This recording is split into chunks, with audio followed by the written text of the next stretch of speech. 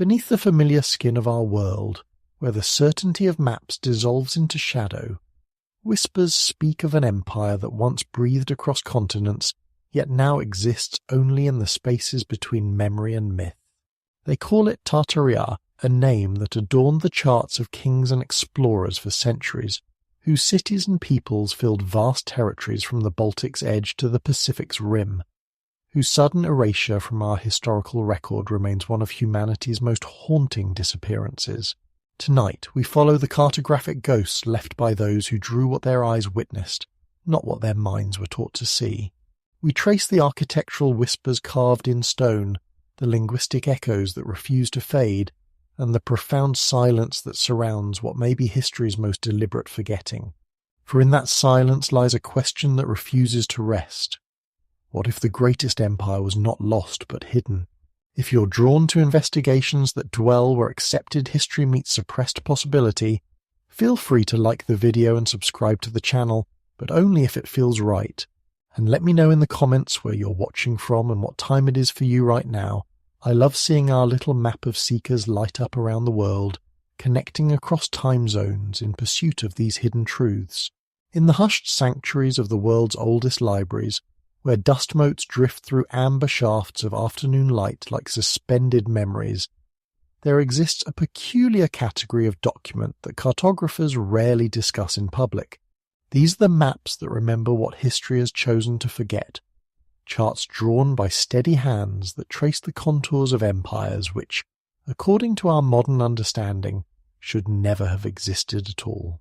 Tonight, we follow these spectral boundaries across parchment and time, tracing the outline of what may be one of history's most deliberate erasures. For there was once an empire so vast it stretched from the Baltic shores to the Pacific rim, so enduring that its name graced the maps of kings and explorers for 3 centuries, yet so thoroughly expunged from our collective memory that to speak of it today invites ridicule from the very institutions that once acknowledged its sovereignty. They called it Tartaria. Picture, if you will, the map room of a European court in the year 1750. Candlelight flickers across hand-drawn charts where careful scribes have marked vast territories with names that would sound alien to modern ears. Tartaria Magna, Tartaria Independence, Tartaria Chinensis. These are not marginal notations or speculative additions. They are central features, drawn with the same confident strokes used to outline France, Spain, or the Ottoman Empire. Yet by 1850, something extraordinary had occurred. Those same territorial designations had vanished, replaced by familiar labels: Russian Empire, Qing Dynasty, Siberian territories. It was as if a cartographic sleight of hand had been performed on a continental scale, redistributing millions of square miles of sovereign territory with the stroke of a pen. This transformation represents more than simple administrative reorganization. When we examine the speed and thoroughness of this change across multiple European mapping traditions, we encounter something that defies conventional explanations of gradual political evolution. Maps from London, Amsterdam, Paris, and Vienna all underwent virtually identical revisions within the span of a few decades. A coordination that suggests either remarkable diplomatic synchronization or something more deliberate. The weight of this realization settles slowly, like sediment in still water. We are not speaking of a minor adjustment to borderlands or the correction of exploratory mistakes. We are confronting the systematic erasure of what appears to have been one of history's largest political entities, accomplished with such thoroughness that most people today have never encountered the name Tartaria outside the realm of conspiracy theories. To understand the magnitude of what vanished, we must first examine what once was. In the archives of the Royal Geographical Society, beneath layers of protective glass, lie the maps of Gerard Mercator charts that revolutionized navigation and perhaps inadvertently preserved evidence of a world we've forgotten. Mercator's 1569 world map, the Nova et Octa Orbis Terrae Descriptio, presents Tartaria not as a vague territorial concept, but as a precisely delineated realm with defined borders, major cities, and established trade routes. The territory he depicts extends from the Caspian Sea eastward beyond the Urals, encompassing regions that modern atlases divide between Russia, Kazakhstan, Mongolia, and Western China. What makes Mercator's depiction particularly compelling is its specificity. These are not the vague, speculative territories that medieval cartographers often filled with dragons and warnings of terra incognita. Mercator marks cities by name: Kambaluk, present-day Beijing, Samarkand, and dozens of settlements throughout what he labels as various Tartarian provinces. His routes trace trade paths across the steppes with the confidence of someone working from detailed first-hand accounts. The implications ripple outward like stones cast into still water. If Mercator was working from fabricated sources or diplomatic wishful thinking, why did his contemporaries cartographers from competing nations with their own imperial ambitions consistently reproduce similar territorial divisions? The Dutch, Spanish, French, and English mapping traditions of the 16th and 17th centuries show remarkable consensus about Tartarian sovereignty, despite having every political incentive to challenge or ignore such claims. The Dutch Golden Age produced perhaps the most sophisticated cartographic tradition in European history, and it is here that the Tartarian mystery deepens further. The maps emerging from Amsterdam's workshops, those of Ortelius, Blaeu, and their successors present Tartaria with even greater detail and consistency than their predecessors, Abraham Ortelius's Theatrum. Orbis Terrarum, first published in 1570, devotes an entire plate to Tartary, dividing it into multiple administrative regions and depicting sophisticated urban centres throughout its territories. What strikes the careful observer is not merely the presence of these features, but their evolution across successive editions. Like any living political entity, Ortelius's Tartaria changes over time borders shift. New cities appear, trade routes are updated. This dynamic quality suggests something far more complex than medieval guesswork or romantic speculation. The Dutch cartographers were merchants as much as scholars, their maps serving as practical tools for navigation and commerce. To include fictional territories in such detail would have been commercially suicidal, particularly when their competitors could easily expose such fabrications through direct trade contact. Joan Blaeu's magnificent Atlas Major, completed in 1665, presents perhaps the most detailed view of Tartarian territories ever published. His maps show not only political boundaries but geological features, river systems, and what appear to be sophisticated engineering projects, dams, canals, and road networks that suggest a level of infrastructure development rivaling contemporary European states. The consistency across these independent Dutch sources creates a compelling cumulative case. Each cartographer was working within a competitive commercial environment where accuracy meant survival, yet all arrived at remarkably similar conclusions about Tartarian geography and political organization. This convergence suggests access to shared, reliable sources that have since vanished as completely as the empire they described. Perhaps the most intriguing evidence comes from sources entirely independent of European cartographic traditions.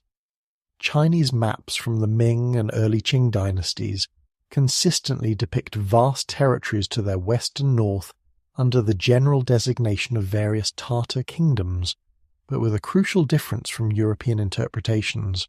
The Chinese sources suggest a more complex political reality, not a single monolithic Tartarian empire, but a confederation of related peoples sharing similar governmental structures, trade languages, and cultural practices.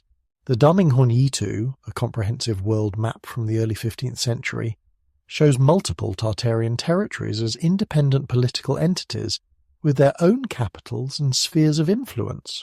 This multipolar interpretation finds support in Islamic geographical texts of the same period. The great Arab geographer Al-Idrisi wrote extensively of Tatarstan, not as a single kingdom, but as a collection of prosperous trading states linked by shared language and customs.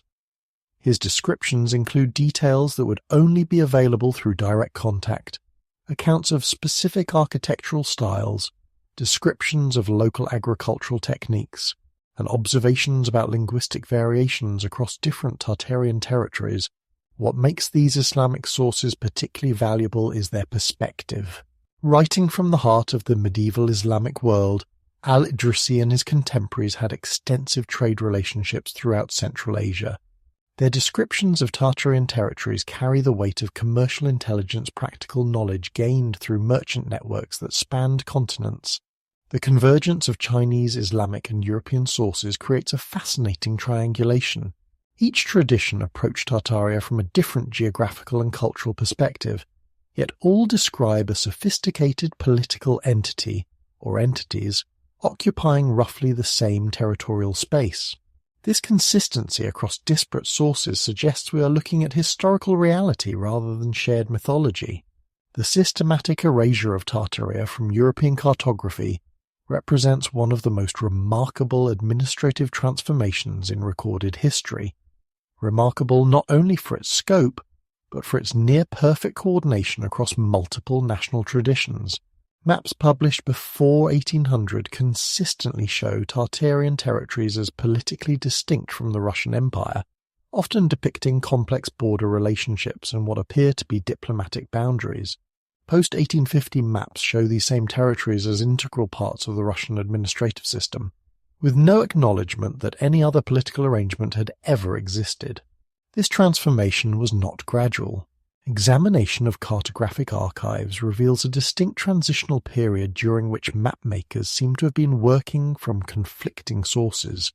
Some maps from the 1820s and 1830s show curious hybrid designations, Russian Tartary, Siberian Tartary, suggesting either political absorption or administrative confusion about how to categorize these territories.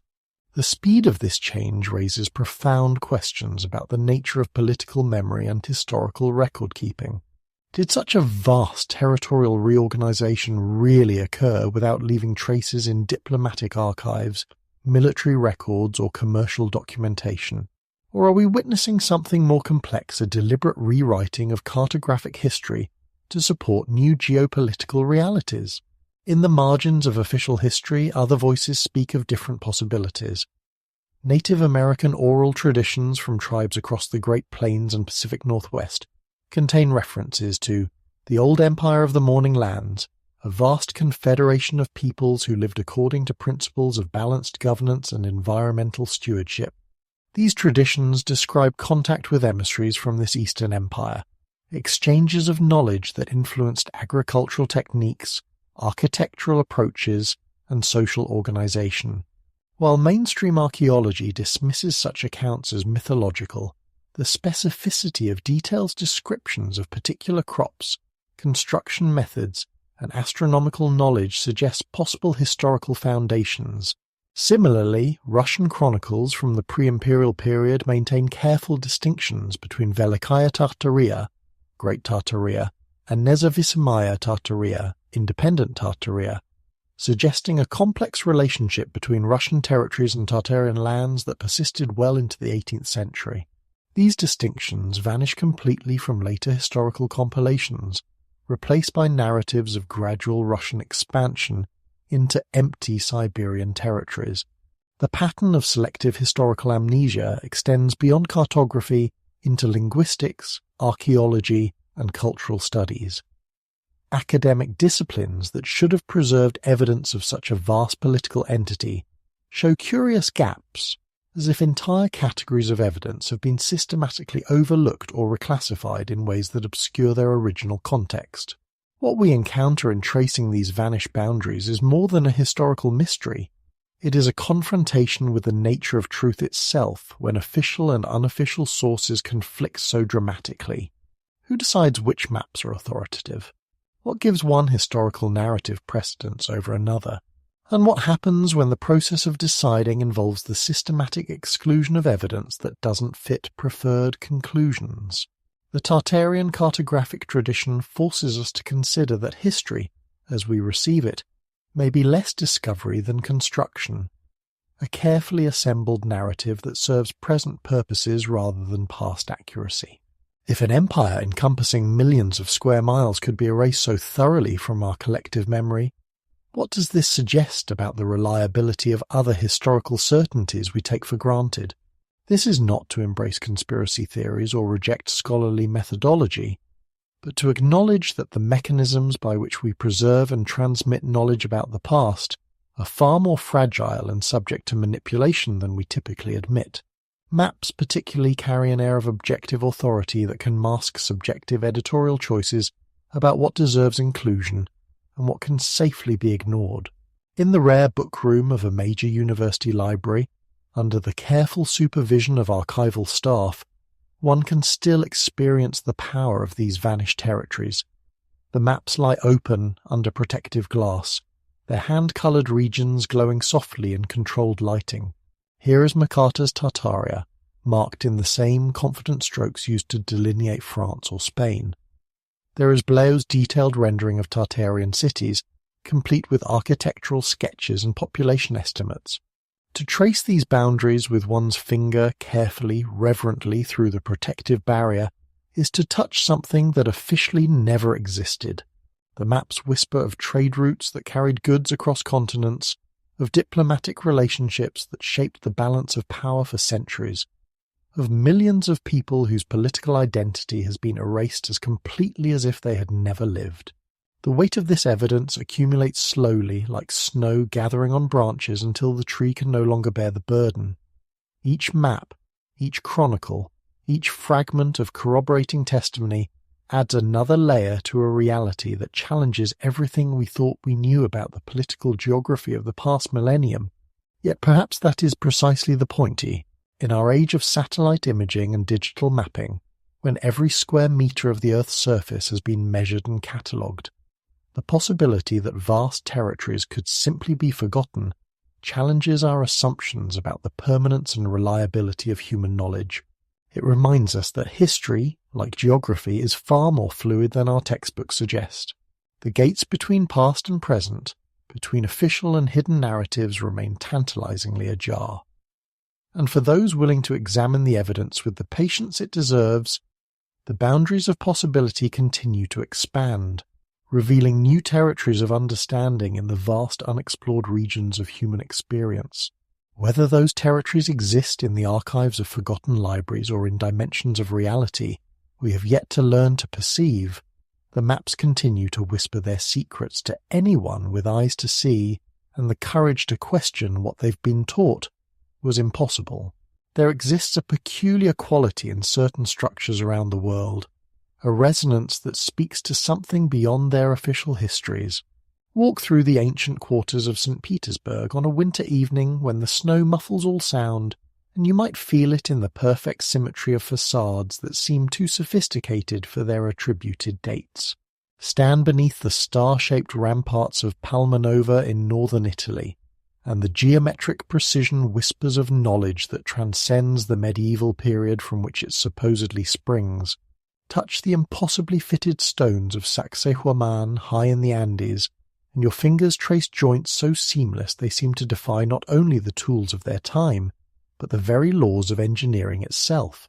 These moments of recognition, when stone speaks what documents deny form the architectural thread in our investigation of the Tartarian Empire. For if such a civilization truly spanned continents and centuries before vanishing from our historical record, it would have left traces not merely in maps and chronicles, but in the bones of the cities themselves, in foundations laid with mathematical precision, in construction techniques that appear suddenly without precedent, in engineering solutions that seem to emerge from nowhere and vanish just as mysteriously. Tonight, we examine these whispers carved in stone, seeking the architectural fingerprints of a lost world that may have hidden its greatest achievements in plain sight, disguised as the work of cultures that came after, explained away as anomalies, or simply ignored when they refuse to fit our accepted timelines of human development. Perhaps nowhere is the architectural mystery more pronounced than in the sudden appearance of star fortifications across the globe during the 16th and 17th centuries. These are not crude defensive works hastily thrown up in response to military need, but masterpieces of mathematical precision, geometric gardens of war whose angles and proportions speak to a level of engineering sophistication that seems to emerge fully formed without the expected centuries of development and refinement. Stand at the centre of Bourtange in the Netherlands, and you witness a perfect 11-pointed star carved into the landscape with such precision that its measurements rival modern surveying techniques. The walls rise from the earth in calculated angles, each bastion positioned to eliminate blind spots through interlocking fields of fire that would challenge contemporary military architects. Yet according to official histories, this marvel of engineering was constructed in 1593 by a Dutch commander working in a remote frontier region, using techniques that had supposedly been invented mere decades earlier. The anomaly deepens when we consider the simultaneous appearance of virtually identical designs across Europe. Palma Nova, completed in 1593, mirrors Bourtange's geometric perfection, despite being constructed by Venetian architects with no documented contact with their Dutch counterparts. The fortress of Naarden, rebuilt in the star pattern around 1675, displays the same mathematical principles. Fort McHenry in Baltimore, built in 1803, continues the tradition with such fidelity to the European models that one might suspect the architects were working from shared blueprints, whose origin remains conveniently vague in the historical record. But it is when we trace these patterns beyond Europe that the mystery transforms into something approaching the impossible. In the colonial Americas, star forts appear with the same geometric precision, built by settlers who should have lacked both the mathematical knowledge and engineering expertise to execute such sophisticated designs. Fort Jefferson in the Dry Tortugas, Fort Zachary Taylor in Key West, the Castillo San Cristobal in Puerto Rico each represents a level of architectural achievement that strains credibility when attributed to isolated colonial outposts working with limited resources and communication. The official explanation invokes the rapid spread of Italian military engineering treatises, particularly the works of Francesco de Marchi and Pietro Cataneo, whose writings on fortification allegedly revolutionized European defensive architecture in the mid-16th century. Yet when we examine these treatises closely, we find descriptions of existing fortifications rather than original innovations, as if these masters were documenting a system they had learned rather than invented. More troubling still is the curious uniformity in construction techniques across these diverse locations. The same distinctive approach to foundation laying, the same methods of achieving perfect geometric angles, the same solutions to problems of drainage and structural stability. It is as if a single school of engineering had trained architects across multiple continents, yet no record exists of such an institution, or the master craftsman who would have led it. Beneath the surface of these architectural marvels lies an even deeper mystery, the standardization of construction methods across regions that should have developed their own distinct approaches to building. In the Tartarian hypothesis, these uniformities become evidence not of coincidence, but of a shared technical heritage that predates the official histories of the structures themselves. Consider the brick dimensions found in buildings attributed to 18th and 19th century Russian construction. From the Winter Palace in St. Petersburg to administrative buildings in remote Siberian outposts, we find bricks conforming to precise measurements that suggest not local production but centralized manufacturing. The same proportions length to width to height ratios that optimize both structural integrity and construction efficiency appear in buildings separated by thousands of miles and supposedly built by different craftsmen working under different administrative systems. The mortar compositions tell a similar story. Chemical analysis of binding agents from these structures reveals consistent formulations that achieve remarkable durability. So remarkable, in fact, that many buildings attributed to the 18th century show less weathering than structures built using modern techniques in the 20th century. The secret seems to lie in precise ratios of lime, sand, and organic additives that create chemical bonds of extraordinary strength. Yet the knowledge of these formulations appears suddenly in the historical record, flourishes briefly, then vanishes just as mysteriously, leaving later builders to struggle with inferior techniques. The stonework presents perhaps the most compelling evidence of shared knowledge. In locations as diverse as the foundations of St. Isaac's Cathedral in St. Petersburg and the retaining walls of terrace settlements in the Altai Mountains, we encounter the same approach to cutting and fitting massive blocks. The stones bear tool marks that suggest machinery of a precision not officially developed until the Industrial Age. Yet these structures predate the supposed invention of such equipment by decades or centuries. The joints between these stones often display a phenomenon that stonemasons call liquid fitting, edges so perfectly matched that no mortar is required, yet so tightly sealed that water cannot penetrate even after centuries of weathering. Achieving such precision requires not only advanced tools but a mathematical understanding of three-dimensional geometry that seems anachronistic for the attributed time periods. Modern attempts to replicate these techniques, even with computer-guided cutting equipment, struggle to match the precision of these supposedly primitive constructions. The year 1851 marked a curious moment in architectural history, the construction of London's Crystal Palace for the Great Exhibition. Officially, this was the brilliant innovation of Joseph Paxton, a gardener turned architect who conceived a revolutionary system of prefabricated iron and glass construction. The building rose in Hyde Park like a dream made manifest a cathedral of light and air that seemed to defy the heavy stone traditions of British architecture. Yet when we examine the Crystal Palace through the lens of the Tartarian investigation, troubling questions emerge. The speed of its construction, completed in just 9 months, suggests not innovation, but the application of an established system. The precision of the prefabricated components, the sophisticated understanding of load distribution, the advanced techniques for creating large expanses of clear glass, all point to knowledge that seems to have materialized from nowhere in the historical record. More intriguing still are the similar structures that appeared simultaneously in other parts of Europe.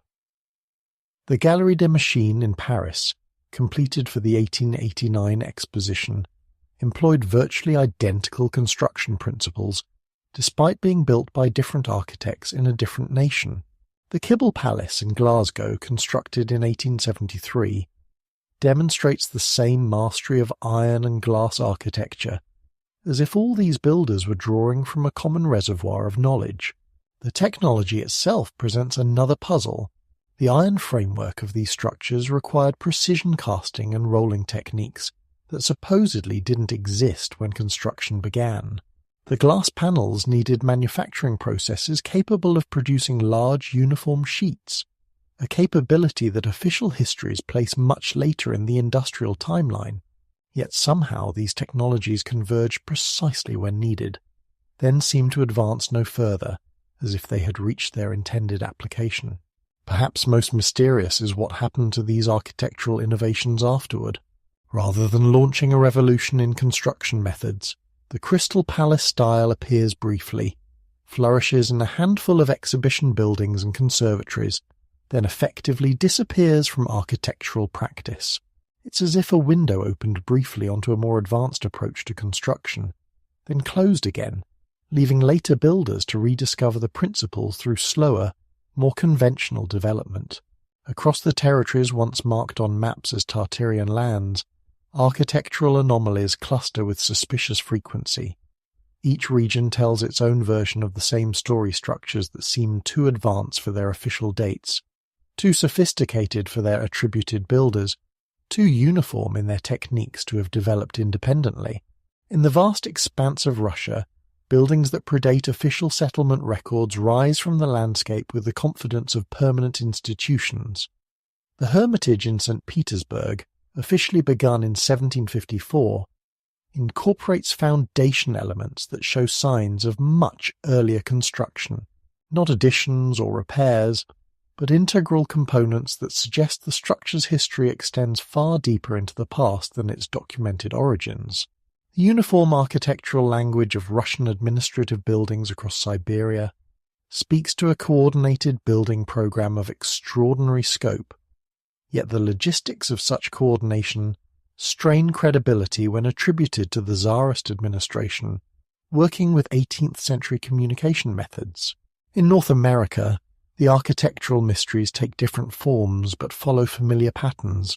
The prevalence of neoclassical architecture in regions settled by populations with no European classical education creates what historians politely term stylistic anomalies. How did farmers and trappers in the Ohio River Valley acquire the mathematical knowledge needed to construct buildings with perfect Doric proportions? Why do administrative buildings in frontier territories display the same architectural sophistication as their counterparts in established eastern cities? The answer may lie not in rapid cultural transmission, but in the presence of pre-existing knowledge architectural traditions that preceded European colonization and were quietly incorporated into the official narrative of American development. Native American oral histories from various tribes speak of the old builders who left stone foundations and carved markers throughout the continent. While these accounts are typically dismissed as mythological, they align suspiciously well with the locations where European settlers found the most sophisticated, natural building sites. In Central Asia, the ruins scattered throughout the steppes and mountain valleys tell perhaps the clearest story of architectural continuity disrupted. Structures that show clear signs of deliberate abandonment rather than gradual decay, as if their populations departed suddenly, leaving behind buildings designed for much larger communities than the nomadic peoples who supposedly inhabited these regions. The precision of the stonework, the sophistication of water management systems, the integration of buildings with astronomical alignments, all suggest settled civilizations of considerable advancement, operating in regions the historical record describes as sparsely populated by pastoral nomads. One of the most intriguing aspects of these architectural anomalies lies not in what we can see, but in what we can hear. Scattered across the former Tartarian territories are buildings that demonstrate acoustic properties so precise they seem engineered rather than accidental.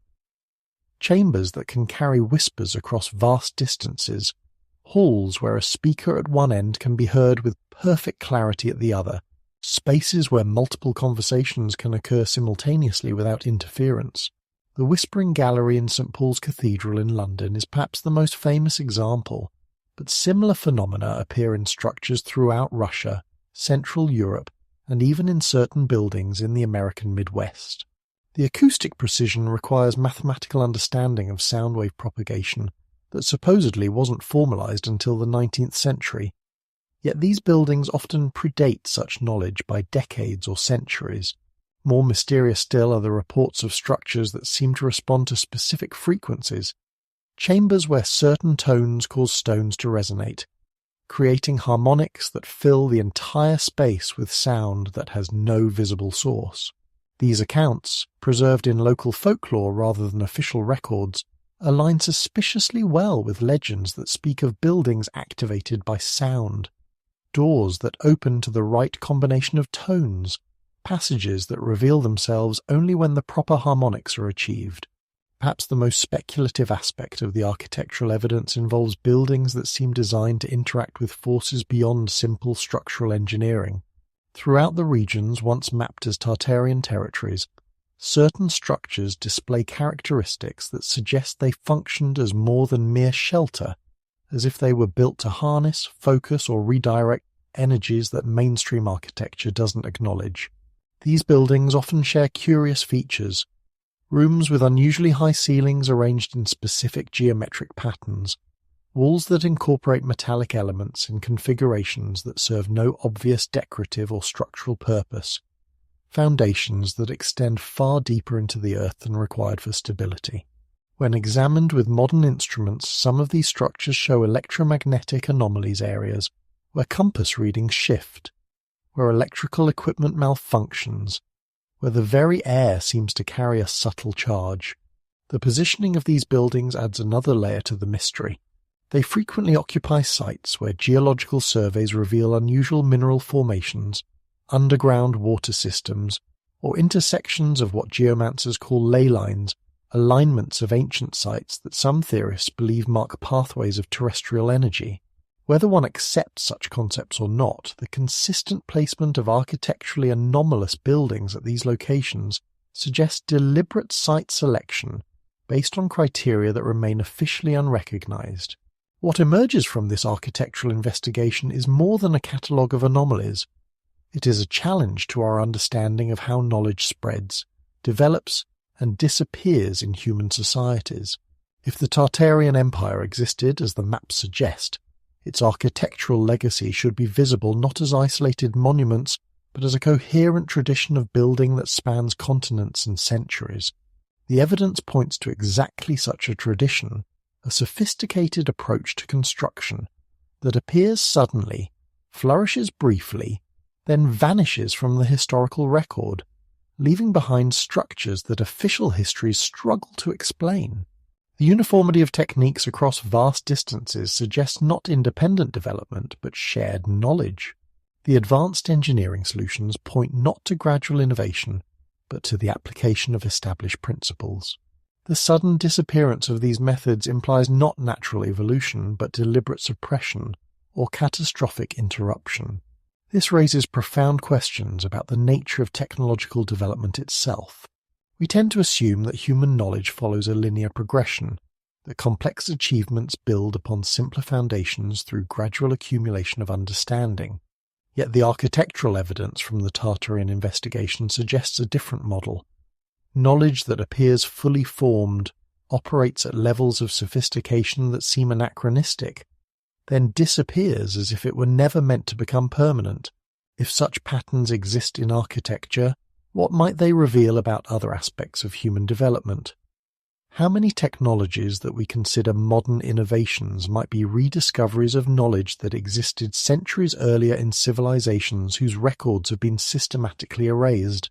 How many buildings that we admire as masterpieces of their attributed periods might actually be surviving fragments of a much larger architectural tradition that spanned the globe before vanishing into the deliberate amnesia of official history? Standing before these enigmatic structures in the quiet hours when tourists have departed and scholars have returned to their libraries, one can almost hear the whispers that stone preserves when documents fail. They speak of master builders whose names are lost, of engineering principles that exceeded their supposed times, of a coordinated architectural tradition that once linked distant corners of the earth in common purpose. Whether that purpose was defense, governance, energy manipulation, or something beyond our current comprehension, the evidence remains carved in stone, fitted in joints that time cannot separate, measured in proportions that mathematics can verify, but official history cannot explain.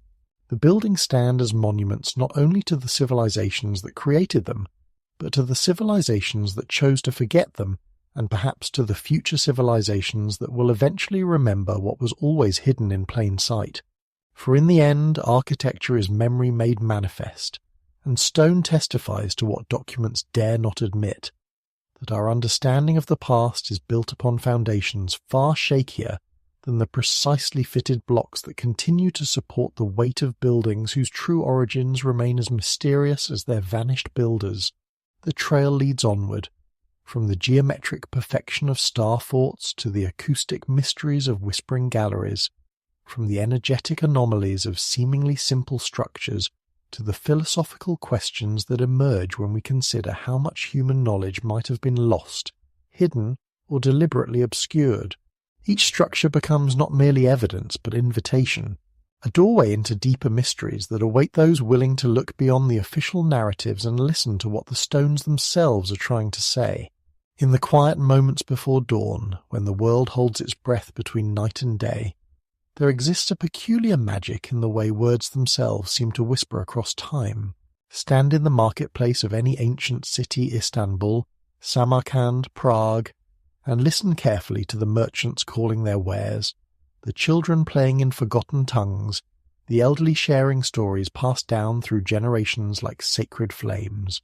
You will hear something that maps and monuments cannot capture, the living DNA of vanished peoples, encoded not in stone or gold, but in the stubborn persistence of sound and meaning. Tonight, we enter perhaps the most mysterious territory in our investigation of the Tartarian Empire, not the physical realm of hidden cities or architectural anomalies, but the linguistic landscape where the ghosts of lost civilizations continue to speak. For if such an empire truly spanned continents and centuries before vanishing from our historical record, its deepest traces would not lie in what can be destroyed by time or conquerors, but in what survives on the breath of those who came after. The words, the names, the fragments of grammar that refuse to die even when the people who first spoke them have been scattered to the winds. Here, in the labyrinth of language, we discover that empires may fall, capitals may crumble, and official records may be burned or rewritten, but words have a life of their own. They migrate across borders, hide in dialects, and surface centuries later in places where they have no business being, carrying with them the encoded memory of worlds that supposedly never existed. Perhaps nowhere is the mystery more pronounced than in the very name that echoes through our investigation. Tartar, Tartary, Tartaria. To the modern ear, conditioned by centuries of deliberate association, the word carries with it whispers of something infernal, something to be feared rather than understood. Yet this connection between a vast confederation of peoples and the classical underworld of Tartarus represents one of history's most successful campaigns of linguistic warfare, a deliberate confusion that transformed the name of a civilization into a synonym for hell itself. The metamorphosis is as telling as it is disturbing. In the classical world, Tartarus was the deepest abyss of the underworld, a place of punishment for the most heinous crimes against the gods. When medieval European chroniclers first encountered accounts of the vast eastern territories and their inhabitants, something curious occurred in the transmission of names. What should have been recorded as Tatar, the name these peoples used for themselves, became twisted into Tartar, carrying with it all the infernal associations of the classical underworld. This was no mere scribal error, no innocent corruption of foreign sounds by unfamiliar ears. The deliberate conflation served a purpose far more sophisticated than simple mispronunciation.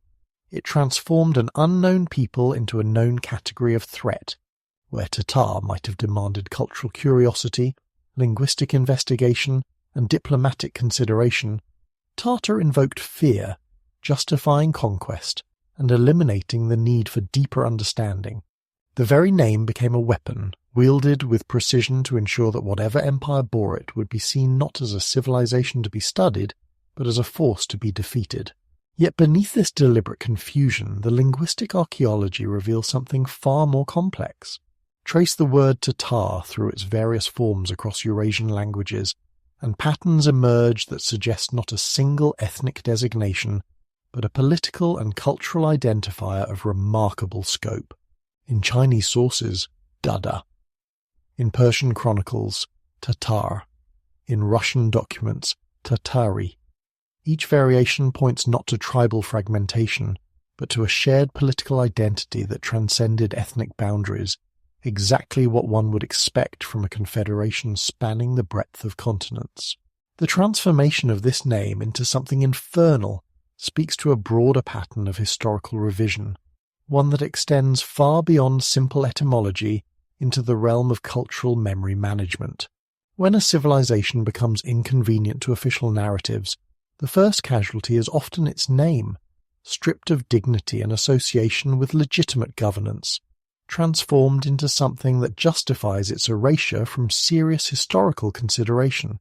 Move beyond the manipulation of names, and the linguistic evidence for Tartarian connections becomes even more intriguing. Language families, those great trees of human communication that scholars use to trace the migration and relationship of peoples, reveal patterns that should not exist if the conventional understanding of Eurasian history is complete. Consider the distribution of Turkic linguistic elements across territories once mapped as Tartarian lands, from the Altai Mountains to the Hungarian plains, from the shores of the Baltic to the edges of the Tibetan plateau. Linguistic surveys reveal the presence of grammatical structures, root words, and phonetic patterns that suggest contact on a scale that challenges accepted models of cultural transmission. These are not the random borrowings that occur through trade or conquest, but systematic linguistic relationships that imply sustained, organized interaction across distances that should have been impossible to maintain with medieval technology. The Turkic language family itself presents fascinating anomalies when viewed through the lens of Tartarian investigation. Its distribution across Eurasia follows patterns that align suspiciously well with the territorial boundaries shown on pre-1800 maps of Tartarian lands. More intriguing still is the presence of Turkic linguistic elements, in places where mainstream history records no significant Turkic populations. Isolated communities in the Carpathian Mountains, speaking dialects with unmistakably Turkic grammatical features, place names throughout Eastern Europe that pass most naturally when read as Turkic compounds, architectural and technical terminology in regions supposedly untouched by Turkic influence. Perhaps most compelling is the phenomenon of shared root words for concepts that would have been central to any large-scale political organization. Terms for governance, trade, engineering, and spiritual practices that appear with suspicious consistency across languages that official linguistics considers unrelated. The word for peace, or order, that appears in nearly identical forms from western Siberia to the Black Sea coast. The technical vocabulary for metalworking and construction that shows up in dialects separated by thousands of miles. The mathematical and astronomical terminology that suggests coordinate educational systems across vast territories. These patterns become even more pronounced when we examine not just vocabulary, but the deeper structures of grammar and syntax. Languages can borrow words easily through contact, but grammatical systems, the underlying architecture of thought itself, resist casual transmission. Yet across the territories once labelled Tartarian, we find grammatical similarities that suggest not borrowing, but shared development, as if these diverse tongues evolved within a common cultural framework that provided templates for organising reality into communicable form. If languages carry the DNA of vanished peoples, place names function as their fossil record, stubborn, persistent, and often preserving memories that official histories have chosen to abandon. Across the vast expanse of territories once marked as Tartarian lands, toponymic archaeology reveals layer upon layer of naming conventions that tell a story profoundly different from the one found in standard textbooks. The prefix Tartar appears with startling frequency across regions supposedly unconnected to any Tartarian political entity, from Tartaria in Romania to Tatarstan in Russia, from Tatar settlements in Lithuania to Tartar Creek in Alaska.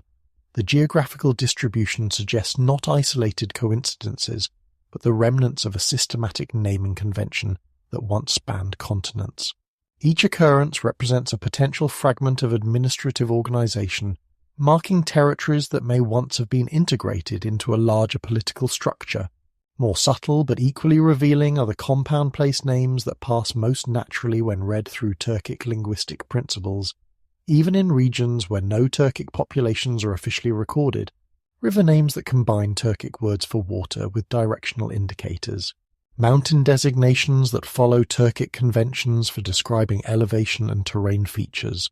Settlement names that, when decoded through Turkic etymology, reveal information about their original function within a larger network of communities. The persistence of these names through centuries of political change speaks to something deeper than casual historical accident. Place names survive conquests, population replacements, and cultural transformations, precisely because they serve practical functions that transcend political boundaries. They guide travellers, mark resources, and organize territory in ways that remain useful regardless of who controls them. Yet their survival also means they carry encoded information about the societies that first created them. Information that can be decoded by those willing to look beyond the assumptions of conventional historical narratives. Perhaps most intriguing are the cases where place names seem to encode not just practical information, but cultural and spiritual concepts. Sacred sites whose names, when traced to their linguistic roots, reveal cosmological beliefs shared across thousands of miles. Rivers and mountains designated with terms that suggest not just geographical features, but elements in a larger symbolic landscape that organized meaning as well as space. Settlements whose names appear to reference astronomical phenomena, seasonal celebrations, or administrative functions that imply coordination across vast territories. This toponymic evidence gains particular weight when considered alongside the patterns of linguistic distribution discussed earlier. Place names and language families independently point toward the same conclusion, that the territories once labelled Tartarian may have shared not just political organisation, but cultural frameworks sophisticated enough to maintain coherence across geographical scales that challenge our assumptions about pre-modern communication and administration. Written language represents humanity's most sophisticated technology for preserving and transmitting complex information across time and space. If a Tartarian empire existed, as the maps suggest, its administrative needs would have required writing systems capable of recording legal codes, maintaining trade records, and coordinating policies across multiple languages and cultural groups.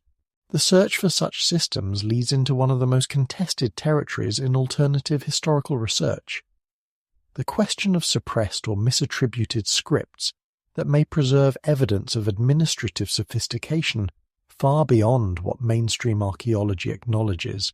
Variations of what researchers term Tartarian scripts appear in archaeological context across Eurasia, from the Carpathian Mountains to the Siberian steppes, from northern China to the Baltic coast. These writing systems share certain structural characteristics that suggest either common origin or coordinated development. Similar approaches to representing vowel sounds, comparable methods for indicating grammatical relationships, and systematic approaches to combining ideographic and phonetic elements that speak to sophisticated linguistic theory. The suppression of non-Latin alphabets during the 19th and 20th centuries eliminated much of the primary evidence for these writing systems, as regional scripts were replaced by standardized national alphabets in the name of modernization and political integration. What remains exist primarily in archaeological fragments, private collections, and the memories of elderly community members whose families preserve traditional knowledge despite official discouragement. Yet these fragments hint at writing systems of remarkable sophistication and scope. Stone inscriptions that use consistent symbolic conventions across territories separated by thousands of miles. Manuscript fragments that demonstrate advanced mathematical notation and astronomical calculation. Trade documents that suggest standardized accounting practices and legal frameworks spanning multiple modern countries. Religious or ceremonial texts that reveal shared spiritual concepts and ritual practices connecting diverse cultural groups. The systematic elimination of these scripts represents more than simple modernization. It constitutes the erasure of primary evidence for political and cultural connections that challenge established historical narratives. When writing systems disappear, they take with them not just the ability to read old documents, but the conceptual frameworks those documents preserved. Ideas about governance, spirituality, technology, and social organization that might offer alternatives to the models that replaced them vanish into academic footnotes and archaeological storage rooms. Perhaps the most compelling evidence for Tartarian linguistic connections lies not in ancient texts or etymological reconstruction, but in the living phenomenon of trade languages, simplified communication systems that develop when diverse groups need to interact regularly across linguistic boundaries. If a Tartarian empire existed as a coordinated political and economic entity, it would have required communication standards sophisticated enough to facilitate administration, commerce, and cultural exchange across its territories. Historical linguistics recognizes several candidate languages that may have served this function during the medieval period, with Turkic languages playing a particularly prominent role as lingua francas of trade and diplomacy across Eurasian territories. Yet the distribution and sophistication of Turkic linguistic influence suggests something more systematic than the casual adoption of trade vocabulary. It points toward coordinated language policy of the type associated with large-scale political organization. The hypothesis of Tartarian as a medieval lingua franca gained support from the persistence of Turkic-derived terminology in specialized domains across territories where no significant Turkic populations are officially recorded. Technical vocabulary related to horseback riding, metalworking, and textile production. Administrative terms for taxation, legal procedures, and diplomatic protocols. Religious and ceremonial language that suggests shared spiritual practices or at least mutual religious accommodation. Most telling is the evidence for systematic language education across Tartarian territories, not just the casual borrowing of useful terms, but coordinated efforts to maintain communication standards across diverse populations. references in various sources to schools or learning centres where multiple languages were taught, diplomatic protocols that assumed multilingual capabilities among administrative personnel, trade agreements that demonstrate sophisticated understanding of legal concepts across linguistic boundaries. This educational infrastructure, if it existed, would represent one of the most advanced aspects of Tartarian civilization, a systematic approach to maintaining cultural unity across linguistic diversity that modern political entities still struggle to achieve. The techniques developed for teaching and maintaining trade languages across such territories would have required innovations in pedagogy, linguistics, and cultural adaptation that were centuries ahead of their time. Religious and ceremonial language preserves cultural concepts with particular tenacity, as spiritual practices resist casual modification, and sacred terminology carries weight that transcends political boundaries.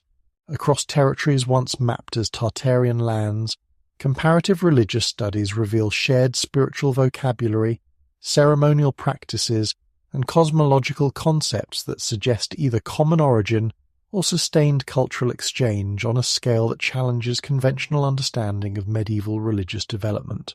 The distribution of shamanic terminology presents particularly intriguing patterns.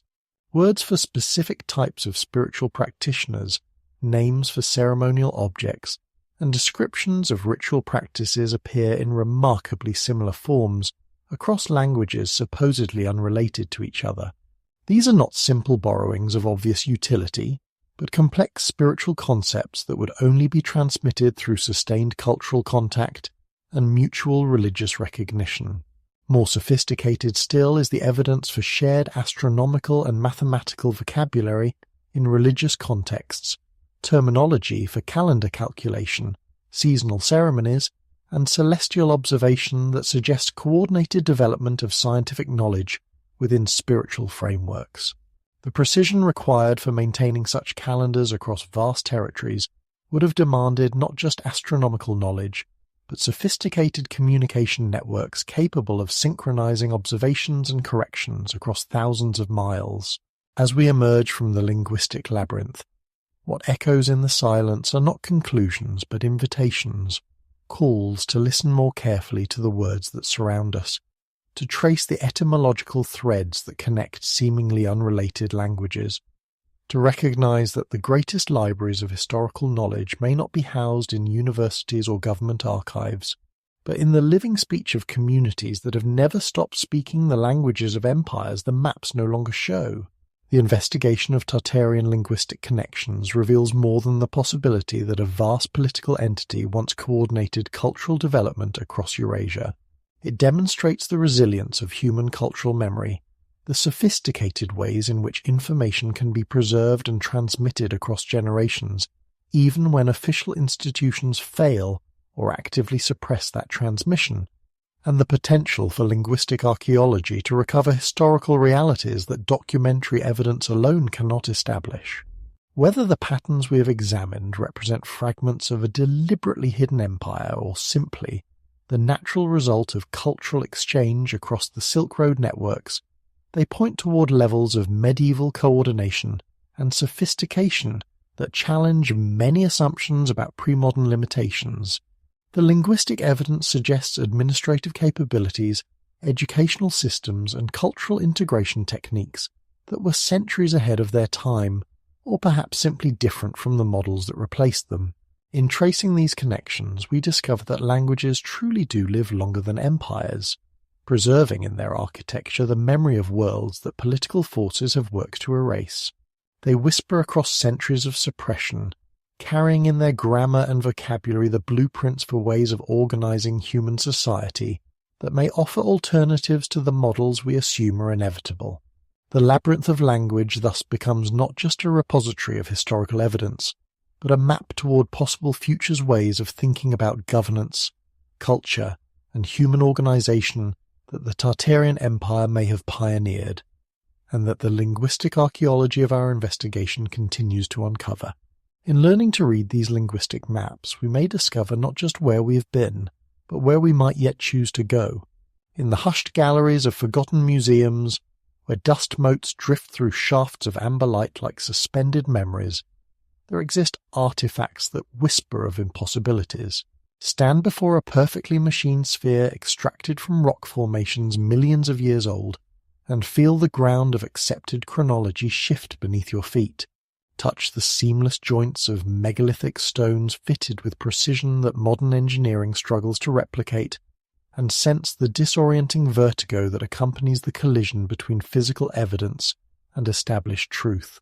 Tonight we venture into perhaps the most challenging territory of our Tartarian investigation, the realm where ancient innovation meets contemporary bewilderment, where the archaeological record preserves technologies that, according to our linear understanding of progress, simply should not exist. For if the Tartarian Empire truly spanned continents and centuries before vanishing from historical memory, it would have left behind more than maps and linguistic fragments. It would have left the tools, techniques, and technological achievements that sustained a civilization of such remarkable scope and sophistication. These are not the crude implements we expect from our reconstructed past, but evidence of engineering capabilities that challenge our most fundamental assumptions about the relationship between time and technological development. Each anomalous artifact becomes a question mark etched in metal and stone, asking whether human innovation truly follows the steady upward trajectory our textbooks describe, or whether knowledge itself might rise and fall in cycles as vast and mysterious as the civilizations that create it.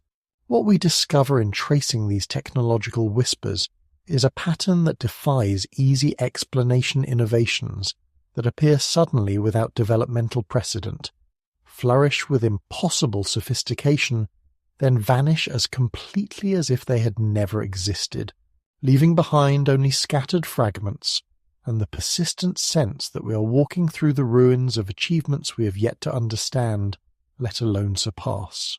In the archives of metallurgical analysis, locked away in research facilities that few outside the scientific community ever see, lie test results that paint a picture far more complex than our histories suggest.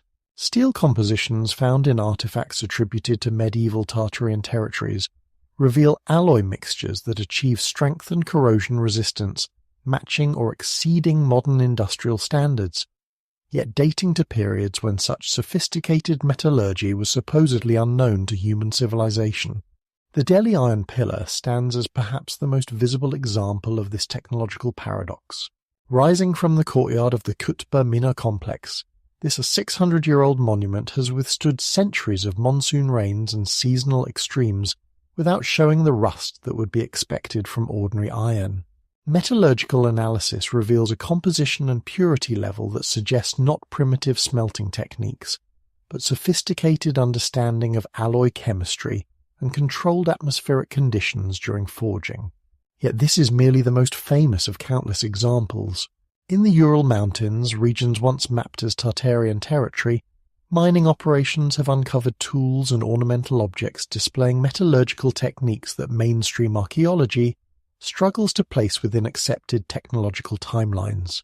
Microscopic analysis reveals crystalline structures indicating controlled cooling processes, precise temperature management, and alloying methods that imply not accidental discovery, but systematic scientific knowledge. The tool marks found on these artifacts present another layer of the mystery. Rather than the rough surfaces expected from hand forging, many display the uniform patterns associated with precision machinery lathes, mills, and cutting instruments operating with tolerances measured in fractions of millimeters. When confronted with such evidence, conventional archaeology typically resorts to explanations involving advanced techniques now lost, but this merely shifts the mystery rather than solving it. How does a civilization develop such sophisticated manufacturing capabilities without leaving traces of the infrastructure, training systems, and accumulated knowledge such advancement would require? More intriguing still are the composite materials objects that combine multiple metals or integrate metallic and non-metallic elements in ways that suggest understanding of materials, science principles not formally recognized until the Industrial Age. Bronze artifacts with microscopic traces of elements that enhance specific properties, iron implements alloyed with rare earth metals that improve magnetic characteristics, decorative items that display controlled patination patterns, indicating knowledge of chemical processes for achieving desired surface effects. The geographic distribution of these metallurgical anomalies aligns suspiciously well with the territories once labelled Tartarian on pre-1800 maps. From the steppes of Central Asia to the valleys of the Carpathian Mountains, from Siberian archaeological sites to the ancient mines of the Altai region, consistent patterns emerge in both technique and composition. This suggests not isolated discoveries by individual craftsmen, but coordinated technological knowledge shared across vast distances, precisely what one would expect from a unified empire with sophisticated communication networks and standardized industrial practices. The scale of certain construction projects attributed to pre-industrial periods strains credibility when examined through the lens of known logistical capabilities. Across territories once marked as Tartarian, we encounter evidence of engineering coordination that rivals modern interstate highway systems, water management networks that span entire river basins, and construction projects that would challenge contemporary planners working with diesel engines, steel cranes, and computer-aided design. The precision of stone cutting and placement at sites throughout these regions suggests not just skilled craftsmanship, but systematic understanding of load distribution, stress analysis, and materials engineering. Blocks weighing hundreds of tons positioned with such accuracy that the joints between them remain tight after centuries of earthquakes and weather extremes. The mathematics required for such precision calculating angles, measuring distances across vast construction sites, coordinating the work of numerous teams points to surveying capabilities and communication systems far beyond what conventional histories attribute to these periods. Water management systems present perhaps the most compelling evidence of coordinated large-scale engineering. Networks of channels, aqueducts, and hydraulic installations that function as integrated systems across hundreds of miles, designed with gradients calculated to maintain optimal flow rates while preventing erosion or silting. The engineering principles involved understanding of fluid dynamics, material selection for different environmental conditions, maintenance protocols that kept these systems operational for centuries suggest institutional knowledge and training programs that could only exist within a sophisticated technological culture. Road construction across these territories displays similar anomalies. Not the rough pathways expected from medieval trade routes, but engineered thoroughfares with carefully prepared foundations, drainage systems, and surface treatments designed for specific climate conditions. The logistics of constructing such networks, quarrying and transporting materials, coordinating work crews across vast distances, maintaining consistency of construction standards, would require administrative capabilities and communication systems that challenge our understanding of pre-industrial organizational capacity. Perhaps most puzzling are the remnants of what appear to be industrial installation sites, with evidence of high-temperature processes, large-scale materials handling, and coordinated manufacturing operations. Vitrified surfaces indicating exposure to intense heat under controlled conditions, slag deposits suggesting systematic metal processing, foundation patterns that align with the requirements of heavy machinery. While mainstream archaeology typically interprets these as religious or ceremonial sites, the practical layout and industrial debris tell a different story. The integration of these various engineering projects suggests systematic regional development guided by unified planning principles, roads that connect mining areas to processing sites, water systems that support both industrial and agricultural needs, construction materials sourced from specific quarries and distributed according to optimal transportation routes. This level of coordination implies not just technological knowledge, but administrative sophistication that could maintain quality control and resource allocation across continental distances. Perhaps no aspect of the Tartarian technological mystery is more provocative than the question of energy systems. Structures throughout these territories display characteristics that suggest power requirements far beyond what could be met by traditional sources: wood, water wheels, animal labor, yet show no evidence of the fuel storage, waste disposal, or environmental impact associated with combustion-based energy systems. The acoustic properties of certain buildings point to possible electromagnetic applications. Chambers designed with precise geometric relationships that create standing wave patterns, metallic elements integrated into stone construction in configurations that suggest electrical conductivity rather than mere decoration, architectural layouts that align with magnetic field variations in ways that seem too consistent to be coincidental. While conventional analysis interprets these features as artistic or symbolic elements, their mathematical precision and electromagnetic properties invite consideration of more practical applications. Particularly intriguing are the reports of unusual electromagnetic readings at certain Tartarian archaeological sites. Modern instruments detecting field variations that correlate with structural elements, ground-penetrating radar revealing buried metallic networks with no obvious functional purpose, magnetometer surveys indicating precisely placed ferromagnetic materials at depths and locations that suggest systematic installation rather than random distribution. The architectural integration of what appear to be power distribution systems presents another puzzle. Channels carved into stone walls that follow pathways optimized for minimal resistance rather than aesthetic appeal. Metallic inserts positioned at regular intervals in ways that suggest systematic electrical or electromagnetic applications. Building designs that incorporate elements functioning as capacitors, conductors, or field generators according to principles not formally recognized until the electromagnetic theories of the 19th century. Some researchers have proposed connections between these architectural elements and atmospheric electrical phenomena. The positioning of certain towers and spires in relation to local geological conditions that enhance natural electrical activity, metallic elements designed to capture and direct atmospheric charges, building layouts that suggest systematic harvesting of naturally occurring electrical fields generated by weather patterns or geological processes. Water systems integrated with these structures display characteristics that suggest applications beyond simple hydraulic engineering.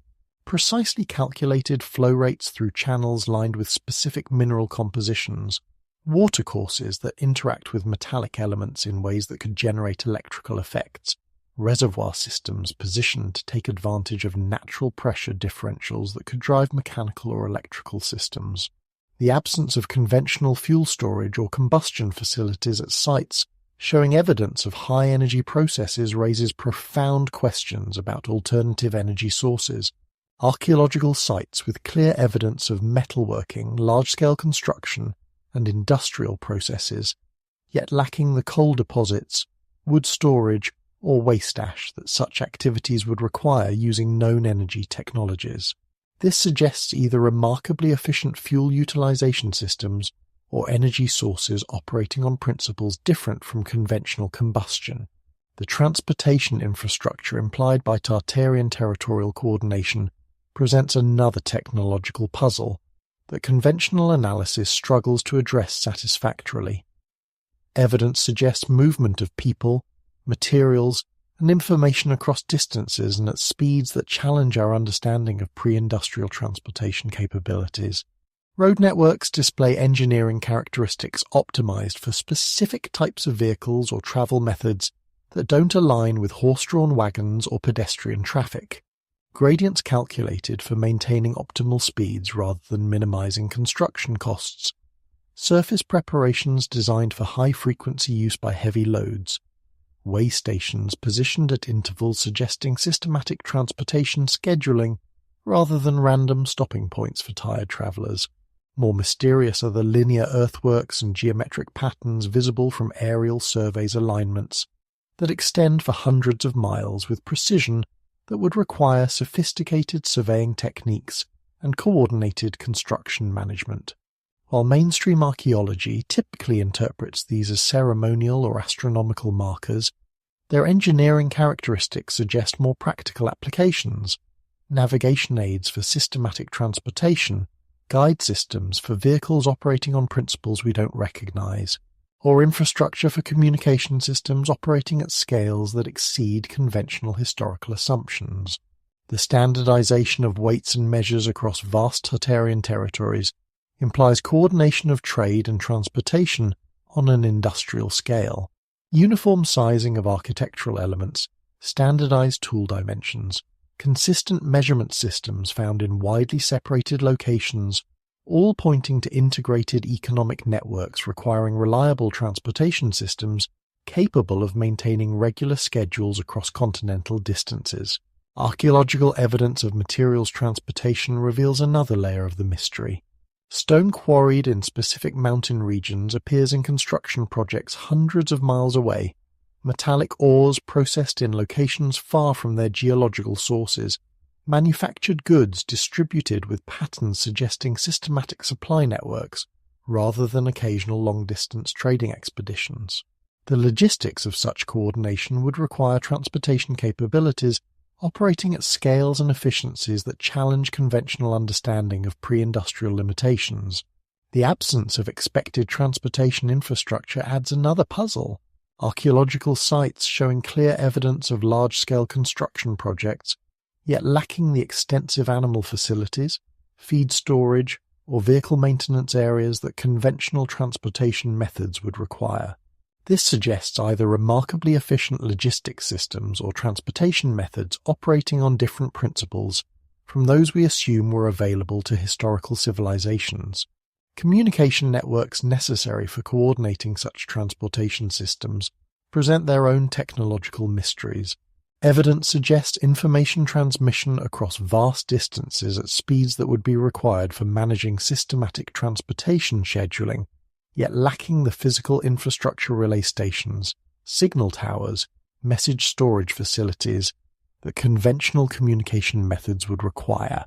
This points to communication technologies operating on principles not formally recognized until the development of electromagnetic transmission systems. The most speculative yet intriguing thread in Tartarian technological investigation involves possible mastery of electromagnetic phenomena centuries before the formal recognition of such forces by conventional science. The architectural and engineering evidence, when viewed through this lens, begins to form patterns that suggest systematic application of electromagnetic principles for practical purposes ranging from power generation to communication systems. The positioning of metallic elements in Tartarian structures often correlates with optimal configurations for electromagnetic induction, resonance, or field manipulation. While conventional analysis typically interprets these as decorative or symbolic elements, their mathematical precision and electromagnetic properties suggest more practical applications. Bronze elements positioned to create specific field geometries, iron installations designed to focus or redirect electromagnetic energy, architectural layouts that function as large-scale electrical circuits or electromagnetic resonators.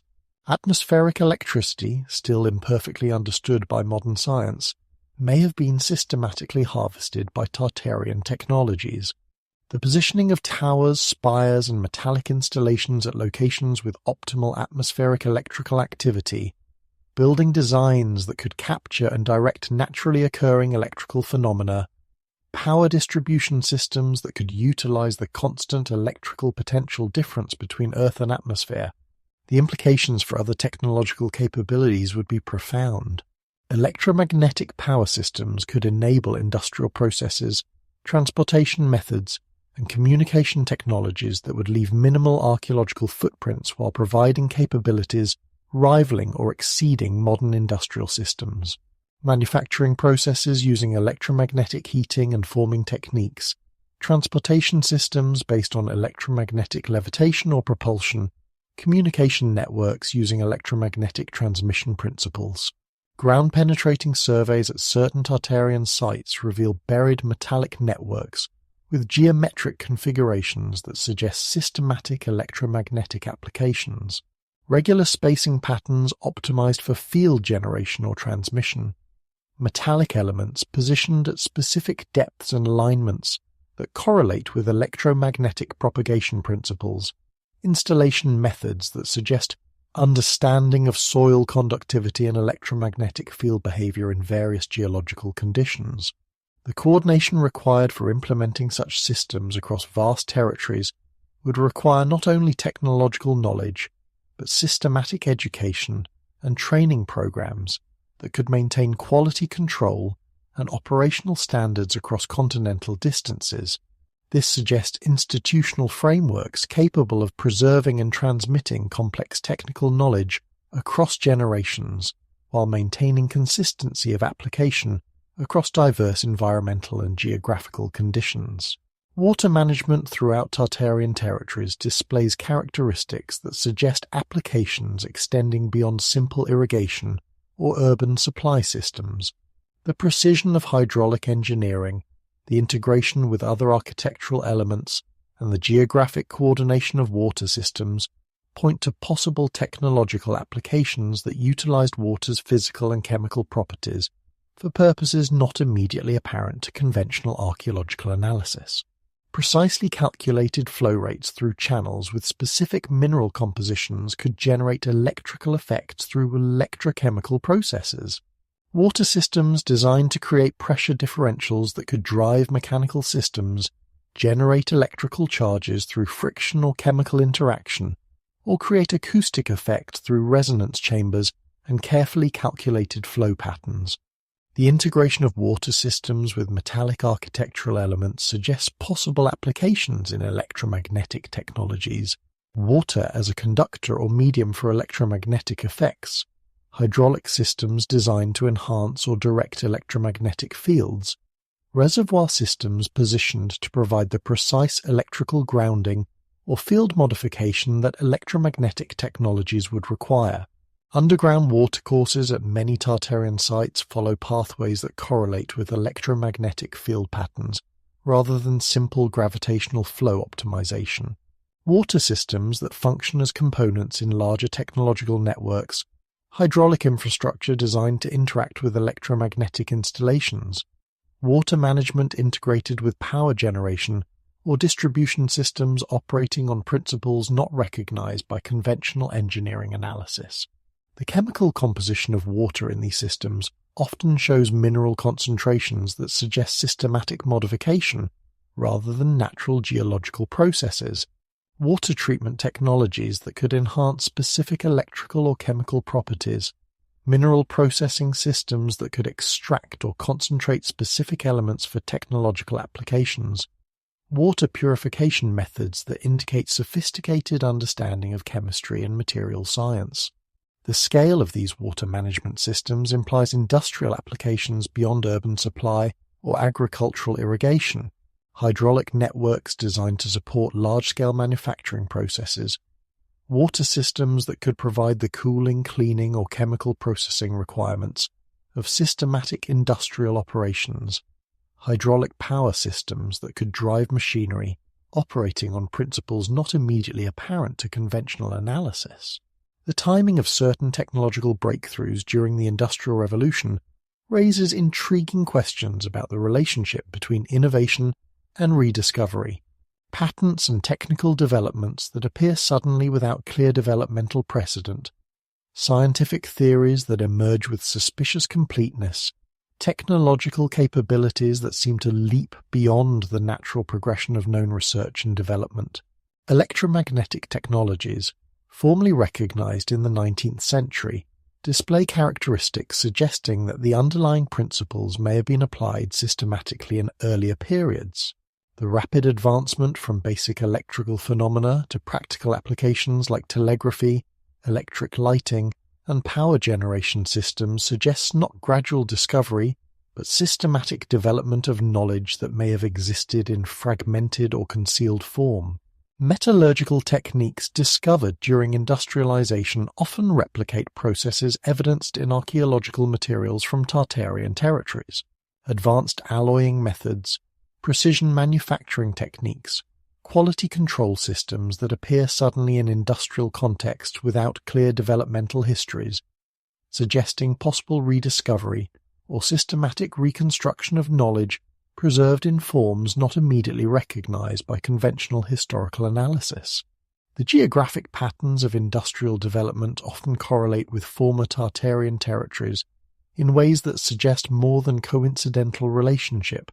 Industrial centers emerging in regions with evidence of earlier technological sophistication, manufacturing innovations that appear simultaneously in locations separated by vast distances, yet sharing historical connections to Tartarian cultural influences, technological capabilities that seem to emerge from local knowledge traditions rather than gradual scientific advancement. Patent records from the 19th century reveal curious patterns of simultaneous innovation, multiple inventors developing similar technologies independently at nearly identical times, technical solutions that appear without clear research precedents, innovations that seem to arise from systematic knowledge rather than experimental discovery.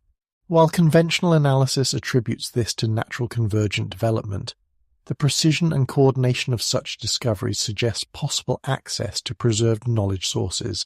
The institutional frameworks that emerge to support industrial development often replicate organizational models that would have been necessary for coordinating technological systems across the territorial scales implied by Tartarian evidence.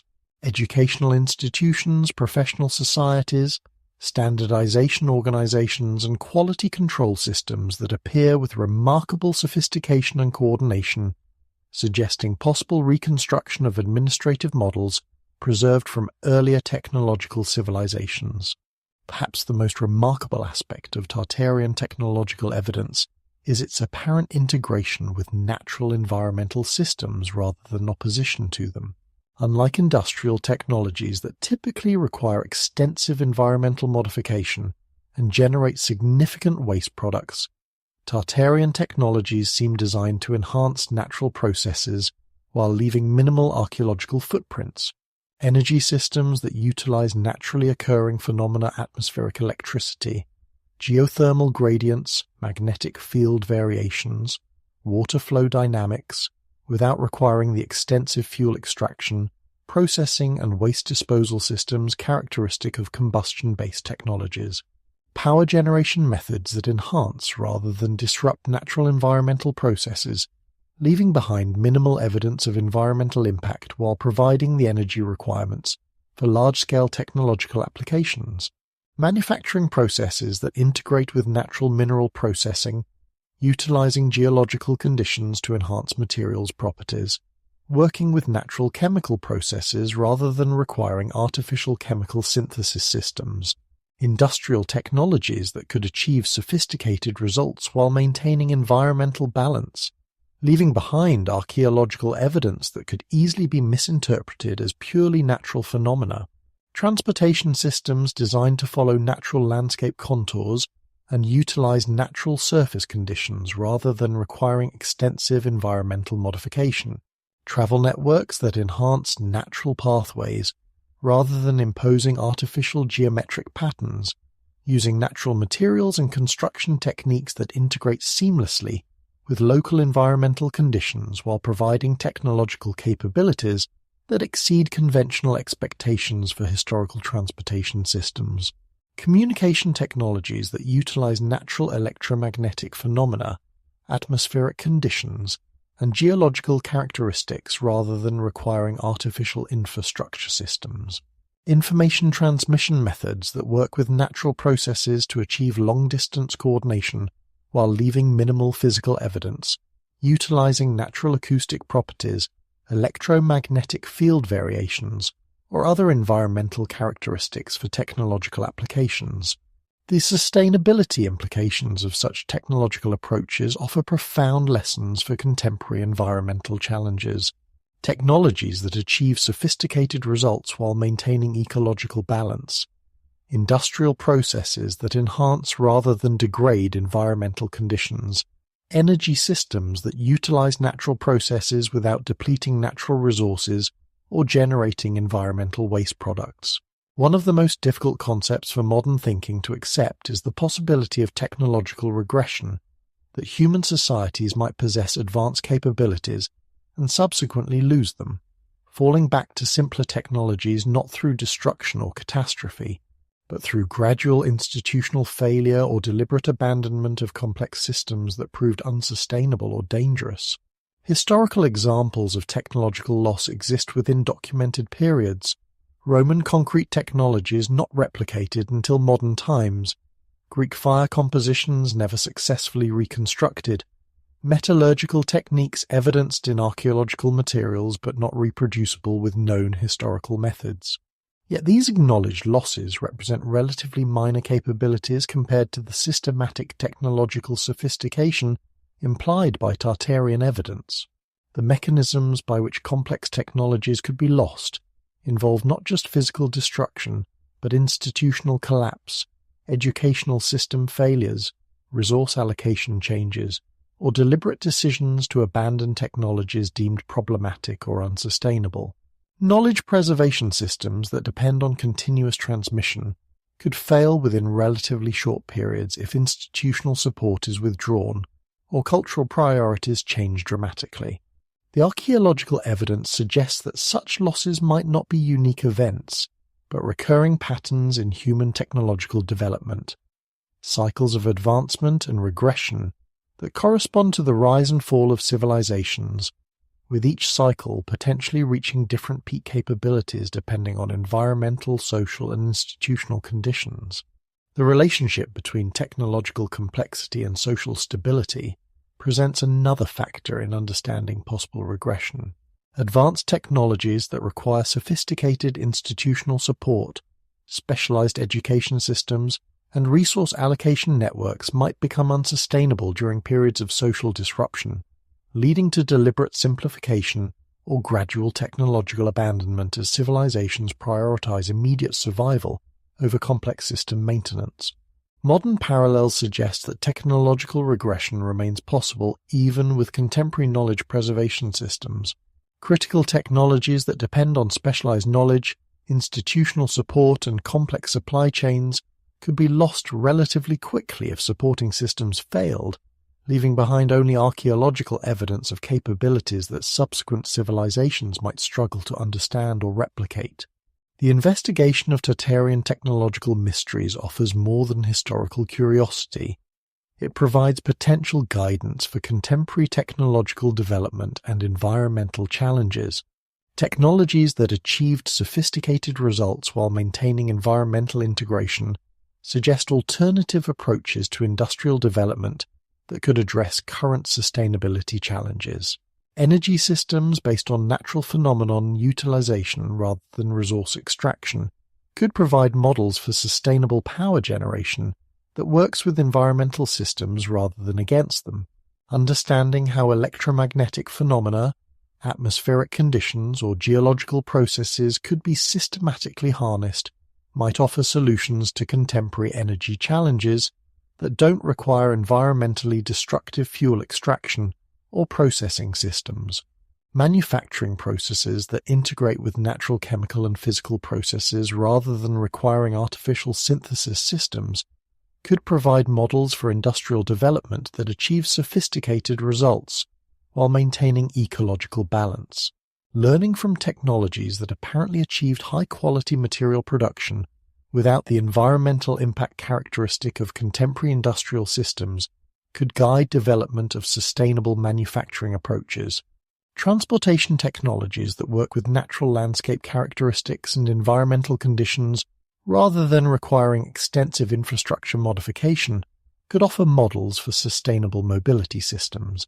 Understanding how systematic transportation networks could be maintained across vast distances without the environmental impact of contemporary transportation infrastructure might guide development of alternative mobility technologies. Communication systems that utilize natural electromagnetic or acoustic phenomena could provide models for information transmission technologies that don't require extensive artificial infrastructure systems. Learning from possible historical applications of natural communication phenomena might guide development of communication technologies with reduced environmental footprints and infrastructure requirements. The institutional and educational frameworks that would have been necessary for maintaining such technologies across vast territorial scales offer lessons for contemporary efforts to coordinate sustainable development across global scales. Understanding how complex technological knowledge could be preserved, transmitted and applied consistently across diverse environmental and cultural conditions might guide contemporary efforts to implement sustainable technologies across different global regions and cultural contexts. As our investigation draws toward its conclusion, we find ourselves standing not at the end of mysteries solved, but at the threshold of deeper questions about the nature of human technological capability and the relationship between knowledge and time. The evidence scattered across former Tartarian territories whispers of achievements that challenge our linear understanding of progress, suggesting that the path of human development might be far more complex than our historical narratives acknowledge. Whether these technological anomalies represent the remnants of a systematically advanced civilization, isolated discoveries by exceptional individuals, or misinterpretation of natural phenomena by contemporary analysis, they force us to confront the limitations of our assumptions about historical technological capabilities. The precision of metallurgy that exceeds contemporary standards, the coordination of engineering projects that rival modern infrastructure development, the integration of energy systems with natural environmental processes in ways we are only beginning to understand. Each piece of evidence adds weight to the possibility that our technological ancestry might be far more sophisticated than we have been willing to acknowledge. The implications extend beyond historical curiosity into practical guidance for contemporary challenges. If human civilizations have previously developed technologies that achieve sophisticated results while maintaining environmental integration, those achievements offer potential models for addressing current sustainability challenges. The apparent harmony between advanced technological capabilities and ecological balance, evidenced in Tartarian territories, suggests approaches to industrial development that could transcend the destructive patterns that characterize much of contemporary technology. Yet perhaps the most profound lesson lies not in specific technological applications, but in the broader understanding of human potential that emerges from this investigation. The evidence suggests that human ingenuity, properly directed and institutionally supported, might be capable of achievements that transcend the limitations we typically assume to be absolute.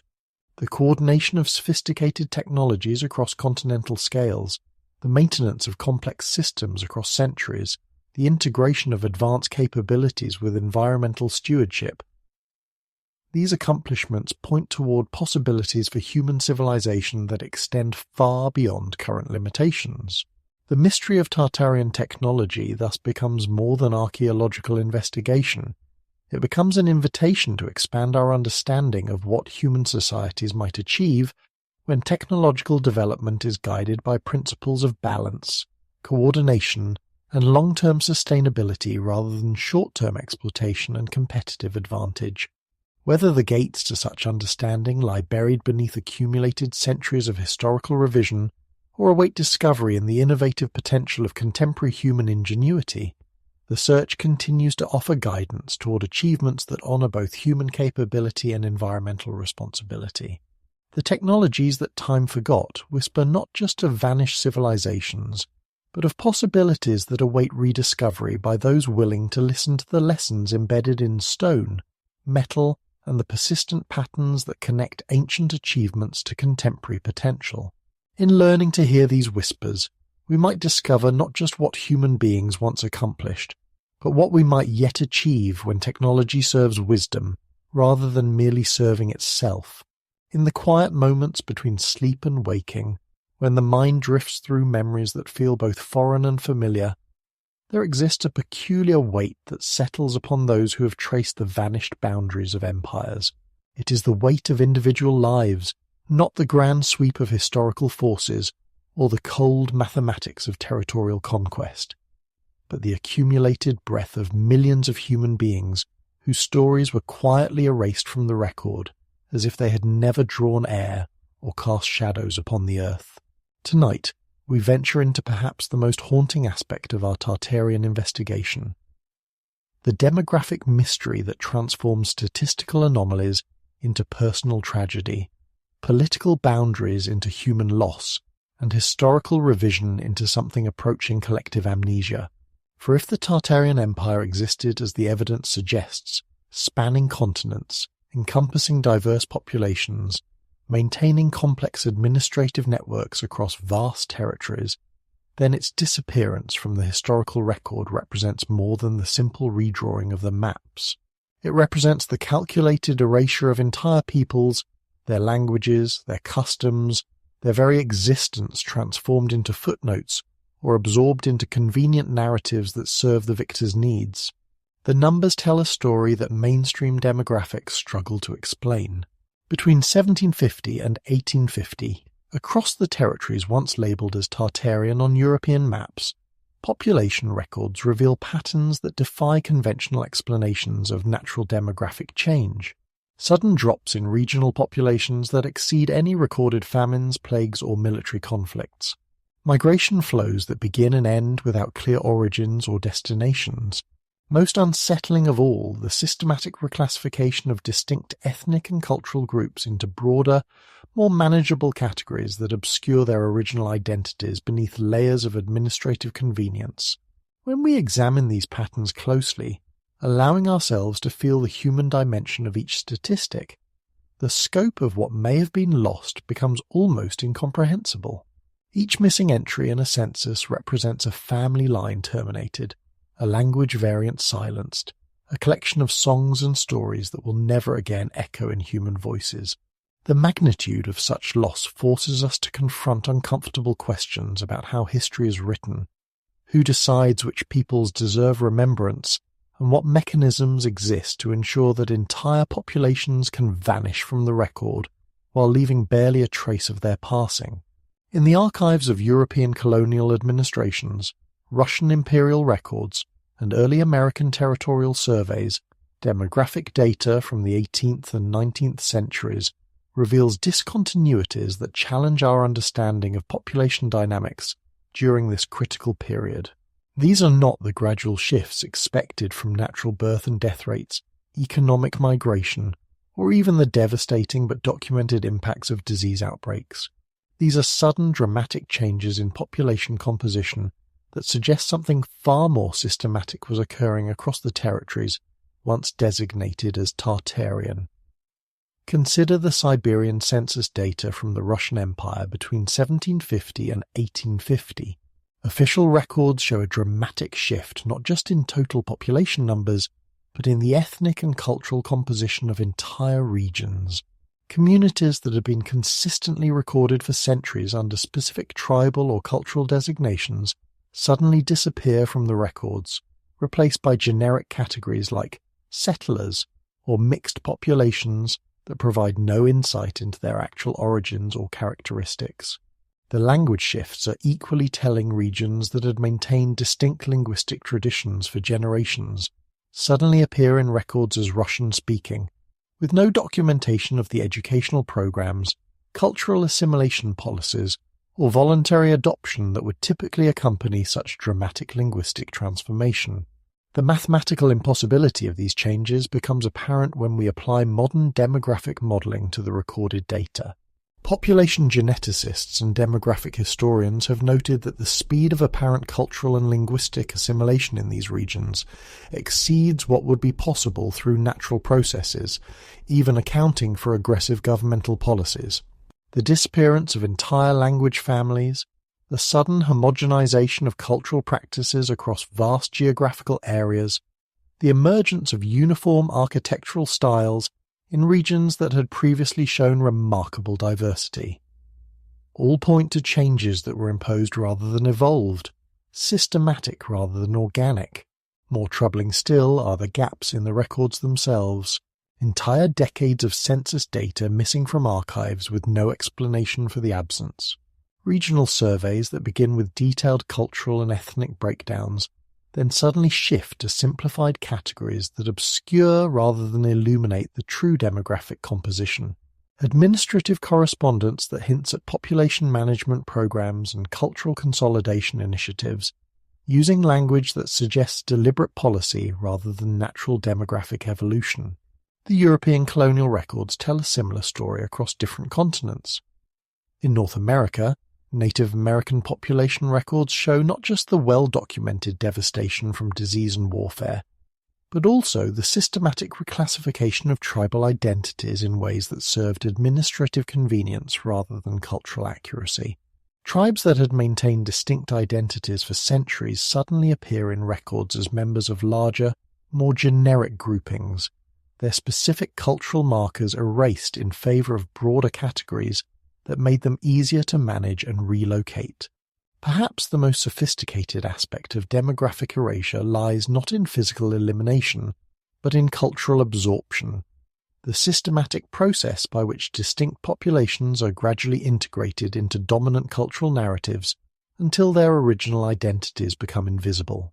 This process, documented across numerous historical contexts, provides a model for understanding how the diverse populations of a Tartarian empire could have been absorbed into Russian, Chinese, or other expanding administrative systems without leaving clear traces of their original political allegiance. The mechanisms of cultural absorption are subtle but effective. Language policies that encourage or mandate the adoption of administrative languages while gradually restricting the use of regional dialects. Educational systems that teach approved histories while omitting or reframing regional traditions. Marriage and settlement policies that encourage intermarriage with dominant populations while discouraging the preservation of minority cultural practices. Religious conversion programs that replace indigenous spiritual traditions with approved belief systems, often incorporating some surface elements of the original traditions to ease the transition. What makes this process particularly effective is its gradualism. Unlike conquest or genocide, which leave clear historical markers, cultural absorption can span generations, making it difficult to pinpoint exactly when a distinct population ceased to exist as a separate entity. The process is often presented as beneficial modernization, bringing education, economic opportunities, and political participation to previously isolated communities. The cost, the loss of linguistic diversity, cultural knowledge, and communal identity, is often not calculated until it's too late to reverse. In the context of a disappearing Tartarian empire, cultural absorption would have been an ideal strategy for expanding powers. Rather than attempting to physically eliminate or forcibly relocate entire populations, it would have been far more efficient to gradually integrate them into existing administrative structures while slowly erasing the cultural markers that distinguished them as separate peoples. Over time, descendants of Tartarian communities would find themselves classified as Russian, Chinese, Mongolian, or other recognized ethnic categories, their ancestral connections to a broader imperial identity lost to administrative convenience. The speed of this process appears to have accelerated dramatically during the period when Tartarian territories disappear from European maps. This suggests not natural cultural evolution, but coordinated policy implementation across multiple expanding empires. The linguistic evidence supports this interpretation. The simultaneous appearance of loanwords, grammatical structures, and cultural concepts across vast geographical regions, indicating systematic contact and cultural exchange programs rather than random cultural diffusion.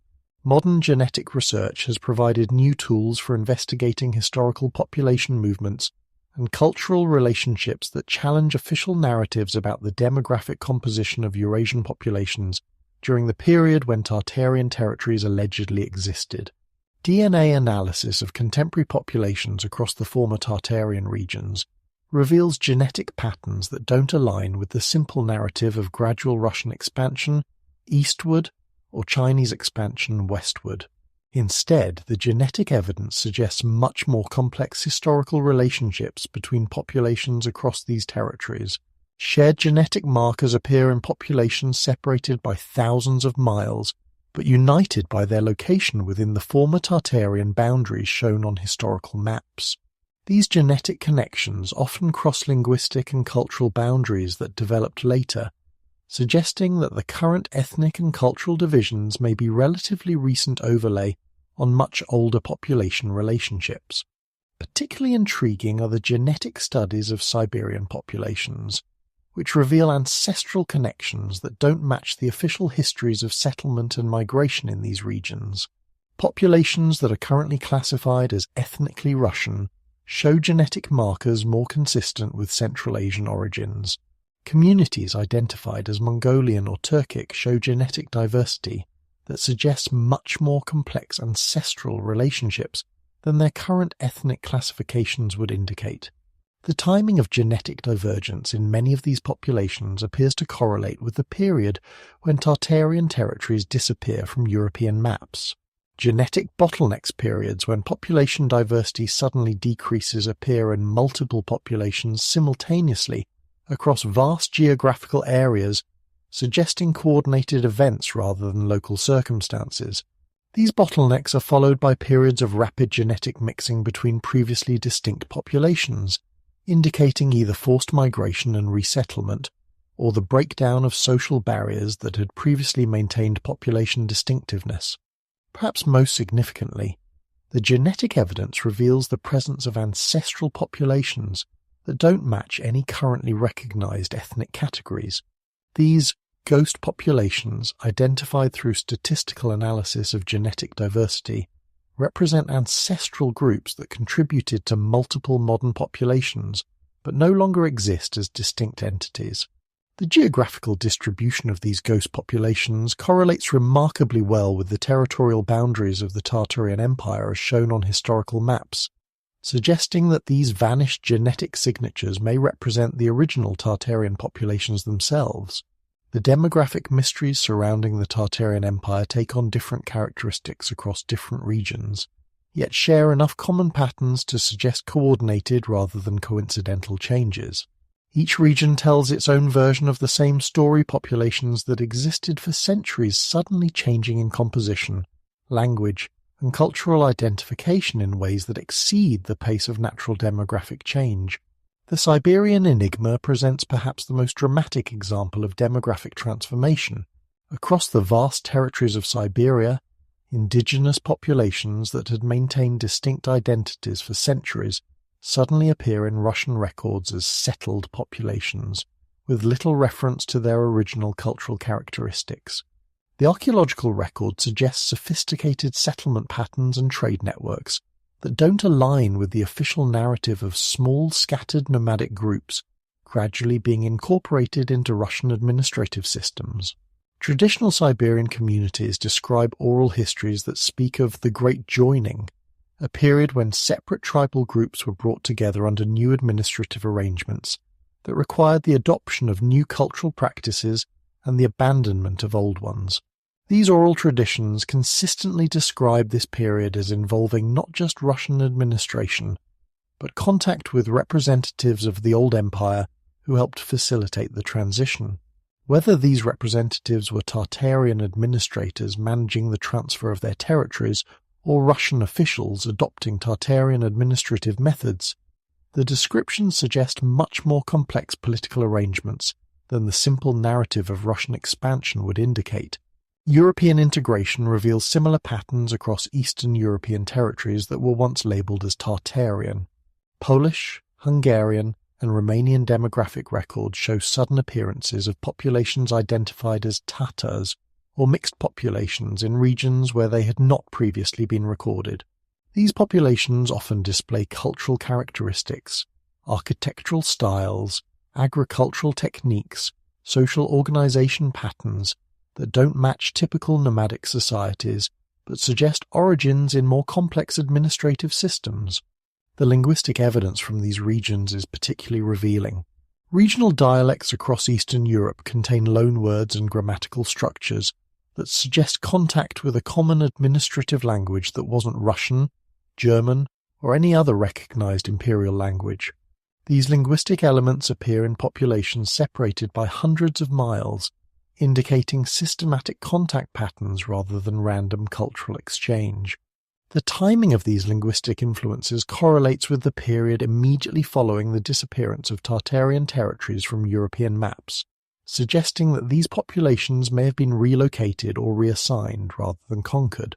American connections provide perhaps the most unexpected evidence for Tartarian demographic influences. Native American oral traditions from tribes across the Great Plains and Pacific Northwest describe contact with the people from the Morning Lands, descriptions that align remarkably well with historical accounts of Tartarian territories. These oral traditions speak of knowledge exchange, intermarriage, and in some cases the integration of foreign populations into tribal communities. Genetic studies of certain Native American populations reveal ancestral components that don't match the expected patterns of migration across the Bering Land Bridge. These genetic signatures suggest more recent contact with Eurasian populations, possibly within the historical period rather than during prehistoric migrations. The geographical distribution of these genetic markers correlates with Native American communities that maintain the strongest oral traditions about contact with foreign peoples from across the ocean. Archaeological evidence from the Pacific coast reveals artifacts and construction techniques that show unexpected similarities to those found in Central Asian sites associated with Tartarian territories. While mainstream archaeology attributes these similarities to convergent development or prehistoric cultural diffusion, the precision of the similarities and their temporal distribution suggests more recent contact between these regions. Asian transformations in Central Asia reveal the most direct evidence for demographic manipulation during the period of Tartarian disappearance. Chinese administrative records from the Qing dynasty show systematic resettlement programs that moved populations across vast distances, often separating them from their original communities and integrating them into new administrative units where their original cultural identities became diluted. These resettlement programs appear to have been particularly intensive in regions that had previously been marked as independent Tartarian territories on European maps. The official justification for these programs was administrative efficiency and economic development, but the scale and systematic nature of the relocations suggest more strategic objectives. Entire communities were relocated to regions where they became ethnic minorities, making it difficult for them to maintain their original cultural practices and political loyalties. Despite the systematic nature of demographic erasure, human memory proves remarkably persistent. Across the territories once labelled as Tartarian, family histories, local folklore, and cultural traditions preserve fragments of stories that don't align with official narratives about ethnic identity and historical development. These stories, when examined collectively, reveal patterns that suggest much more complex historical relationships than administrative records acknowledge.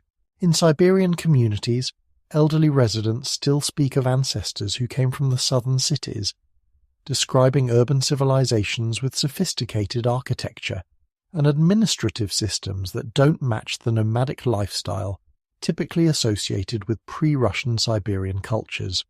These family traditions often include specific details about architectural features, social customs, and technological capabilities that suggest contact with much more developed civilizations than historical records acknowledge. The artistic evidence provides another window into suppressed demographic realities. Traditional crafts, decorative motifs, and architectural elements across former Tartarian territories show remarkable consistency, despite being attributed to different ethnic groups and cultural traditions.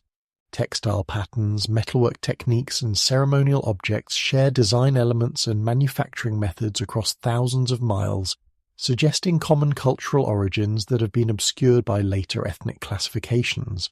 Folklore from across these regions preserves stories about the time before the borders, describing a period when travel and communication across vast territories was routine and when different communities shared common languages and cultural practices. These folk traditions consistently describe this period as ending suddenly, replaced by new administrative arrangements that separated formerly connected communities and required the adoption of new cultural identities. Musical traditions provide particularly compelling evidence for suppressed cultural connections. Folk songs and ceremonial music from regions spanning from Eastern Europe to Central Asia share melodic structures, rhythmic patterns, and even specific lyrical elements that suggest common origins. Ethnomusicologists have noted that these musical similarities cross current linguistic and ethnic boundaries, indicating that they represent older cultural relationships that predate current ethnic classifications. The linguistic evidence preserved in family traditions is equally revealing. Across former Tartarian territories, families maintain words, phrases, and place names that don't fit into any currently recognized language family, but show internal consistency, suggesting they represent fragments of a common administrative or trade language. These linguistic remnants often relate to concepts of governance, trade, and cultural organization that suggest more sophisticated political arrangements than local traditions typically acknowledge. The systematic erasure of Tartarian demographic evidence forces us to confront uncomfortable questions about the mechanisms through which societies manage collective memory. The disappearance of entire populations from historical consciousness requires not just the destruction of records, but the active management of cultural memory to ensure that alternative narratives don't emerge to challenge official histories. This process of managed forgetting operates through multiple mechanisms, each reinforcing the others to create a comprehensive revision of collective memory. Educational systems that teach approved versions of history while omitting or minimizing evidence that doesn't support those narratives. Cultural institutions that preserve some elements of traditional culture while subtly reshaping them to fit current political needs.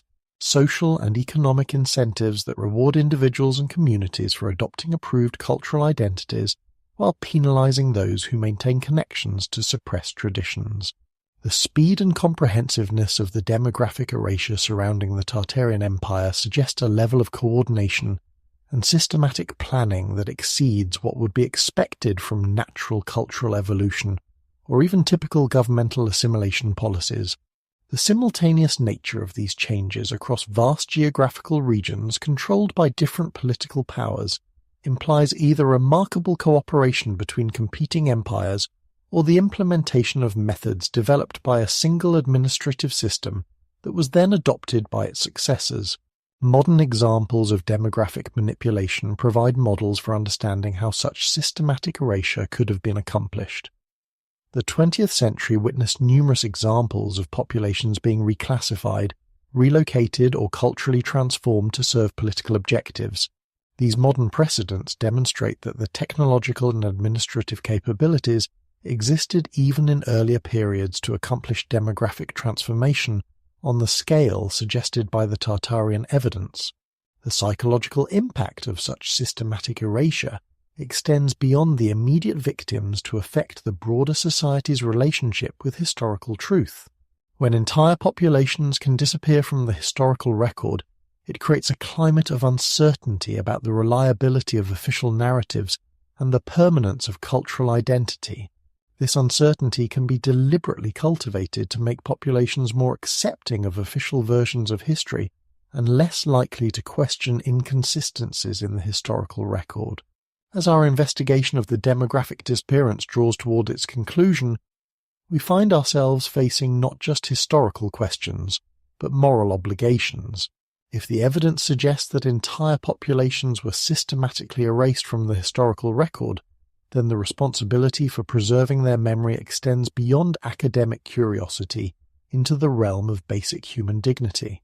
The fragmentary evidence we have examined genetic signatures that don't match official ethnic classifications, linguistic remnants preserved in family traditions, cultural practices that span current political boundaries, demographic anomalies that suggest coordinated population management, collectively paints a picture of peoples whose existence has been denied, but whose traces persist in ways that refuse to be completely suppressed.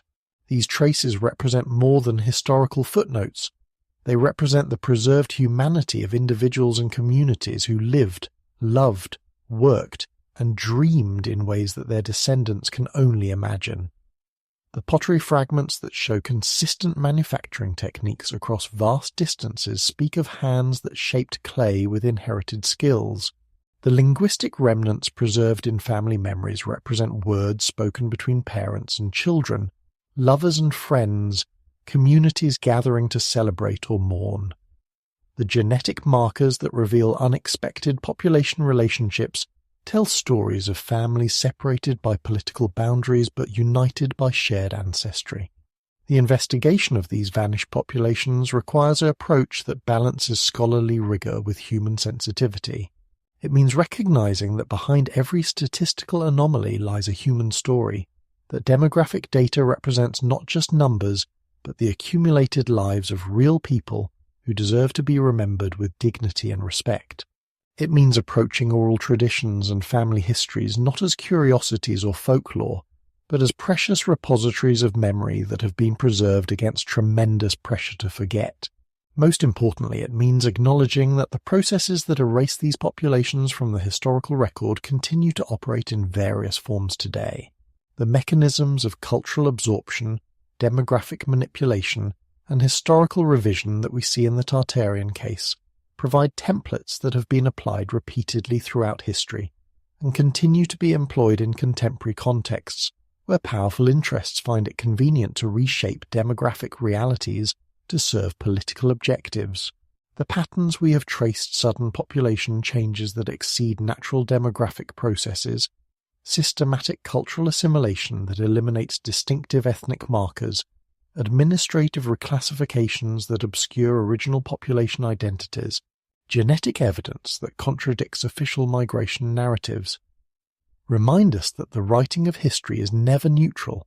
It reflects the interests and perspectives of those with the power to preserve or suppress evidence, to promote certain narratives while silencing others. In tracing the demographic disappearance of the Tartarian Empire, we are not just investigating a historical mystery, but examining the broader question of how human societies manage collective memory and identity. The vanishing of these populations serves as a case study in the fragility of cultural memory and the persistent human tendency to reshape the past to serve present needs. Yet the very persistence of the fragmentary evidence, the genetic traces that refuse to disappear, the linguistic elements that survive in family traditions, the cultural practices that maintain their coherence across political boundaries, demonstrates the remarkable resilience of human memory and identity. Despite systematic efforts to erase these populations from the historical record, pieces of their legacy continue to surface, demanding recognition and challenging us to develop more complete and honest accounts of our shared human past. The whispers of these vanished peoples echo through the archaeological evidence, the linguistic remnants, the genetic signatures, and the cultural practices that no amount of administrative revision could completely suppress. They remind us that history is not just the story of the victorious and the powerful, but encompasses the full spectrum of human experience, including those whose stories were deliberately silenced. In listening to these whispers, in preserving these fragments, in asking these uncomfortable questions about demographic disappearance and cultural erasure, we participate in a form of historical justice that acknowledges the full complexity of our past, while honouring the memory of those who were intended to be forgotten. Whether the Tartarian Empire existed as a unified political entity, or as a collection of related cultures that shared common identity markers, the human cost of its disappearance from the historical record represents a loss that deserves to be acknowledged, studied, and remembered. The demographic disappearance surrounding the Tartarian mystery thus becomes more than an archaeological puzzle. It becomes a mirror reflecting our ongoing relationship with cultural diversity, historical truth, and the fundamental question of who deserves to be remembered by history. In seeking to understand what happened to these vanished populations, we ultimately confront questions about our own responsibilities as inheritors and custodians of human memory, charged with preserving the full complexity of our shared past for the generations that will follow us into an uncertain but hopefully more inclusive future. In the hushed corridors of power where decisions about truth are made behind oak-panelled doors, there exists a peculiar alchemy that transforms memory into mythology, evidence into anomaly, and civilizations into footnotes. Tonight, we venture into perhaps the most unsettling territory of our Tartarian investigation, not the physical realm of vanished cities or hidden archives, but the institutional machinery that determines what survives in human memory and what disappears into the carefully managed silence of official forgetting.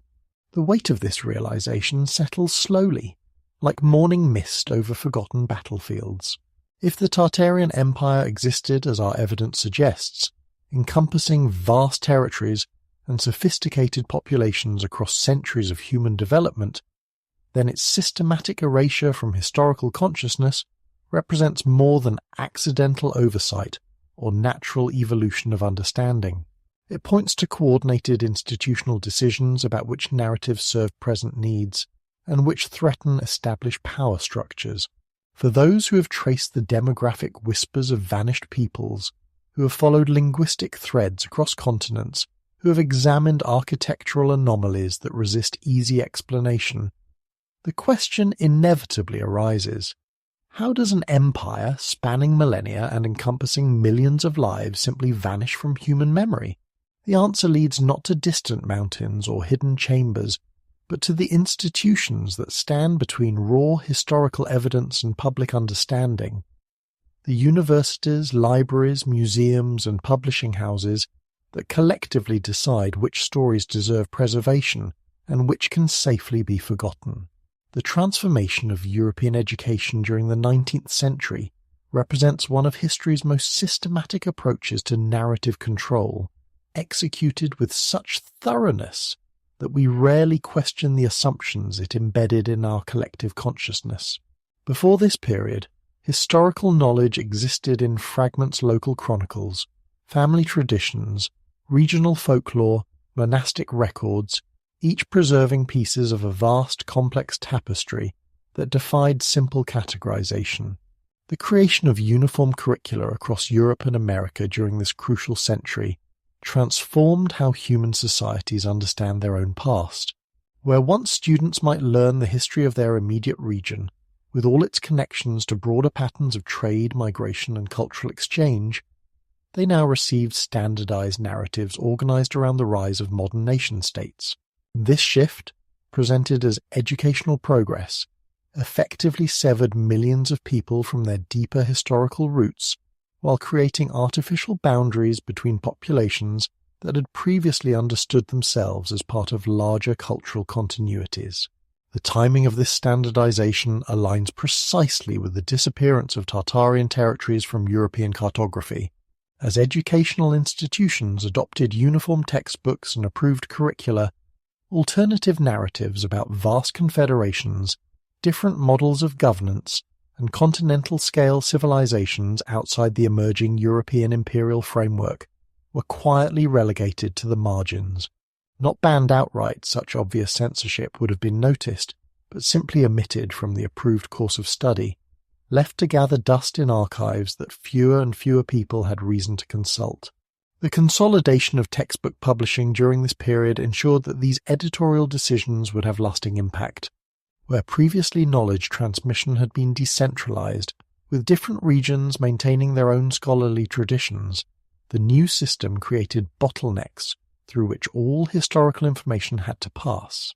Publishing houses dependent on government approval for their educational materials naturally gravitated toward narratives that supported rather than challenged official policy.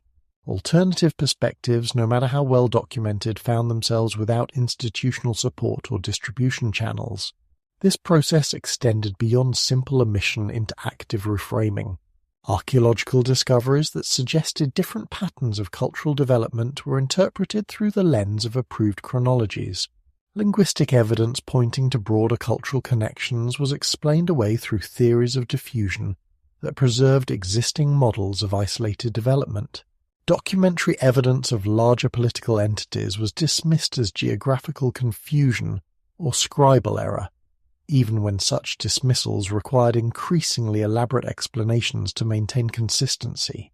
Within the seemingly neutral halls of universities and research institutions, subtle but powerful mechanisms operate to ensure that certain questions remain unasked and certain evidence remains unexamined. The peer review process, presented as objective quality control, functions equally effectively as a filter for ideological consistency. Researchers whose work challenges fundamental assumptions about historical development find their funding applications rejected, their papers refused publication, their career advancement blocked by committees whose members have invested decades in defending existing paradigms. The classification and storage systems used by major archaeological institutions reveal telling patterns when examined closely. Artifacts that fit established timelines receive prominent display and extensive study.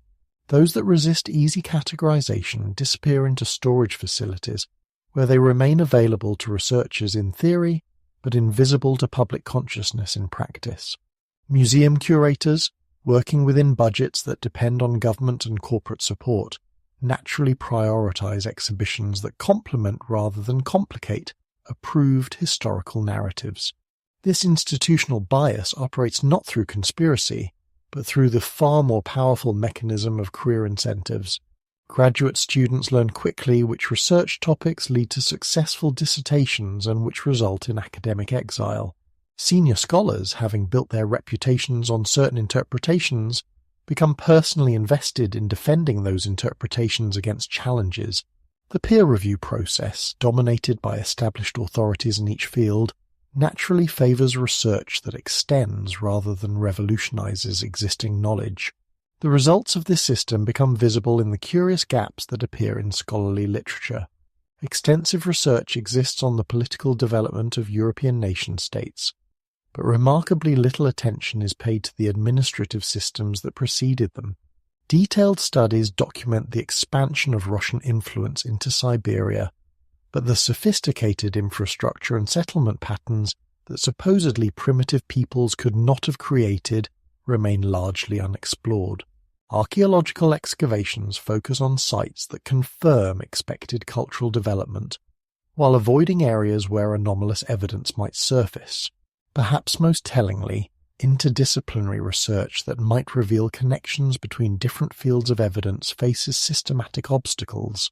Linguists and archaeologists rarely collaborate on projects that might reveal cultural continuities across vast geographical areas. Climatologists and historians work in isolation, preventing synthesis of environmental and cultural data that might suggest different patterns of human development. The compartmentalization of knowledge, while presented as necessary specialization, effectively prevents the kind of broad perspective that would be required to recognize evidence of continent-spanning civilizations. The transformation of historical publishing during the 19th and 20th centuries reveals how systematically information flow can be managed without resorting to obvious censorship. The consolidation of publishing houses, the standardization of editorial practices, and the creation of authoritative reference works combined to create an environment where certain narratives achieved the status of unquestionable truth, while others were marginalized as speculation or pseudoscience. The process by which certain historical accounts became definitive deserves careful examination. Official histories were typically written not by independent researchers, but by scholars with close connections to government institutions, military organizations, or political movements with vested interests in particular interpretations of the past. These approved narratives then became the foundation for subsequent scholarship, creating circular systems of reference where each generation of historians cited the previous generation's work without returning to examine original sources. The suppression of contradictory documentation occurred not through dramatic book burning, but through subtler mechanisms of exclusion. Documents that challenged approved narratives were dismissed as forgeries without adequate investigation. Archives containing potentially disruptive material found their funding reduced or their access restricted for reasons of conservation or security. Private collections that might have preserved alternative perspectives were purchased by institutions that subsequently made them unavailable to researchers working outside approved frameworks.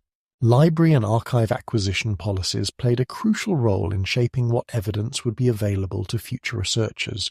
Materials that supported established historical narratives received priority in preservation efforts, while documents that suggested alternative interpretations were allowed to deteriorate or disappear. The digitization projects that have made vast amounts of historical material available online have inadvertently perpetuated these biases by prioritizing the preservation of materials already considered historically significant, rather than systematically examining overlooked collections. Museum curation practices reveal similar patterns of selective preservation. Exhibition policies consistently reinforce particular historical interpretations, while artifacts that might complicate those narratives remain in storage. The way archaeological sites are interpreted for public consumption reflects not neutral scholarly judgment, but institutional decisions about which stories serve contemporary political and social needs. Funding for archaeological excavation tends to flow toward projects that are likely to confirm rather than challenge existing timelines and cultural theories. The Napoleonic Wars provide a fascinating example of how continental conflicts can facilitate large-scale historical revision. The massive disruption of traditional institutional structures during this period created opportunities for systematic rewriting of regional histories. Administrative records were destroyed or relocated. Local scholarly traditions were disrupted, and new governmental systems had both the motivation and the opportunity to promote historical narratives that served their legitimacy. In the aftermath of these conflicts, the political map of Europe was redrawn in ways that required corresponding adjustments to historical consciousness. Populations that had previously understood themselves as part of broader cultural continuities were encouraged or forced to adopt new national identities. The creation of coherent national mythologies demanded the suppression of alternative narratives that suggested more complex patterns of cultural development and political allegiance. Colonial expansion created additional pressure for historical simplification. The European imperial project required justification through narratives that portrayed the colonized world as primitive, isolated, and in need of civilizing influence. Evidence of sophisticated pre-colonial civilizations, extensive trade networks, or complex political arrangements threatened these justifications and therefore faced systematic marginalization or reinterpretation through frameworks that minimize their significance. Religious institutions played their own role in shaping acceptable historical narratives. The interaction between spiritual authorities and temporal power created pressures for historical interpretations that supported rather than challenged religious orthodoxies. Archaeological evidence suggesting different patterns of cultural development faced resistance from institutions whose authority depended on maintaining particular interpretations of human development and divine intervention in historical processes. The creation of nationalist movements during the 19th and 20th centuries required the construction of coherent national mythologies from the diverse realities of regional cultural development. This process demanded the suppression of evidence suggesting that current national boundaries were arbitrary divisions of broader cultural continuities. The Tartarian hypothesis becomes particularly threatening in this context, because it suggests that the fundamental organizing principle of modern political geography, the nation-state system, may be based on artificial divisions of much larger cultural and political entities. The digital revolution, which promised to democratize access to information, has created new opportunities for both revelation and concealment of historical evidence. Search algorithms, while appearing neutral, reflect the biases of their programmers and the institutions that fund their development.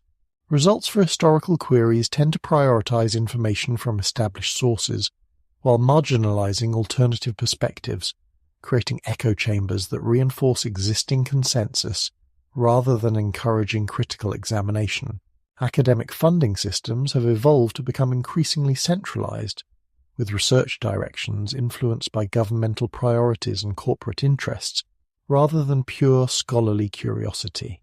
Grant applications that propose to investigate anomalous historical evidence face skepticism, not because the evidence lacks merit, but because the implications of such research might challenge established institutional frameworks.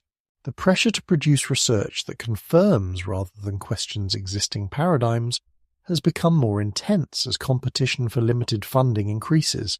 Media gatekeeping operates through apparently neutral editorial decisions that consistently favor certain types of historical narrative while dismissing others as conspiracy theories or pseudoscience. The line between legitimate historical inquiry and illegitimate speculation is drawn not by the quality of evidence, but by the alignment between research conclusions and institutional interests. Alternative historians find themselves excluded from mainstream discourse, not because their methodology is flawed, but because their conclusions threaten established power structures. The rise of independent digital media has created some opportunities for alternative historical narratives to reach public attention, but these platforms face systematic efforts at marginalization through demonetization, algorithmic suppression, and accusations of spreading misinformation. The determination of what constitutes misinformation increasingly depends not on factual accuracy, but on alignment with institutionally approved narratives. At the heart of our investigation lies a fundamental philosophical question about the nature of historical truth and who has the authority to determine it. The traditional academic model presents historical knowledge as objective, emerging through neutral scholarly inquiry and peer review. Yet the patterns we have traced suggest a more complex relationship between knowledge and power, where institutional structures systematically shape what can be known and what must remain hidden. The concept of historical objectivity itself deserves critical examination. Every historical narrative reflects the perspective and interests of those who construct it. The appearance of neutrality often masks underlying assumptions about human development, cultural value, and political organization that serve particular contemporary interests.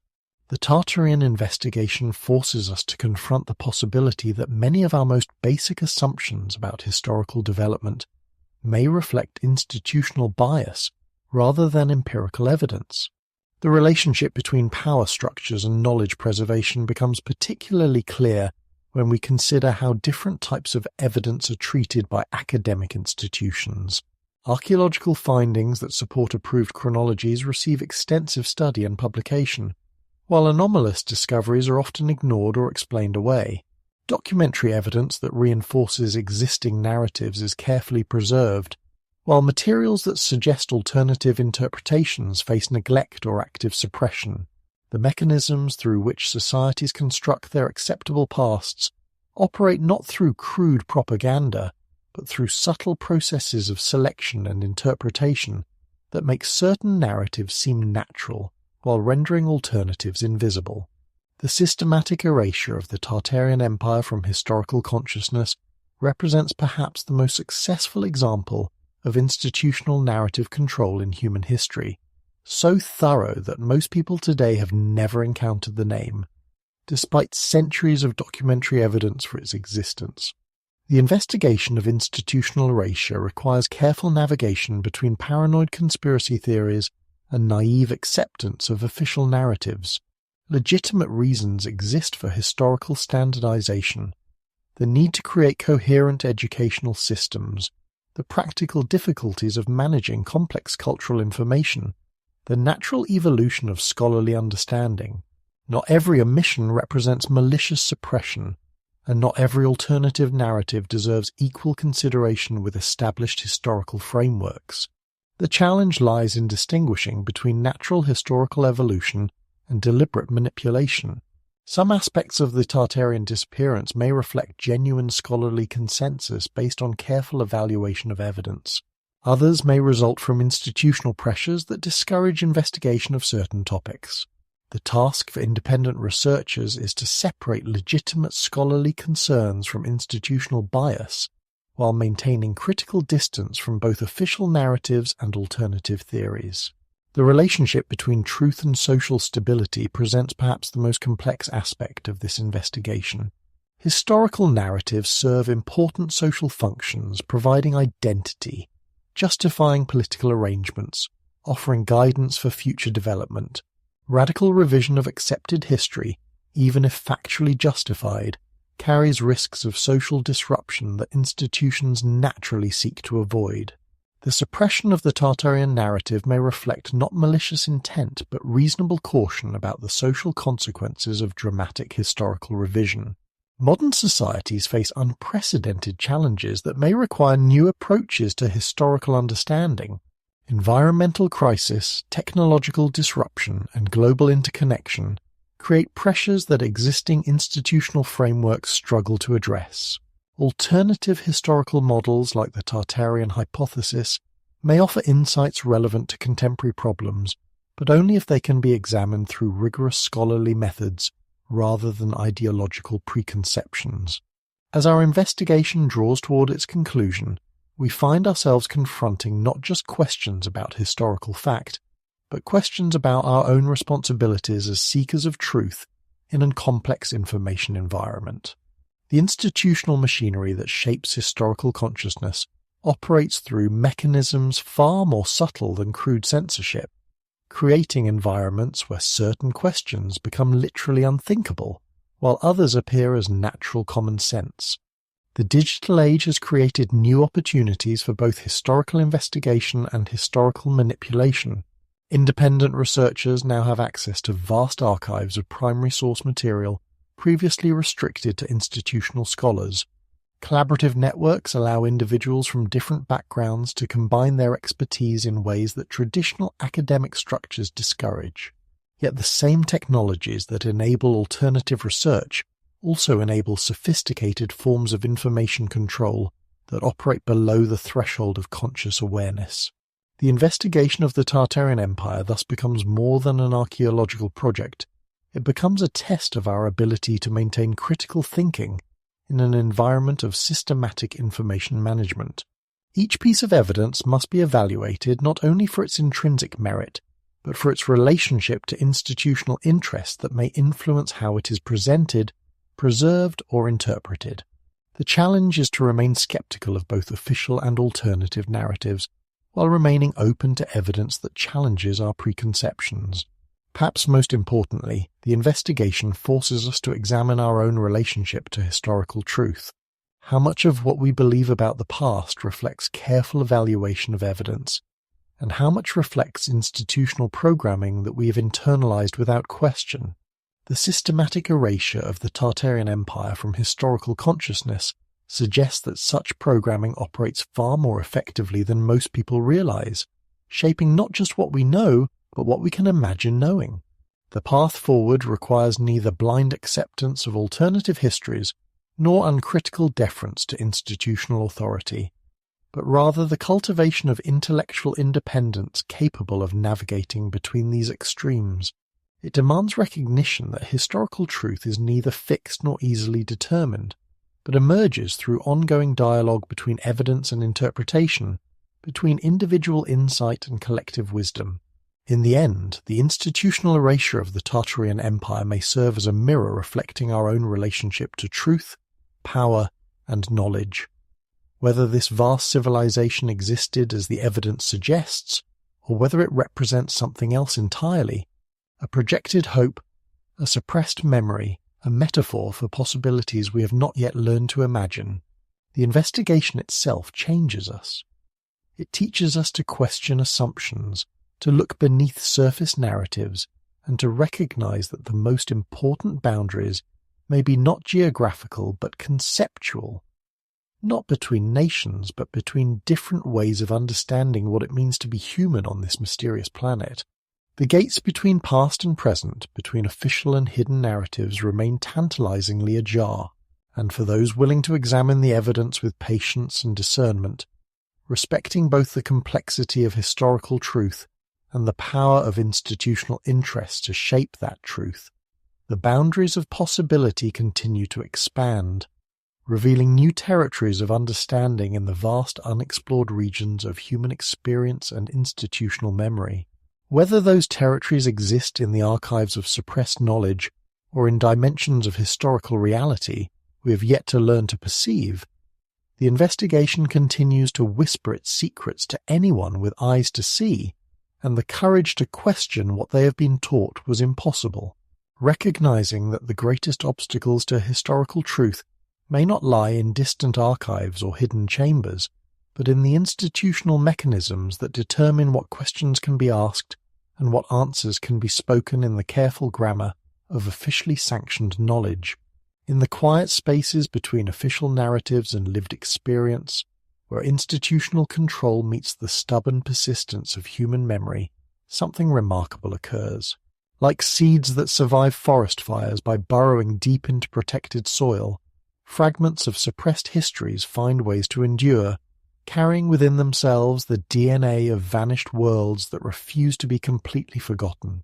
Tonight, we turn from the mechanisms of erasure to explore their greatest failure, the inability to extinguish every ember, to silence every voice, to eliminate every trace of what once was. For all the sophistication of institutional memory management, for all the coordination between educational systems and publishing houses, for all the careful curation of archaeological findings and historical narratives, the human capacity to preserve what matters most operates through channels that formal power structures cannot entirely control. In family stories passed down through generations, in folk songs that encode geographical knowledge, in artistic traditions that embed historical information within aesthetic forms, the fragments of the Tartarian Empire continue to whisper their secrets to anyone patient enough to listen. What emerges from this investigation is not the complete restoration of a lost civilization. Such comprehensive recovery may be impossible, given the systematic nature of its erasure, but rather a mosaic of surviving elements that, when carefully assembled, reveal the outline of something far larger than the sum of its remaining parts. Each fragment becomes a window into a world that existed beyond the boundaries of our approved timelines, each preserved tradition a testament to the extraordinary resilience of human cultural memory. The joy of discovery that accompanies this investigation lies not merely in uncovering individual pieces of evidence, but in witnessing how these fragments align across vast distances of geography and time, creating patterns that challenge our understanding of cultural development and historical possibility. When similar architectural techniques appear in locations separated by oceans, when linguistic elements persist in isolated communities that should have no historical connection, when artistic motifs survive in traditions that have supposedly never been in contact, we glimpse the outlines of a cultural continuity that transcends the neat categories of conventional history. In the remote valleys of the Carpathian Mountains, elderly women still sing lullabies that speak of the old fathers who built with starlight, describing construction techniques that modern engineering struggles to replicate. These songs, dismissed by folklorists as poetic metaphor, contain specific technical references to methods of cutting stone using sonic resonance, to architectural alignments that channel seasonal light patterns, to foundation systems that work in harmony with underground water flows, that align suspiciously well with anomalous construction features found at sites throughout former Tartarian territories. The preservation of such detailed information within folk traditions represents more than casual cultural transmission. It suggests systematic encoding, a deliberate process by which technical knowledge was embedded within memorable forms that could survive even when the institutions that created such knowledge were destroyed. The rhythm and rhyme of traditional songs serve as mnemonic devices, ensuring accurate transmission across generations even when the original meaning of the encoded information was partially lost. In the steppes of Central Asia, nomadic peoples maintain oral traditions that describe vast cities built into mountainsides, illuminated by stones that captured starlight, and connected by roads that sang when walked upon. These descriptions, when compared with acoustic analyses of certain archaeological sites, reveal knowledge of architectural techniques that utilize natural resonance properties of specific geological formations. The singing roads may refer to pathways designed to generate specific harmonic frequencies when traversed, possibly serving both practical and ceremonial functions within a larger cultural system. Native American traditions from tribes across the Great Plains preserve stories of the Tall Ones who came from the Morning Lands, describing contact with peoples whose technological capabilities exceeded those of contemporary European colonizers. These oral histories include specific details about metallurgy, agricultural techniques, and astronomical knowledge that suggest sustained cultural exchange rather than brief encounters. The consistency of such accounts across tribal groups that had limited contact with each other points to shared experiences with representatives of a technologically sophisticated civilization. The persistence of these oral traditions through centuries of cultural suppression and forced assimilation demonstrates the remarkable resilience of human memory when information is embedded within traditional cultural forms. Church authorities and government officials might prohibit written documents or formal instruction, but the intimate transmission of knowledge through family songs, seasonal celebrations, and community gatherings proved nearly impossible to eliminate entirely. The fragments survived, often hiding in plain sight, preserved within cultural practices that appeared harmless to those who failed to recognize their deeper significance. Throughout Eastern Europe, traditional textile patterns contain geometric designs that, when analyzed systematically, reveal architectural blueprints for construction techniques not officially developed until the Industrial Age. These patterns, passed down through generations of craftswomen, encode information about stress distribution, load-bearing, and structural engineering principles that suggest their origins lie not in decorative imagination, but in practical construction knowledge. In remote monasteries across the Orthodox world, illuminated manuscripts contain marginal decorations that appear purely ornamental until examined with knowledge of Tartarian cultural symbols.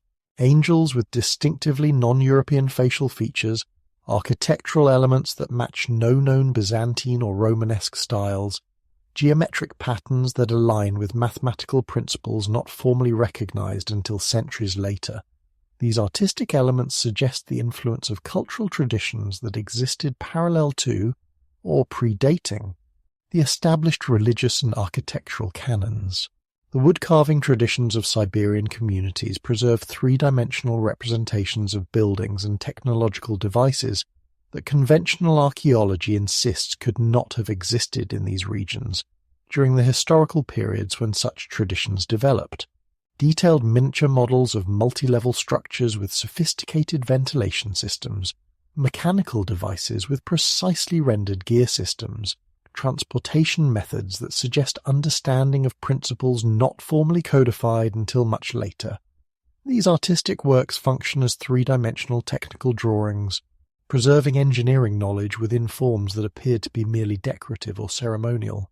Metalwork traditions throughout the Ural mountain regions maintain techniques for creating alloys and achieving metal treatments that modern metallurgy struggles to replicate.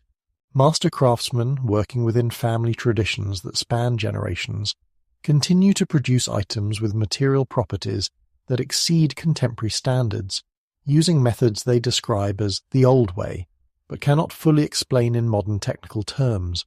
The knowledge survives not as written formulas but as embodied practice, transmitted through direct master-apprentice relationships that bypassed formal educational systems. The survival of such sophisticated technical knowledge within artistic traditions suggests a deliberate strategy for preserving information beyond the reach of institutional control. By embedding practical knowledge within aesthetic forms, communities could maintain access to valuable information even when formal technical education was disrupted or forbidden. The artistic traditions served as libraries, preserving complex information in forms that could be transmitted across generations without requiring literacy or formal institutional support. Medieval chronicles from monastic libraries across Eastern Europe contain passing references to the realm beyond the morning mountains and the cities that rest beneath the stars, descriptions that medieval scholars typically interpreted as allegorical references to spiritual kingdoms.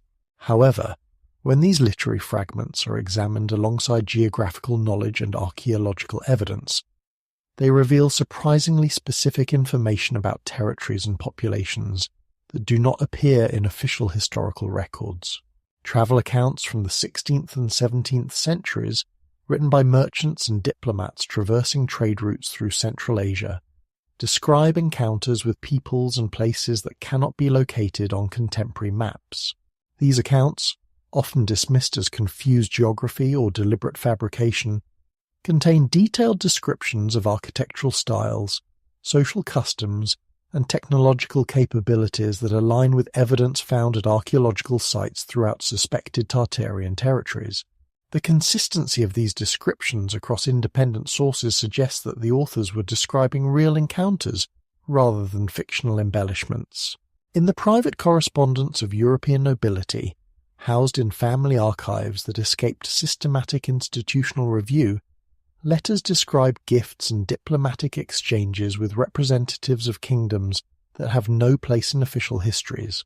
Detailed descriptions of extraordinary craftsmanship, references to knowledge that exceeded contemporary European capabilities, and accounts of technological demonstrations that challenged accepted limitations of medieval engineering.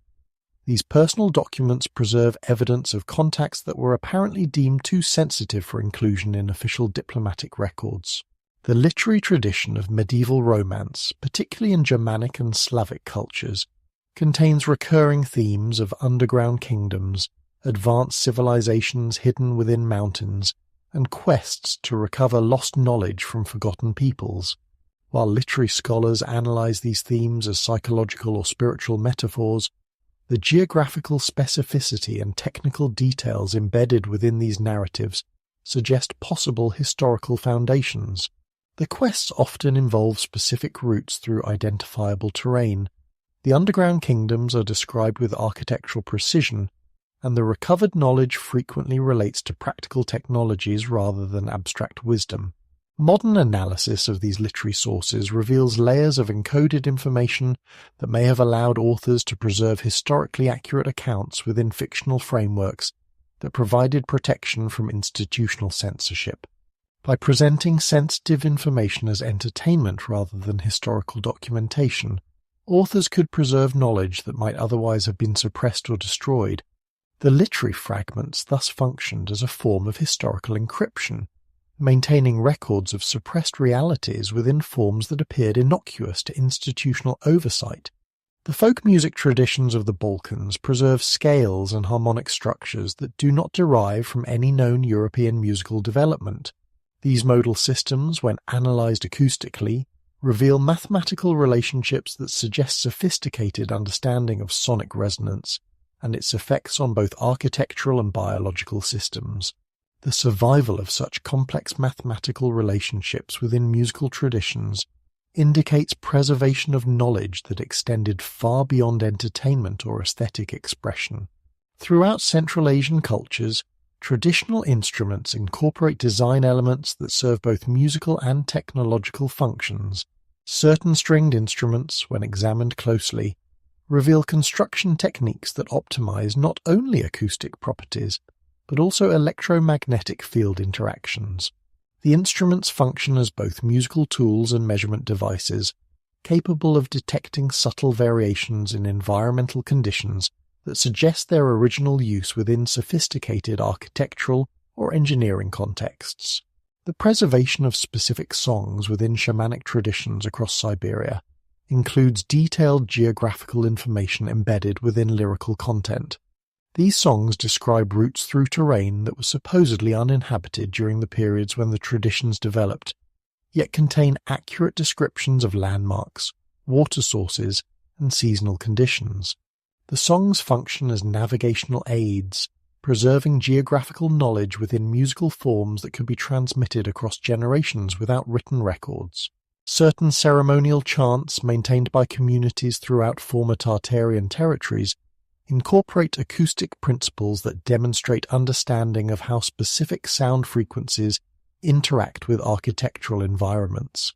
The chants are designed to resonate with particular structural elements, creating acoustic effects that suggest the buildings themselves were designed to work in harmony with vocal performance. This indicates cultural traditions that integrated architecture, acoustics, and ceremonial practice within unified systems of knowledge. The mathematical precision required to maintain such complex acoustic relationships across generations suggests systematic training methods that preserve technical knowledge within cultural practices that appeared purely traditional or spiritual to outside observers.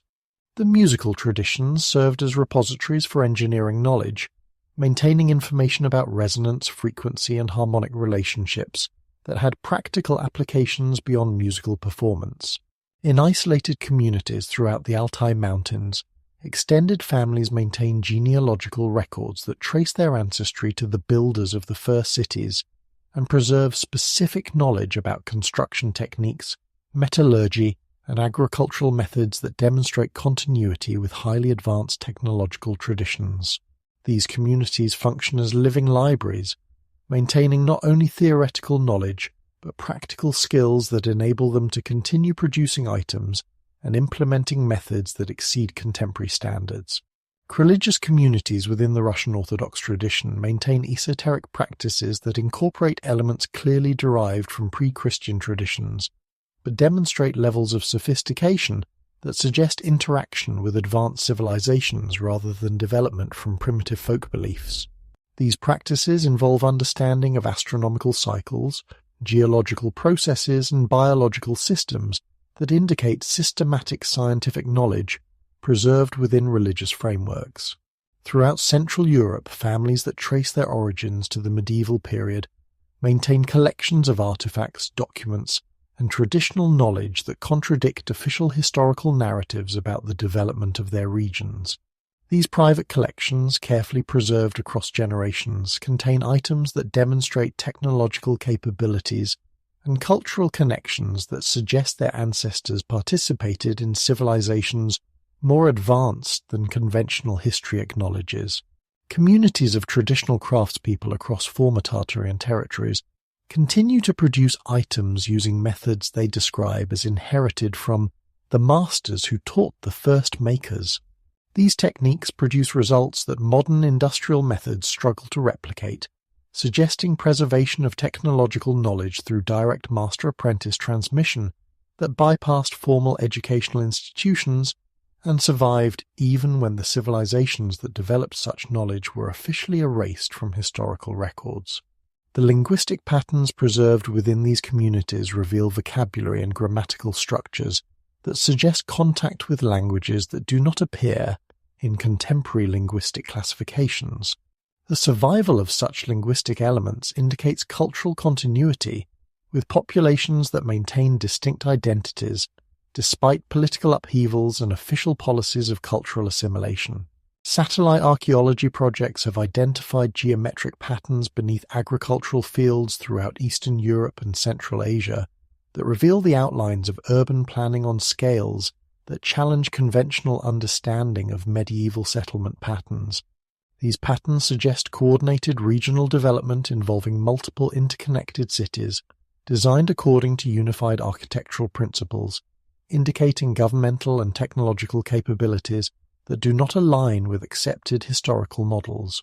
Ground-penetrating radar surveys conducted for contemporary construction projects have repeatedly uncovered structural remains that predate official settlement chronologies for their regions.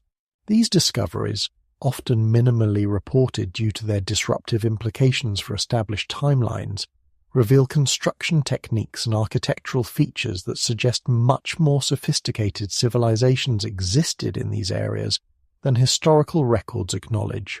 Digital enhancement of historical photographs has revealed architectural details in supposedly primitive structures that indicate advanced engineering knowledge.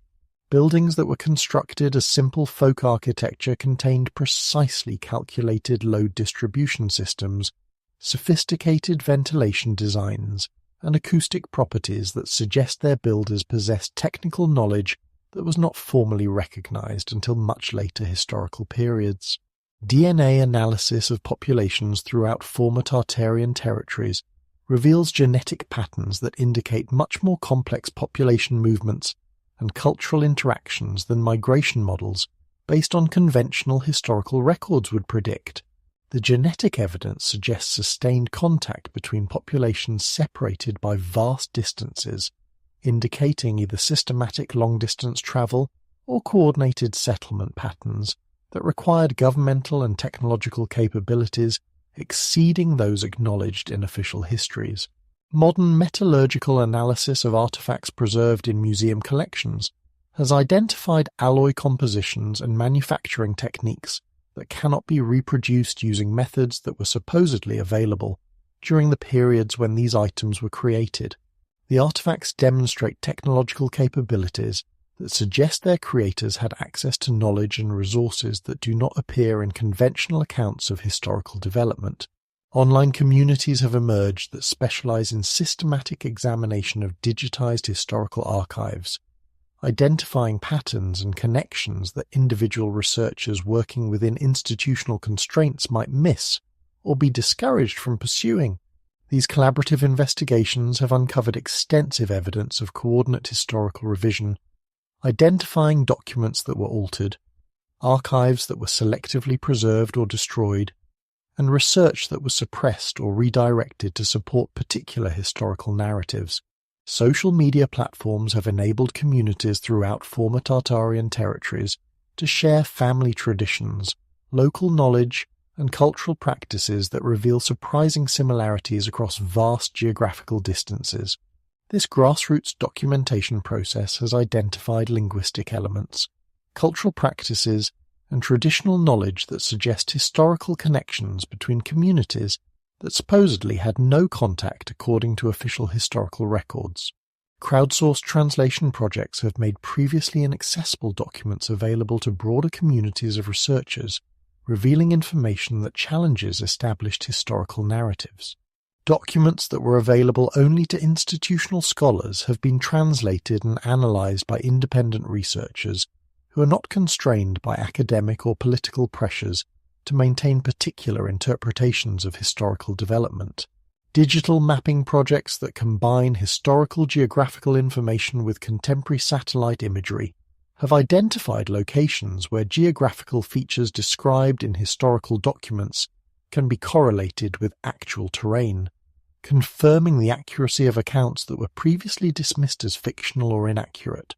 These mapping projects have also identified patterns of geographical naming that suggest much more extensive historical settlement than conventional archaeology acknowledges.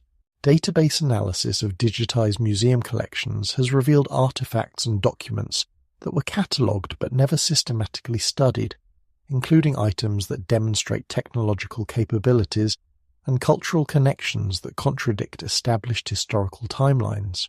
The systematic analysis of these collections has uncovered evidence that was preserved within institutional repositories but was never incorporated into official historical narratives. Local historical societies throughout Eastern Europe and Central Asia have initiated projects to document family histories, traditional knowledge, and local folklore that preserve information about regional development that contradicts official historical accounts. These grassroots preservation efforts have identified consistent patterns of suppressed knowledge that suggest coordinated institutional erasure of evidence for more advanced historical civilizations. Family archive digitization projects have made private collections of documents, photographs, and artifacts available to researchers who can identify patterns and connections that individual families might not recognize. These archives have revealed extensive evidence of technological capabilities, cultural practices, and historical connections that were preserved within family collections but were never incorporated into institutional historical records. Cultural revival movements among indigenous and traditional communities have led to renewed interest in preserving and practicing traditional knowledge that demonstrates much higher levels of sophistication than conventional accounts of these communities would suggest. These revival efforts have revealed systematic preservation of advanced knowledge within cultural traditions that were dismissed as primitive by institutional observers. Independent research networks have emerged that coordinate investigation efforts across institutional and national boundaries, enabling researchers to identify patterns and connections that would be difficult to discover when working within the constraints of institutional hierarchies and national research priorities. These networks have developed methodologies for systematic investigation of suppressed historical evidence that bypass traditional academic gatekeeping mechanisms. Academic underground movements within universities and research institutions have developed informal networks for sharing information about anomalous findings and suppressed research. These networks enable institutional researchers to collaborate on investigations that their official positions might not permit them to pursue openly, providing channels for preserving and developing knowledge that challenges established institutional narratives. As our investigation of these surviving fragments draws toward its synthesis, we find ourselves confronting a phenomenon that transcends mere historical curiosity. The persistence of Tartarian cultural elements despite systematic institutional erasure demonstrates something profound about the relationship between truth and human consciousness. Information that matters to human communities finds ways to survive even the most sophisticated attempts at suppression, encoding itself within forms that adapt to changing circumstances while preserving essential content. the fragments we have examined folk traditions that encode technical knowledge, artistic works that preserve architectural blueprints, literary accounts that maintain geographical accuracy, musical traditions that embed mathematical principles, collectively demonstrate that human cultural memory operates through channels that formal institutions cannot entirely control. The knowledge survives because it serves essential human needs that transcend political boundaries and institutional priorities. What emerges from this investigation is recognition that the Tartarian Empire, whatever its precise historical form, left traces that continue to influence cultural development throughout the regions where it once existed. These traces operate not as museum pieces or historical curiosities, but as living elements within contemporary culture that continue to shape how communities understand their relationships with their environments, their technologies, and each other. The democratization of historical investigation through digital technology has created new opportunities for recovering and synthesizing these fragments, enabling communities to reconnect with cultural traditions that institutional gatekeeping had rendered inaccessible.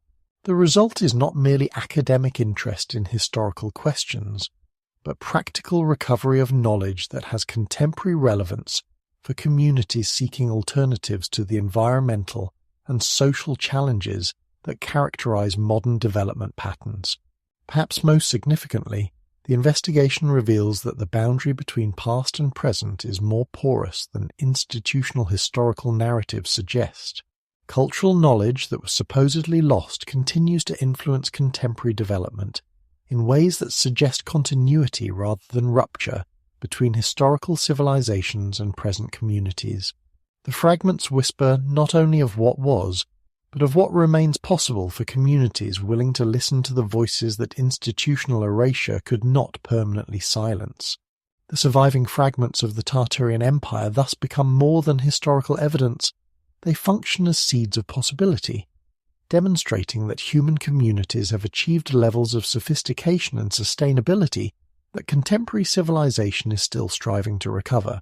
In preserving these fragments and learning to read the knowledge they contain, we participate in a form of cultural resurrection that transcends mere academic investigation to become an act of recovery that has implications for our contemporary choices about how we organize our societies, develop our technologies, and relate to our environments. The whispers continue, carried in the breath of grandmothers singing ancient lullabies, in the hands of craftsmen working with techniques they cannot fully explain, in the dreams of communities that remember belonging to something larger than the histories that official institutions have preserved for them.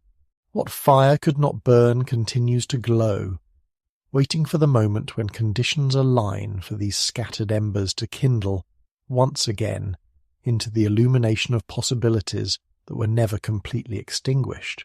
In the soft glow of computer screens where pixels replace parchment and algorithms navigate through archives that once required lifetimes to explore, a quiet revolution unfolds in the search for hidden histories. The solitary scholar hunched over dusty manuscripts in candlelit libraries has given way to global networks of digital archaeologists, each armed with tools that would have seemed miraculous to previous generations of seekers.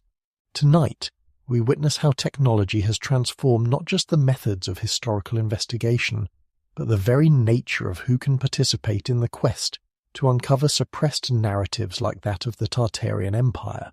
What emerges from this digital transformation is both democratization and complexity. Ordinary individuals now wield research capabilities that once belonged exclusively to academic institutions, yet they must navigate an information landscape dense with both revelation and deception, where authentic discoveries exist alongside sophisticated fabrications. The contemporary search for Tartarian evidence operates simultaneously across multiple dimensions.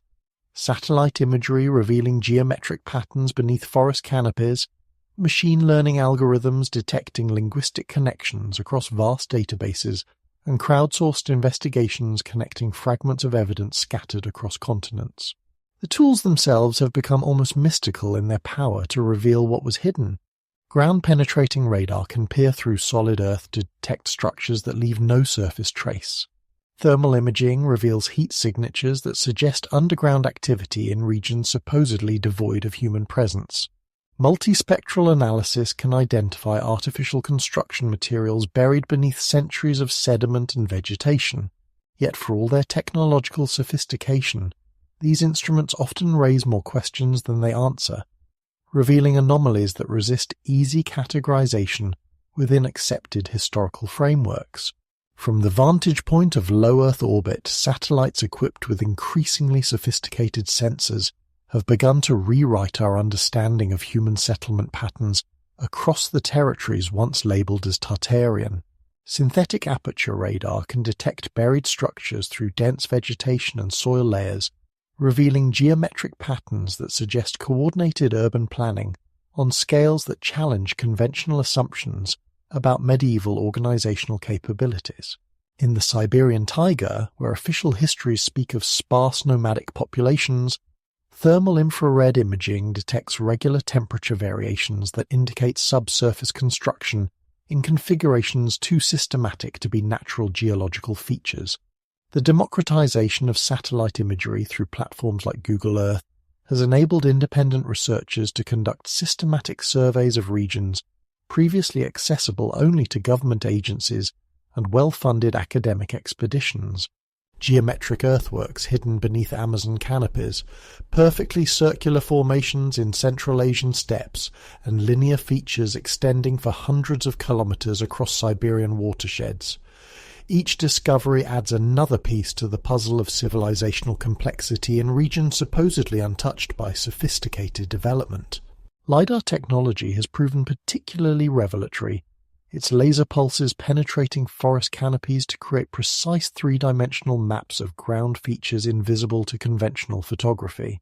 In the Carpathian Mountains, LiDAR surveys have detected terraced hillsides with precision engineering that suggests agricultural organization requiring significant population density and administrative coordination. Similar patterns appear across the Ural Mountains and throughout Central Asian valleys, indicating settlement and land management systems operating on scales that align suspiciously well with the territorial boundaries shown on pre-1800 maps of Tartarian lands. Ground-penetrating radar has revealed even more intriguing anomalies. Beneath the permafrost of Siberia, regular geometric patterns suggest buried foundations extending far beyond what surface archaeology has documented. In Kazakhstan, radar surveys detect vast underground chambers with precisely engineered ventilation systems, far too sophisticated to be attributed to the nomadic societies that official histories place in these regions. The consistency of construction techniques across thousands of miles of territory points to either remarkable cultural diffusion or centralized administrative standards of the type associated with large-scale political organizations. Perhaps most significantly, multispectral satellite analysis has identified mineral compositions in soil that suggest industrial activities, metalworking, ceramic production, and mineral processing, occurring at locations and scales that don't align with accepted chronologies of technological development in these regions. The spectral signatures indicate not just scattered individual workshops, but coordinated industrial complexes operating across vast networks of connected settlements. The digitization of historical archives has created unprecedented opportunities for pattern recognition across vast collections of documents previously scattered among institutions worldwide. Machine learning algorithms can now process millions of pages of historical texts in multiple languages, identifying connections, correlations, and anomalies that would take human researchers centuries to discover through traditional methods. When applied to the question of Tartarian civilization, these techniques reveal fascinating convergences. Perhaps the most democratizing aspect of contemporary historical investigation is the emergence of crowdsourced research networks that enable individuals across the globe to contribute specialized knowledge, local information, and analytical capabilities to collaborative investigations. Online communities dedicated to Tartarian research have developed sophisticated methodologies for verifying sources, cross-referencing claims, and systematically documenting evidence that might otherwise remain scattered and uncorrelated. Social media platforms have become unexpected repositories of historical evidence, as communities share family photographs, local knowledge, and regional traditions that preserve information absent from official archives. Digitization projects undertaken by local historical societies, family archivists, and community groups have made previously inaccessible materials available to global research networks. These grassroots preservation efforts often capture evidence that academic institutions have overlooked or actively avoided due to its implications for established historical narratives. Translation networks have broken down language barriers that previously compartmentalized historical evidence within linguistic boundaries. Collaborative translation projects enable researchers to access documents in dozens of languages, revealing connections and correlations that become visible only when evidence from multiple linguistic traditions can be compared systematically. These efforts have uncovered consistent patterns of reference to Tartarian political and cultural entities across documents written in languages whose speakers supposedly had no contact with each other. Global mapping projects combine local knowledge with satellite imagery to identify and document sites that may have connections to Tartarian civilization. Contributors share coordinates for anomalous architectural features, unusual geographical formations, and locations associated with local traditions that speak of old peoples or first builders. While individual reports might be easily dismissed, the collective pattern that emerges from thousands of such contributions reveals systematic distributions of potentially significant sites across the territories once labelled as Tartarian. Citizen scientists contribute specialized expertise from their professional backgrounds. Geologists analyze mineral compositions. Architects examine construction techniques. Linguists trace etymological connections. And historians provide contextual frameworks for understanding evidence within broader patterns of cultural development. This interdisciplinary approach enables more comprehensive analysis than any single academic discipline could provide.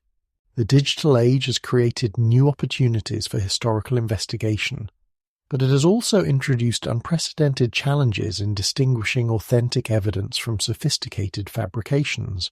Digital manipulation capabilities enable the creation of convincing false documents, altered images, and fabricated historical records that can mislead even experienced researchers. The Tartarian investigation has attracted both genuine scholars and individuals more interested in promoting predetermined conclusions than in discovering truth, making source verification and methodological rigor more critical than ever. Information overload presents another significant challenge. The vast quantity of digitized materials and online discussions about Tartarian topics creates noise that can obscure genuine discoveries. Researchers must develop increasingly sophisticated filtering techniques to distinguish credible evidence from speculation, misinterpretation, and deliberate disinformation. The democratization of publishing through digital platforms means that unsupported theories can spread as rapidly as carefully documented research, making critical evaluation skills essential for anyone engaging with these materials. Confirmation bias becomes particularly dangerous in the digital environment, where algorithms tend to show users information that confirms their existing beliefs. Researchers investigating alternative histories like the Tartarian hypothesis can easily find themselves in echo chambers, where speculative theories are reinforced rather than challenged. Maintaining scientific skepticism requires deliberate effort to seek contradictory evidence and alternative explanations for anomalous findings. Access restrictions continue to limit investigation despite technological advances. Many satellite imagery platforms restrict resolution or availability for sensitive regions. Government and institutional archives maintain classification systems that prevent public access to potentially relevant materials. Archaeological sites in regions where Tartarian evidence might be found often remain off-limits due to political restrictions, environmental protection policies, or security concerns that may or may not be legitimate. The challenge of distinguishing correlation from causation becomes particularly acute when dealing with large datasets and pattern recognition algorithms. Systems can identify statistical relationships that appear meaningful, but may actually reflect random clustering or methodological artifacts rather than genuine historical connections. Researchers must maintain rigorous standards for validating apparent discoveries through multiple, independent sources and methodologies. Traditional academic institutions have adapted to digital age research tools while maintaining many of the same gatekeeping functions that have historically controlled the flow of acceptable historical narratives. Peer review processes continue to filter out research that challenges fundamental assumptions about historical chronologies and cultural development, even when that research employs the most advanced digital methodologies. Career incentives still discourage investigation of topics that might be classified as fringe or pseudo-historical, regardless of the sophistication of the evidence supporting such investigations. Funding mechanisms have evolved to incorporate digital humanities methodologies, but grant applications that propose to investigate suppressed or alternative historical narratives face systematic disadvantages. Review committees, dominated by scholars whose careers are built on defending existing paradigms, naturally gravitate toward research that extends rather than revolutionizes current understanding. The interdisciplinary approaches most appropriate for investigating complex historical puzzles, like the Tartarian question, often fall between the cracks of disciplinary funding categories. Digital publication and archiving systems, while more accessible than traditional academic publishing, still operate according to institutional priorities that may not align with comprehensive historical truth-seeking.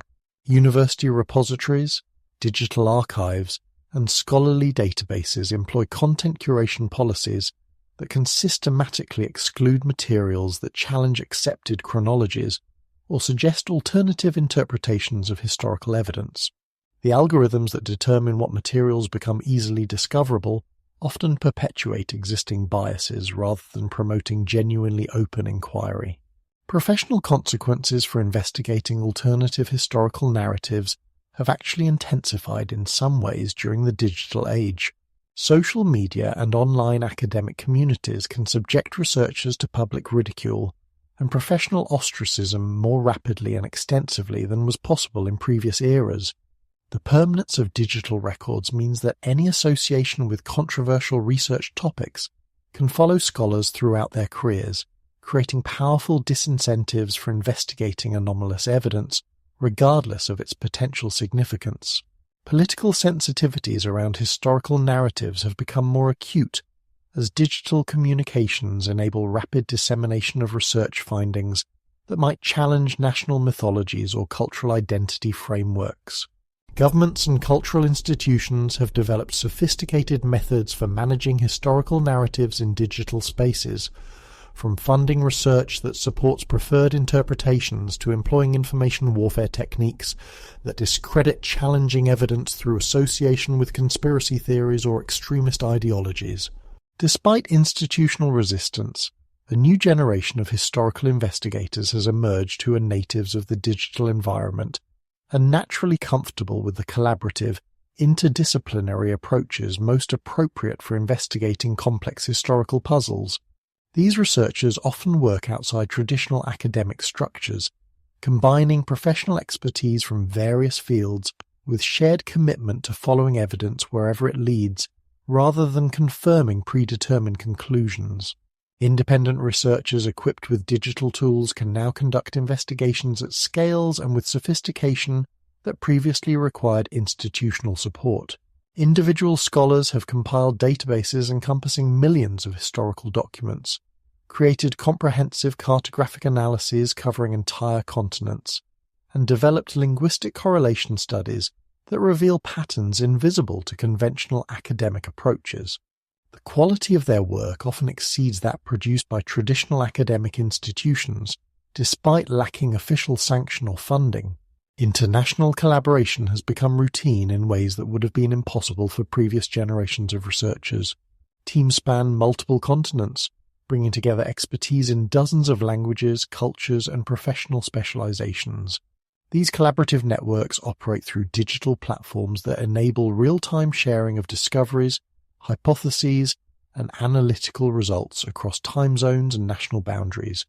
The collective intelligence that emerges from such collaboration often exceeds what any individual researcher or traditional institution could achieve working in isolation.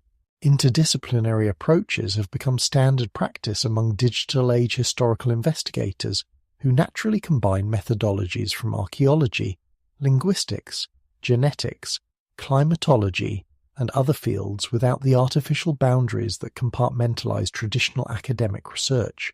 This synthetic approach is particularly appropriate for investigating historical puzzles like the Tartarian question, which requires integration of evidence from multiple sources and analytical frameworks. Public engagement has become both a goal and a method for these new researchers, who recognize that historical truth-seeking benefits from broad participation rather than narrow specialization. Digital platforms enable direct communication between researchers and interested communities, creating feedback loops that can improve research quality while building support for continued investigation. This approach contrasts sharply with traditional academic practices that often isolate researchers from the broader communities whose histories they study.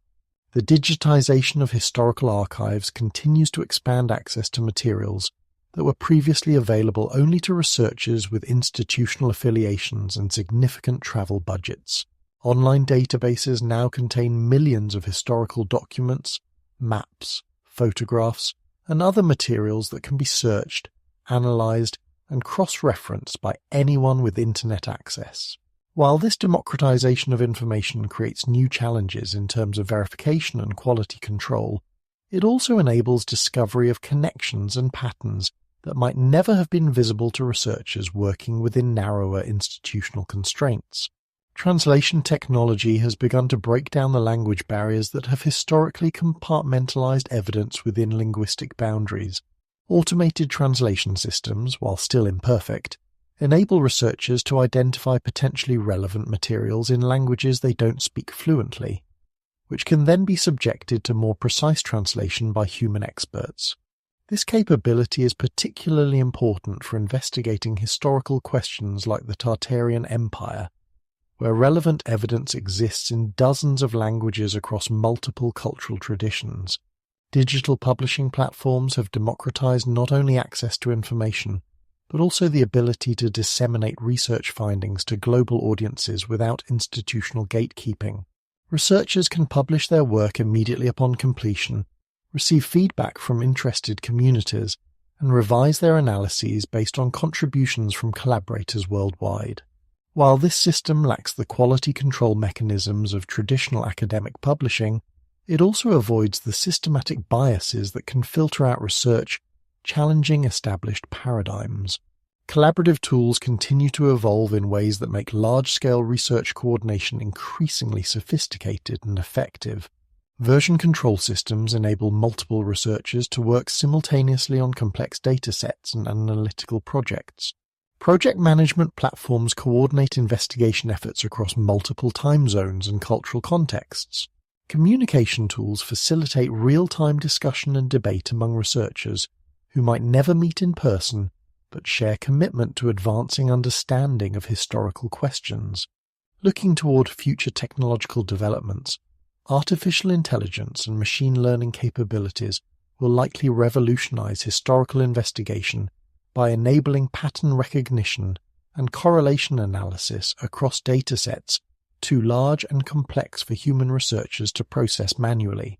AI systems are already beginning to identify previously invisible connections in historical texts, detect anomalous patterns in archaeological data, and generate hypotheses that can be tested through more focused investigation.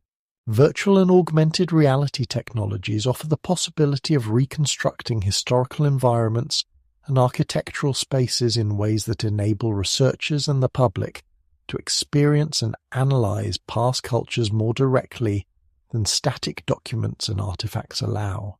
Digital reconstruction of potentially Tartarian architectural sites, based on surviving foundations and comparative analysis of construction techniques, could provide insights into the technological capabilities and cultural practices of these proposed civilizations.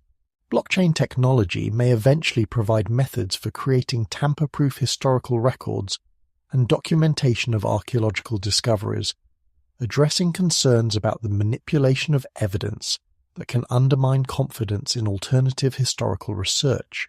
Distributed archival systems could preserve important discoveries and analytical results against institutional suppression or political pressure to alter historical narratives.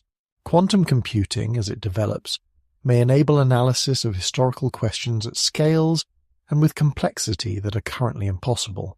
The processing power required to analyze all available historical evidence simultaneously, detecting subtle patterns and connections across multiple datasets, may eventually reveal historical relationships that are currently invisible to human researchers working with conventional analytical tools.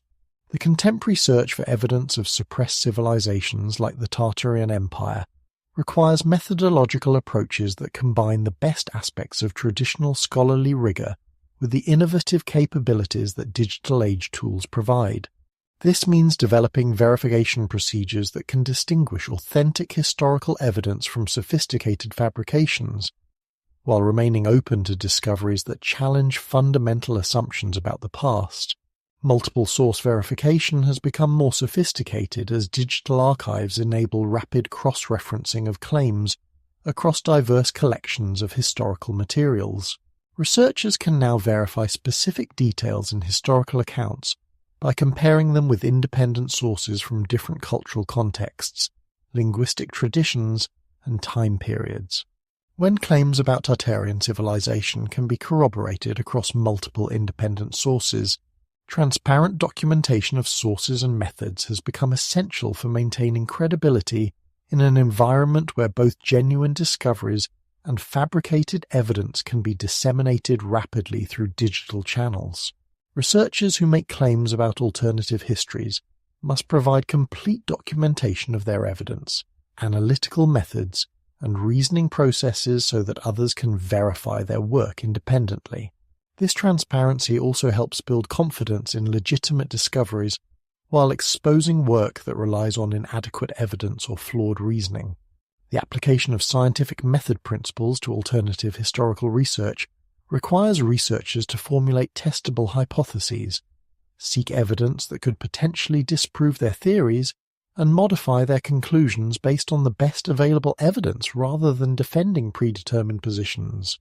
This approach differs markedly from both traditional academic approaches that may be resistant to paradigm-shifting discoveries and from enthusiast approaches that may be too eager to accept claims without adequate verification. As our investigation of contemporary digital approaches to uncovering suppressed histories draws toward its close, we find ourselves at a remarkable moment in the evolution of historical research. Never before have individual researchers possessed such powerful tools for accessing information, analyzing evidence, and collaborating across traditional boundaries. Yet never before have the challenges of distinguishing truth from fabrication, signal from noise been so complex or demanding. The search for evidence of the Tartarian Empire exemplifies both the possibilities and the pitfalls of digital age historical investigation. Satellite imagery reveals geographical patterns that suggest coordinated development across vast territories.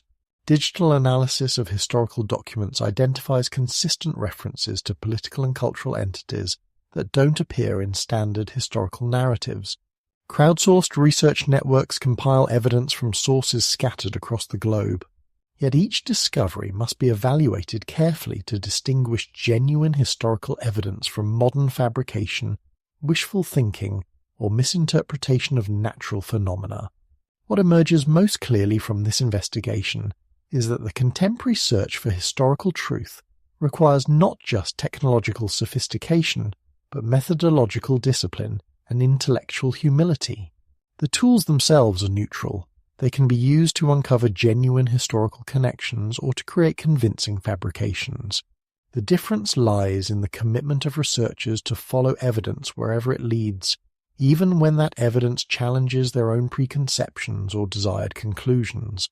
The democratization of historical research through digital tools has created unprecedented opportunities for discovery.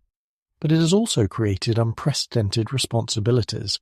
When anyone can contribute to historical investigation, the quality of that investigation depends on the collective commitment of the research community to maintain rigorous standards for evidence evaluation and hypothesis testing. The future of alternative historical research will be determined not by the sophistication of the available technology, but by the wisdom and integrity with which that technology is employed. For those who continue the search for suppressed histories like the Tartarian Empire, the digital age offers tools that previous generations of researchers could only dream of possessing. Whether those tools ultimately reveal hidden civilizations, expose the limitations of human pattern recognition, or simply lead to better understanding of how cultures develop and interact across time and space, the journey itself continues to transform our understanding of what is possible in the human experience. The maps may be digital now, the archives may be in the cloud, but the fundamental human drive to understand our own past remains as powerful as ever, calling us to explore not just where we have been, but what we might yet discover about ourselves in the process of seeking. In the quiet spaces between official narratives and lived memory, something unprecedented is stirring across the continents. From the permafrost-locked archives of Siberian villages to the digital networks spanning oceanic distances, a collective remembering has begun, not the sudden revelation of hidden knowledge, but the gradual recognition of patterns that have always been present, waiting patiently for the moment when enough minds would turn toward the spaces where conventional history grows thin and alternative possibilities take root. Tonight, we witness what may be the early stages of a consciousness shift that transcends national boundaries and academic institutions, a grassroots awakening to the possibility that the Tartarian Empire represents more than historical curiosity. Across the globe, communities separated by vast distances and cultural differences find themselves asking similar questions, uncovering parallel evidence, and arriving at conclusions that challenge the fundamental assumptions about how civilizations rise, endure, and disappear from human memory. This is not the coordinated effort of any single organization or movement, but rather the emergence of what systems theorists might call a distributed intelligence, thousands of individual investigations that begin to resonate with each other, creating patterns of understanding that no central authority planned or anticipated. The Internet has become the nervous system of this awakening, connecting rural historians with urban researchers, indigenous knowledge keepers with digital archaeologists, family archivists with international scholars, each contributing pieces to a puzzle whose complete picture remains tantalizingly just beyond comprehensive view. What emerges from this global convergence is not unanimity of belief, but rather a shared recognition that the standard historical narratives contain gaps too systematic to be accidental, connections too consistent to be coincidental, and suppressed evidence too substantial to be dismissed as mere speculation or wishful thinking. In the vast territories that stretch from the Ural Mountains to the Pacific shores, where winter silence can last for months and summer light never fully fades, indigenous communities have begun a quiet revolution of remembrance. Elders who had kept certain stories alive through decades of official discouragement now find younger generations eager to listen, to record, and to investigate the implications of oral traditions that speak of the time before the renaming, when their territories were part of something much larger than the regional administrative units that appear on contemporary maps. The Yakut people of northeastern Siberia maintain oral histories that describe their ancestors' interaction with representatives of the Southern Empire, a confederation that provided technological knowledge, trade networks, and governmental structures that enabled sophisticated civilization to flourish in regions now considered remote and primitive. These are not vague mythological accounts, but detailed descriptions of agricultural techniques adapted to extreme climates, metallurgical processes that produce superior tools and weapons, and astronomical knowledge that guided both ceremonial calendars and practical navigation across vast distances. Similarly, communities throughout the Altai Mountains preserve traditions that speak of the builders of the first roads, engineers who created transportation networks that connected their valleys not only to each other, but to distant regions whose names appear in no contemporary atlases.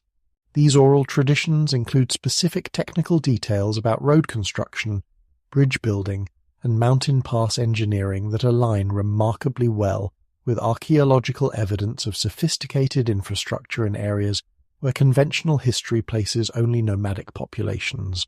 The revival of these traditions has been accelerated by digital documentation projects that allow elders to preserve their knowledge in forms that can be shared across linguistic and cultural boundaries. YouTube channels dedicated to Siberian oral history now attract global audiences, while online translation projects make previously inaccessible narratives available to international researchers. The result is a growing recognition that the indigenous peoples of these territories were not isolated survivors of primitive cultures, but inheritors of complex civilizational knowledge that predates and may have informed the development of more widely recognized historical empires. Language preservation efforts have revealed particularly intriguing patterns. Linguistic analysis of traditional dialects across Siberian communities shows the presence of shared vocabulary related to governance, engineering, and trade that suggests contact with a common administrative language, precisely what one would expect if these regions had once been integrated into a larger political entity. The systematic nature of these linguistic connections, spanning territories that encompass millions of square miles, indicates not casual cultural exchange but sustained institutional relationships. Archaeological discoveries in Siberian territories continue to challenge conventional chronologies. Sites throughout the region reveal evidence of large-scale mining operations, sophisticated metalworking facilities, and construction projects that required coordination and resources far exceeding what isolated communities could have managed independently. Radiocarbon dating of these sites often produces results that align with the territorial boundaries and time periods indicated by traditional Tartarian maps. Yet these findings rarely receive prominent coverage in mainstream archaeological publications. Across the North American continent, a parallel awakening has emerged among communities whose official histories begin with European colonization, yet whose archaeological landscapes and indigenous traditions suggest much more complex cultural antecedents. Native American communities from the Pacific Northwest to the Great Plains have begun sharing oral traditions that describe contact with the people from the Morning Lands, representatives of a vast Eastern Confederation whose technological and cultural influence extended far beyond what conventional histories acknowledge. These traditions, preserved through centuries of active suppression, describe not brief encounters but sustained relationships involving knowledge exchange, intermarriage, and in some cases the integration of foreign populations into tribal communities.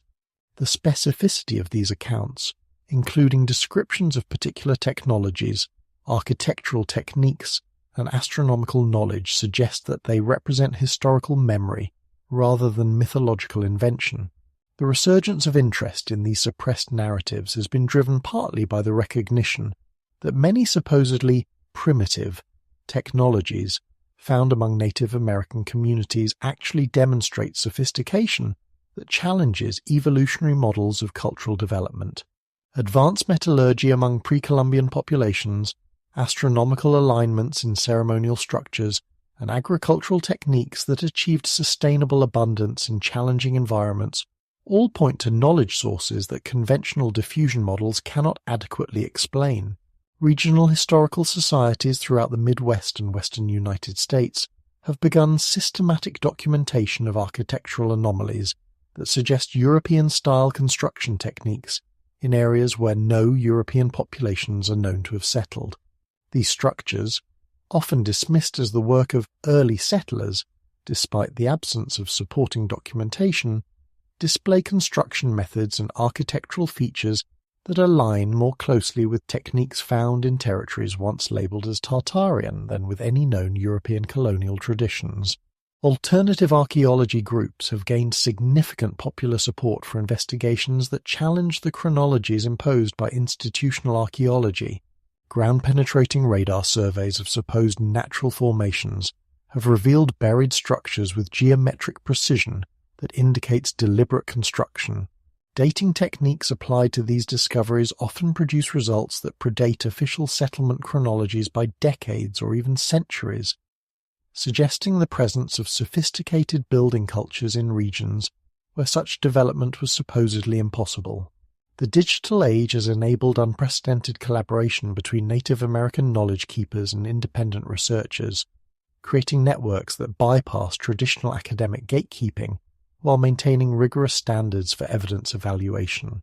These collaborations have identified patterns of cultural and technological similarity between North American indigenous traditions and those found in territories once associated with the Tartarian Empire, suggesting historical connections that official narratives have systematically overlooked or actively suppressed.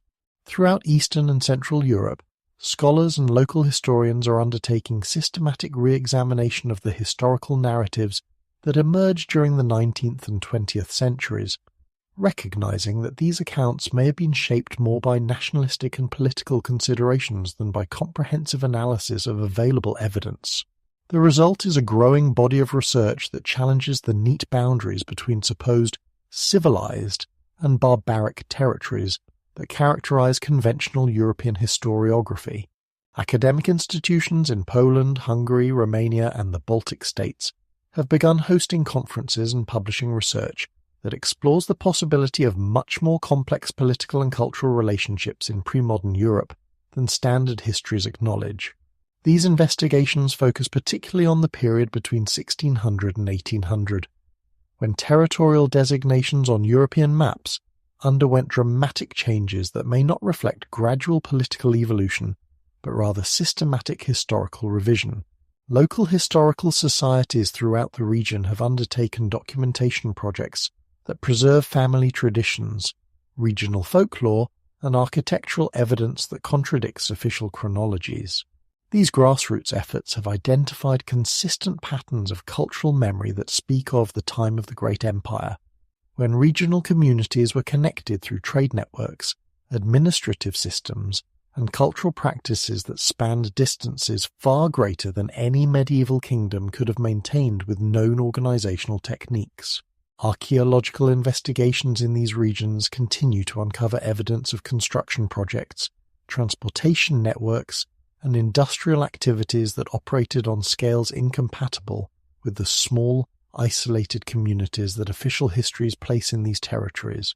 The sophistication of metallurgy, precision of architectural engineering, and coordination required for infrastructure development all suggest governmental and technological capabilities that align more closely with the advanced civilization described in Tartarian hypotheses than with the primitive societies described in conventional textbooks.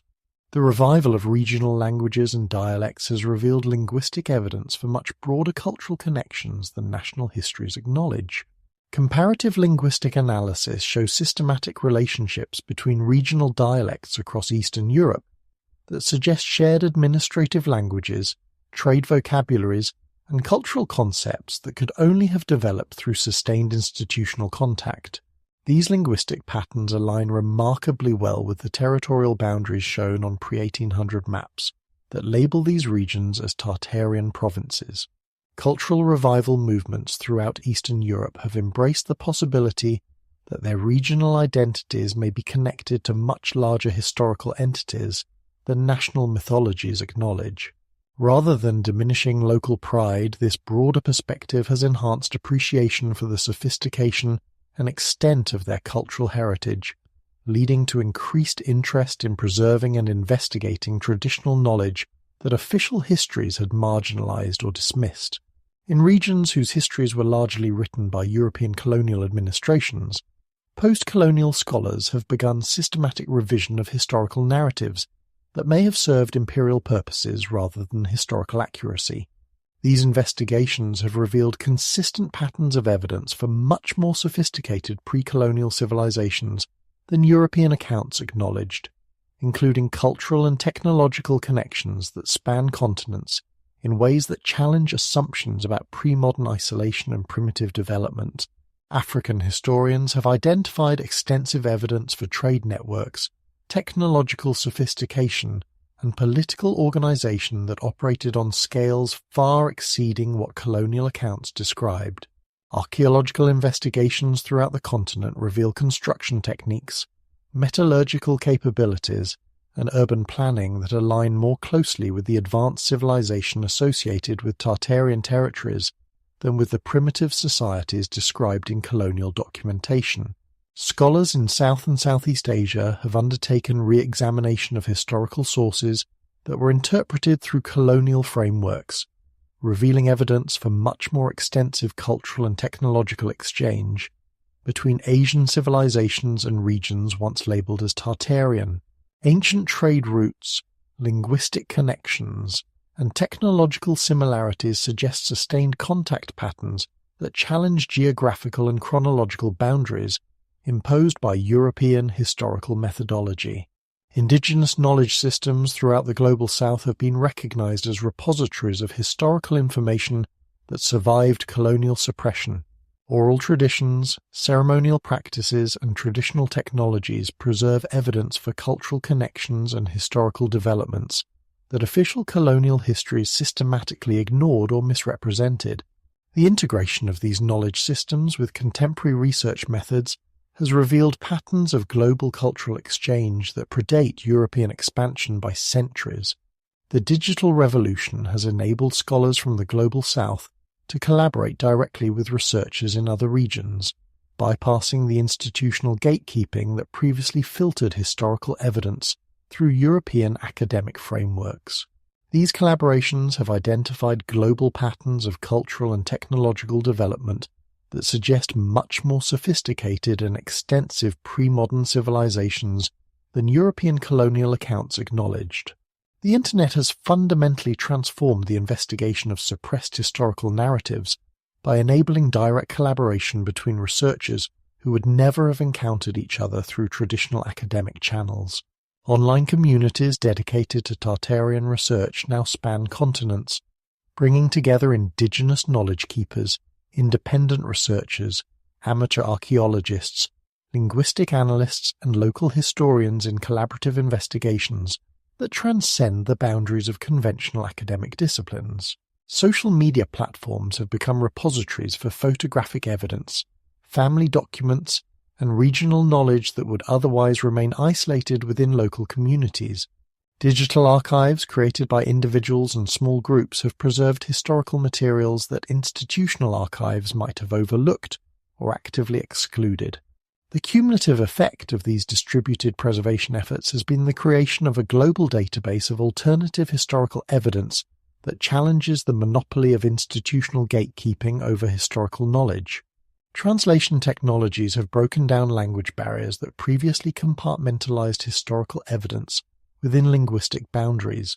Automated translation systems, while imperfect, enable researchers to identify potentially relevant materials in languages they do not read fluently, which can then be subjected to more precise analysis by human translators. This capability has been particularly important for Tartarian research, where relevant evidence exists in dozens of languages across multiple cultural traditions. Crowdsourced research projects have enabled systematic analysis of historical materials on scales that would be impossible for individual researchers or even well-funded institutional projects. Digital volunteers contribute specialized knowledge from their own cultural backgrounds, professional expertise from their careers, and local information from their regional communities to collaborative investigations that benefit from intellectual diversity and cultural breadth that traditional academic projects rarely achieve.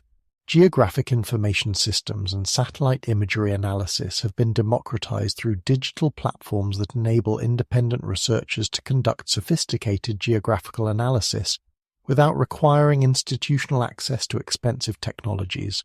These tools have been used to identify patterns of infrastructure development, settlement organization, and environmental modification that suggest much more extensive pre-modern civilizations than conventional archaeology acknowledges. The digital revolution has also enabled new forms of evidence preservation and verification that reduce the possibility of institutional suppression or academic gatekeeping.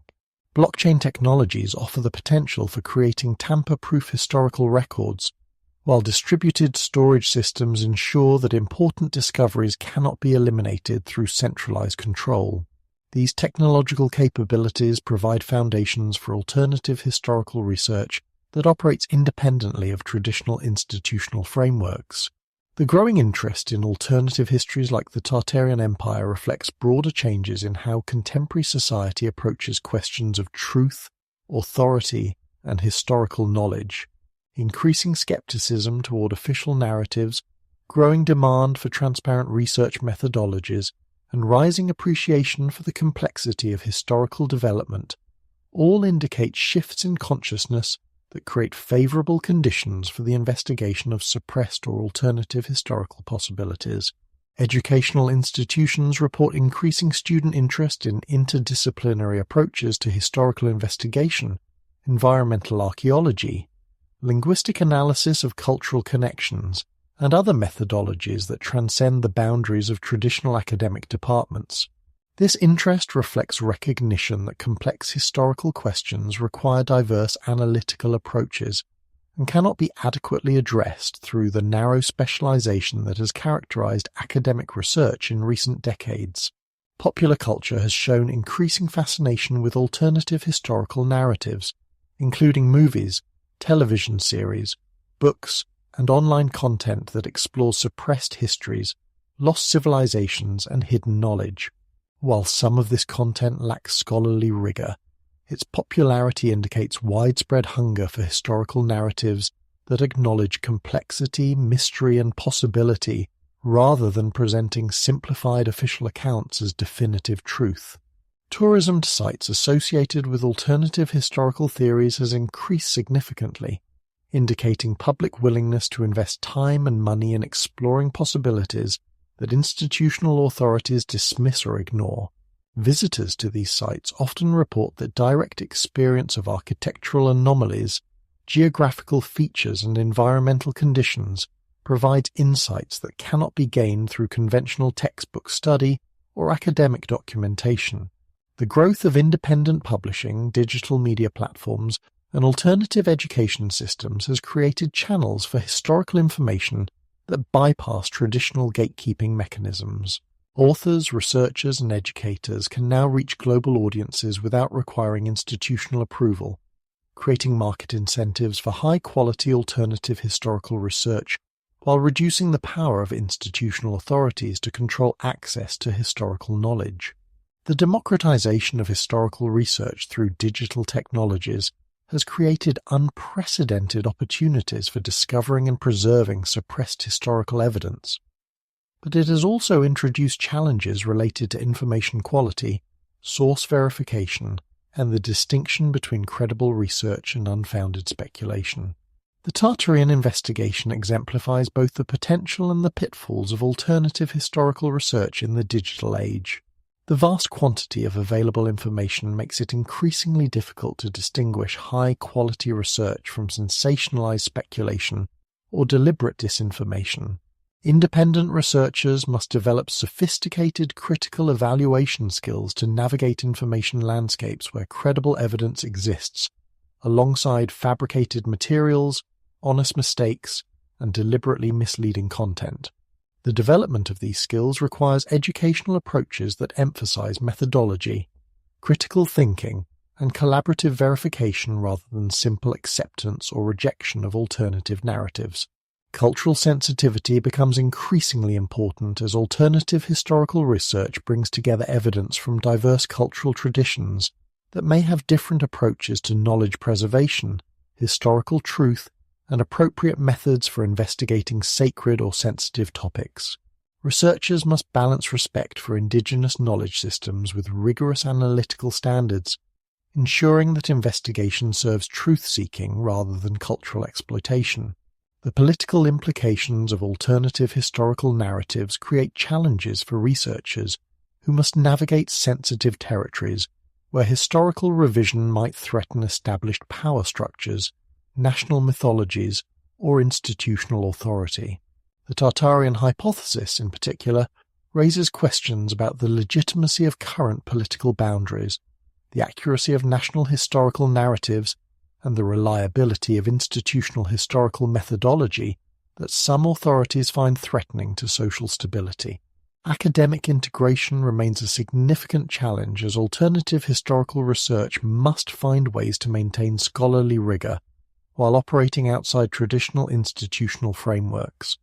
This requires the development of new forms of peer review, quality control, and credibility assessment that can distinguish serious research from pseudoscientific speculation, while avoiding the institutional biases that may have contributed to historical suppression in the first place. Despite these challenges, multiple indicators suggest that alternative historical narratives like the Tartarian Empire hypothesis are gaining credibility and influence within broader cultural discourse. Professional acknowledgement from some academics, increasing media coverage of alternative archaeological discoveries, and growing public demand for more comprehensive historical education all suggest that the boundaries between mainstream and alternative historical research are becoming more permeable. Some established academic institutions have begun to incorporate alternative historical perspectives into their curricula, recognizing that students benefit from exposure to diverse approaches to historical investigation, even when those approaches challenge conventional chronologies or interpretive frameworks. This institutional evolution, while slow, suggests growing recognition that rigid adherence to established paradigms may limit rather than enhance historical understanding. Archaeological discoveries that contradict established timelines or cultural development models are receiving increased attention from media outlets willing to explore alternative interpretations rather than simply dismissing anomalous evidence. While such coverage often lacks the depth required for serious analysis, it indicates changing attitudes toward the possibility that conventional historical narratives may be incomplete or inaccurate. The development of new technologies for historical investigation, including advanced dating techniques, genetic analysis, environmental archaeology, and digital reconstruction methods, continues to reveal evidence that challenges conventional assumptions about pre-modern capabilities, cultural connections, and civilizational development. These technological capabilities provide tools for investigating alternative historical hypotheses with unprecedented precision and reliability. International collaboration on historical research projects has increased significantly as digital technologies enable scholars from different regions to share evidence, methodologies, and analytical approaches that transcend national and institutional boundaries. These collaborations often reveal patterns and connections that would be invisible to researchers working within narrow geographical or cultural frameworks. As our exploration of this global awakening draws toward its reflection, we find ourselves witnessing not a conclusion, but an acceleration. The interest in the Tartarian Empire and similar alternative historical narratives represents more than curiosity about the past. It reflects a fundamental shift in how contemporary society approaches questions of truth, knowledge, and the reliability of institutional authority. This awakening operates through mechanisms that no central organization controls and no traditional institution can fully channel. It emerges from the convergence of technological capabilities, cultural changes, and educational needs that create favorable conditions for investigating historical possibilities that previous generations could not explore effectively. The result is a form of distributed intelligence that can process evidence, identify patterns, and develop insights that exceed the capabilities of any individual researcher or traditional academic department. The Tartarian investigation serves as a focal point for this broader transformation, providing a specific case study that demonstrates both the potential and the challenges of alternative historical research. Whether the Tartarian Empire existed as the evidence suggests, or whether it represents something else entirely, projection of contemporary hopes, a misinterpretation of complex historical data, or a useful framework for organizing otherwise disparate anomalies. The investigation itself has generated insights about historical methodology, cultural memory, and the relationship between power and knowledge that have value independent of its ultimate conclusions. For those who have participated in this global awakening, whether as active researchers or engaged observers, the experience has been transformative in ways that extend beyond historical knowledge. The investigation has required the development of critical thinking skills, collaborative methodologies, and cultural sensitivity that have applications far beyond the study of alternative histories. It has created networks of relationships that span continents and transcend traditional boundaries of discipline, culture, and institutional affiliation. The awakening continues to accelerate as each new participant brings additional perspectives, cultural knowledge, and analytical capabilities to the collective investigation. The boundaries between researchers and subjects, between questions and answers, between past and present, have become more fluid as the investigation reveals the extent to which historical understanding is shaped by contemporary assumptions, institutional priorities, and cultural frameworks. Whether this awakening will ultimately lead to widespread acceptance of alternative historical narratives, to the development of new methodologies for historical investigation, or to broader changes in how human societies approach questions of truth and knowledge, remains to be determined. What seems certain is that the process itself has already transformed the participants and created new possibilities for understanding the relationship between individual consciousness and collective memory. The sleeping giant of alternative historical consciousness continues to stir, and with each movement, the boundaries of possibility expand a little further into territories that official histories have left unexplored. The investigation continues not because the answers are clear, but because the questions have become irresistible to minds that have tasted the possibility that our understanding of the past, and therefore our vision of the future, may be far more malleable than we were taught to believe. In this global awakening, the search for the Tartarian Empire has become something larger than historical investigation. It has become a mirror reflecting our collective capacity for questioning established truth, a laboratory for developing new forms of collaborative inquiry, and a compass pointing toward ways of understanding the world that honor both rigorous analysis and respectful openness to possibility. The giant stirs, the world remembers, and the investigation continues across continents, through cultures, and into futures that remain tantalizingly undefined, but increasingly vivid in the imaginations of those who have chosen to question what they were told was unquestionable. In the quiet hours before dawn, when the world holds its breath between the certainty of what was and the possibility of what might be, those who have walked the hidden paths of our investigation find themselves standing at a threshold far different from the one they sought.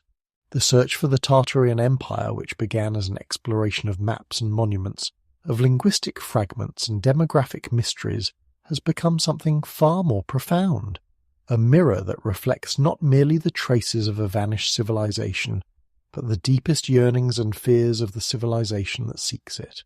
Tonight, as we stand at the edge of this contemplation, we find that the question is no longer simply whether vast territories once bore the name Tartaria, whether sophisticated populations coordinated their lives across continental distances, whether advanced technologies once flourished in harmony with natural systems. The question has become, what does our hunger to find such a civilization tell us about who we are, who we have been, and who we might yet become? For in tracing the whispered boundaries of this lost empire, in following its demographic shadows through the archives of institutional memory, in listening to the linguistic echoes that refuse to fade from family traditions and folk songs, we have been engaged in something far more intimate than archaeological investigation.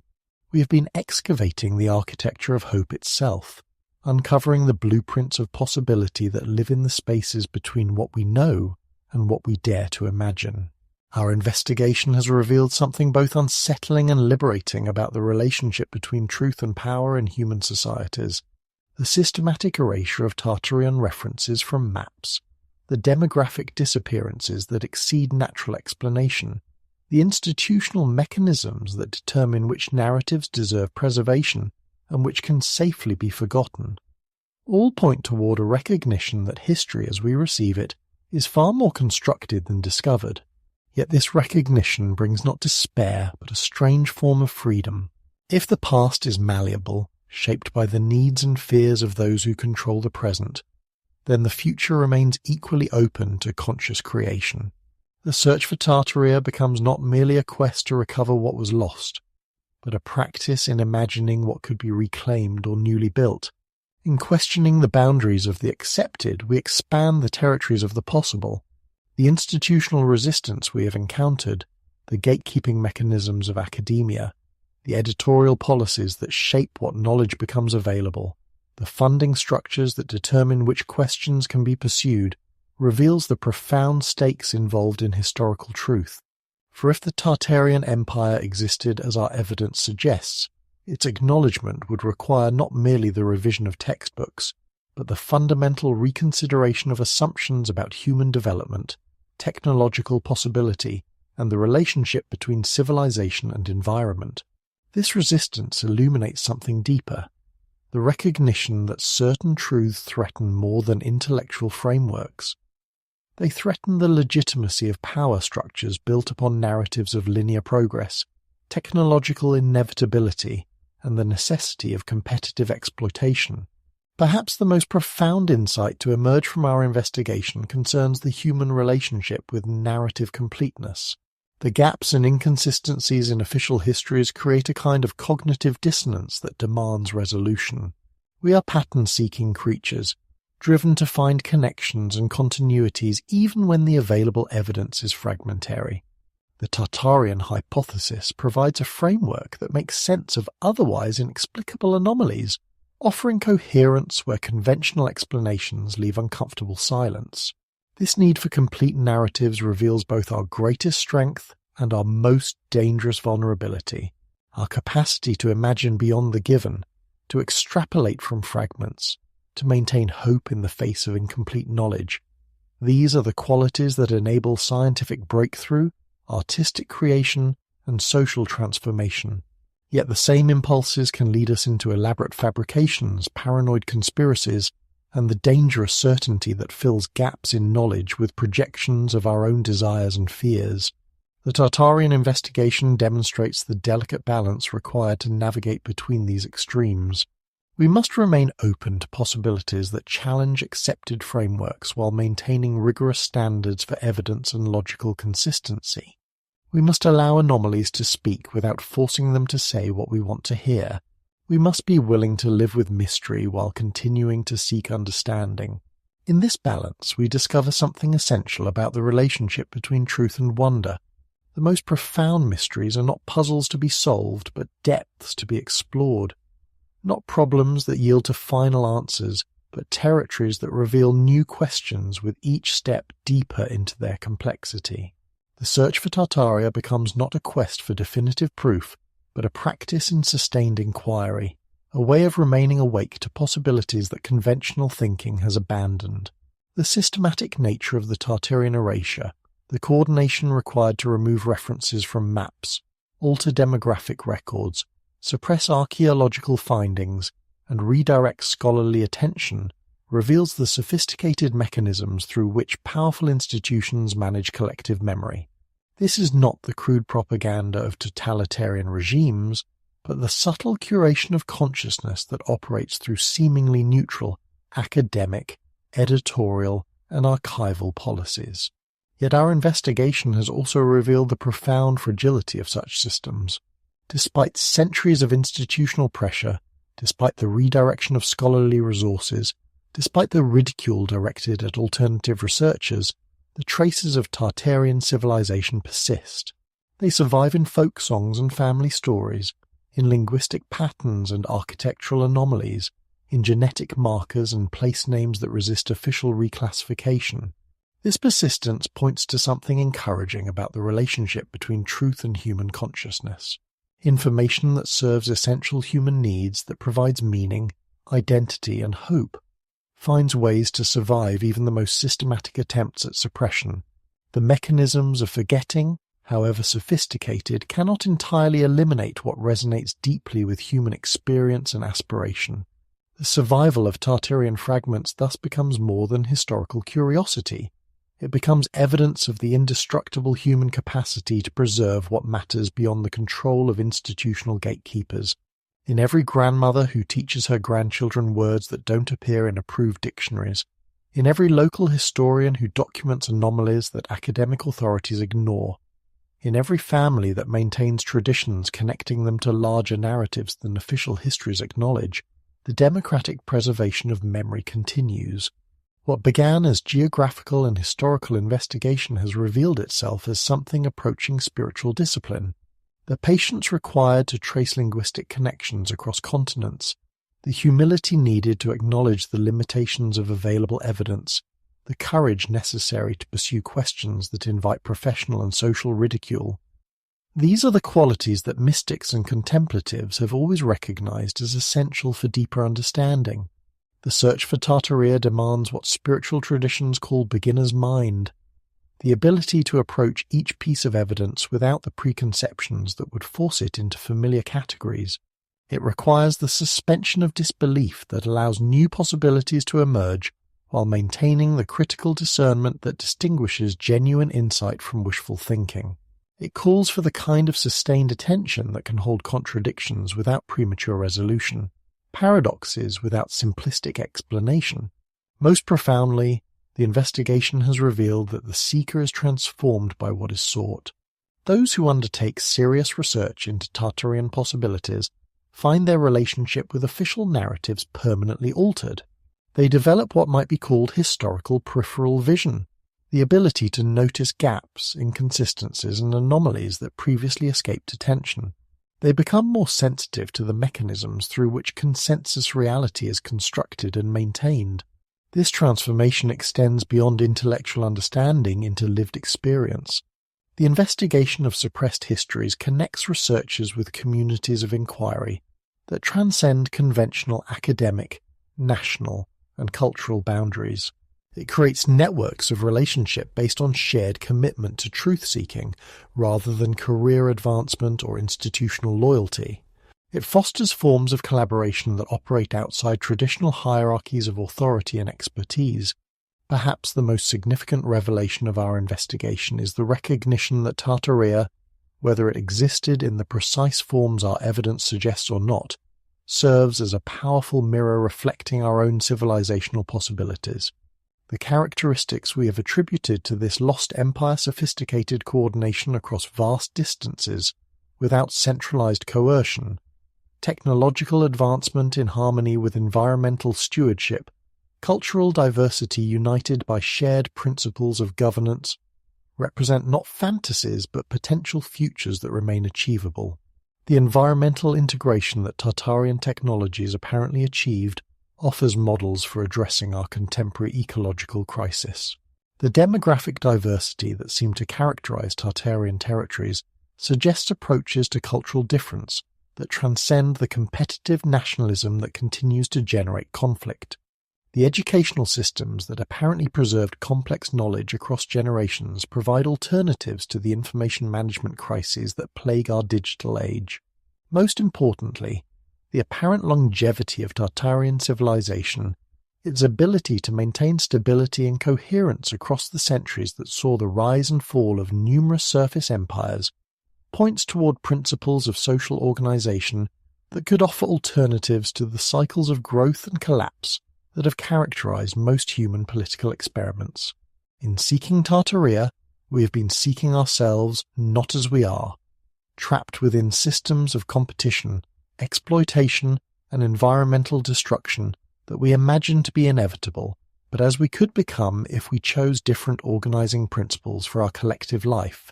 The investigation becomes a form of social imagination, a way of envisioning possibilities that remain available despite the apparent momentum of current trajectories. The most profound questions raised by our investigation are not those that can be answered definitively, but those that continue to generate new layers of inquiry with each attempt at response. These are the questions that live not in their resolution but in their sustained exploration, creating ongoing dialogue between past and future, between what was and what could be. If Tartaria existed and was systematically erased from official history, what does this tell us about the relationship between truth and power in human societies? How do we distinguish between legitimate scholarly consensus and institutionally manufactured ignorance? What responsibilities do we bear for recovering suppressed histories? and what cautions must guide such recovery to prevent the creation of new mythologies as dangerous as the ones they replace.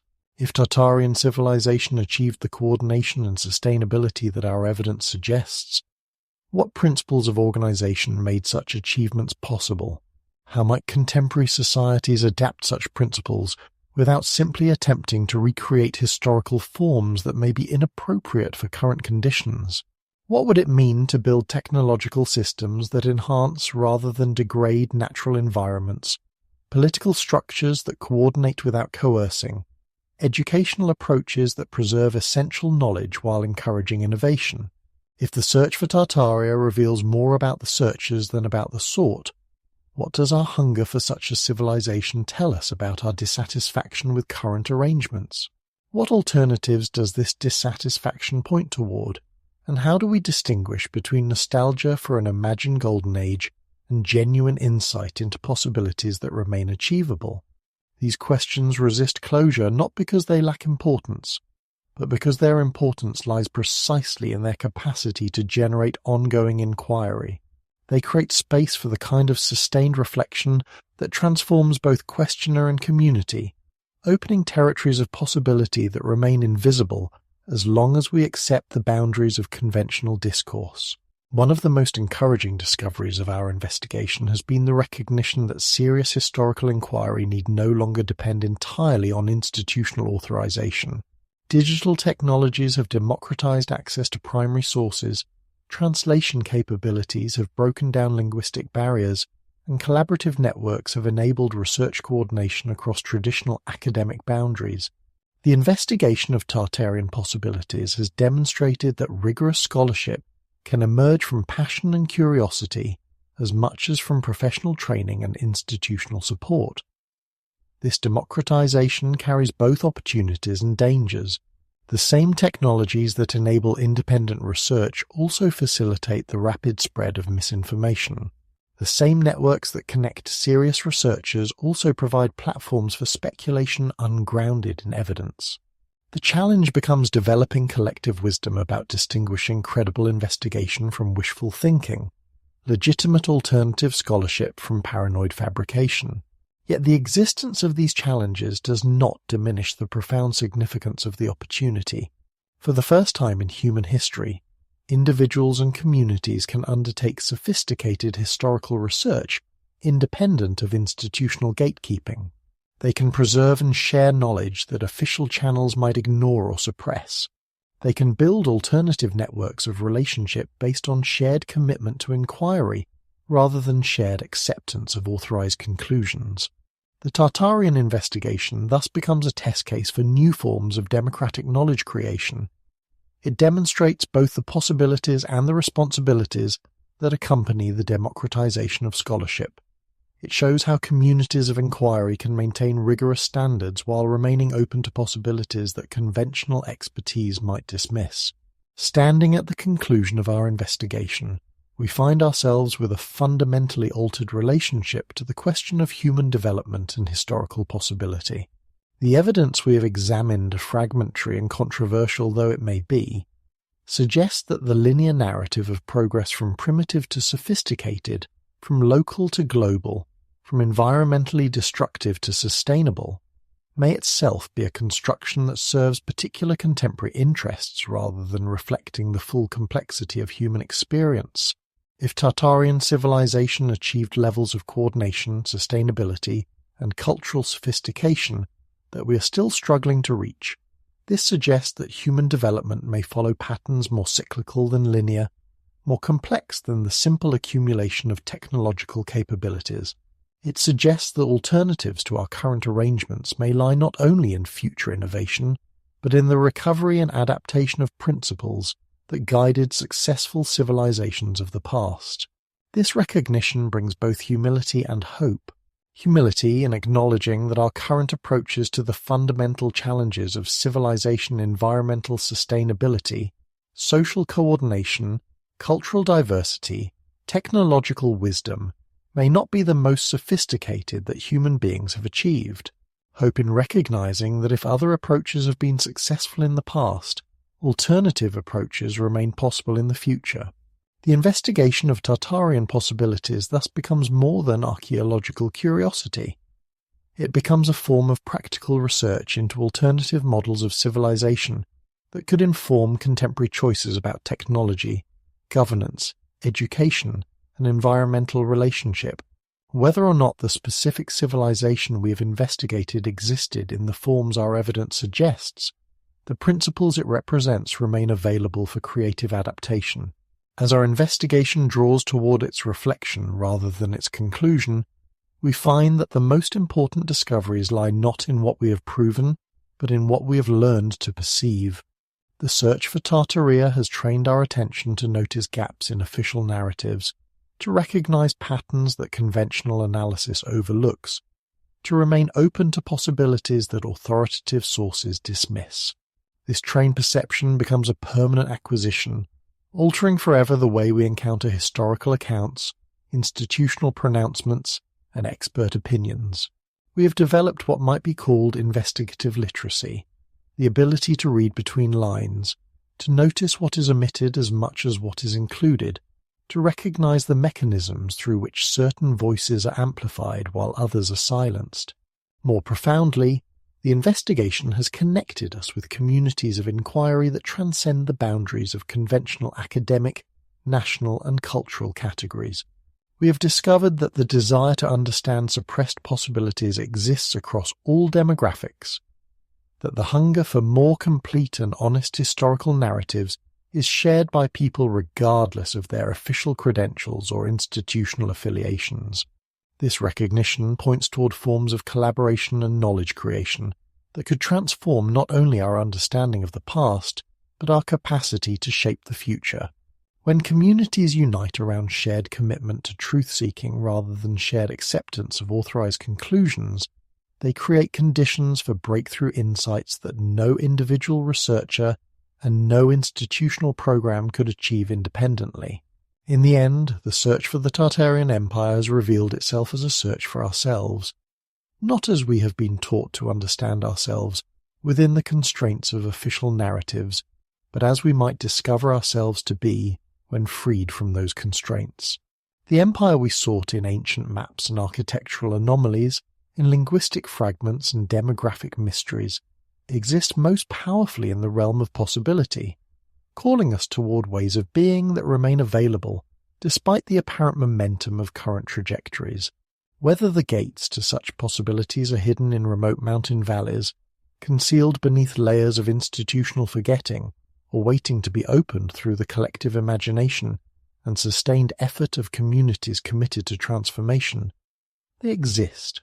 The investigation has revealed them not as geographical locations, but as states of consciousness, not as historical destinations, but as creative potentials. The mirror of lost worlds thus becomes a window into futures that remain achievable. In seeking Tartaria, we have been practicing for the moment when we might choose to become the civilization we have been seeking, one that achieves technological sophistication without environmental destruction, cultural diversity without social fragmentation, individual development without collective disintegration. The paths we have traced through forgotten territories of history have become pathways into territories of possibility that no map has yet charted.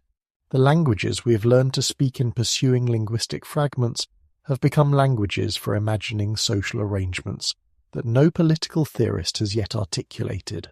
The communities we have joined in sharing this investigation have become laboratories for forms of collaboration that no institution has yet formally recognized. For those who have walked these hidden paths with us, who have felt the pull of questions that resist easy answers, who have experienced the transformation that occurs when familiar boundaries prove more permeable than expected, the investigation never truly ends. It continues in every moment when we choose curiosity over certainty, mystery over dogma, possibility over the comfortable limitations of officially sanctioned reality. The whispers of vanished civilizations echo forward through time, not as nostalgia for what was lost, but as invitation to what could still be found.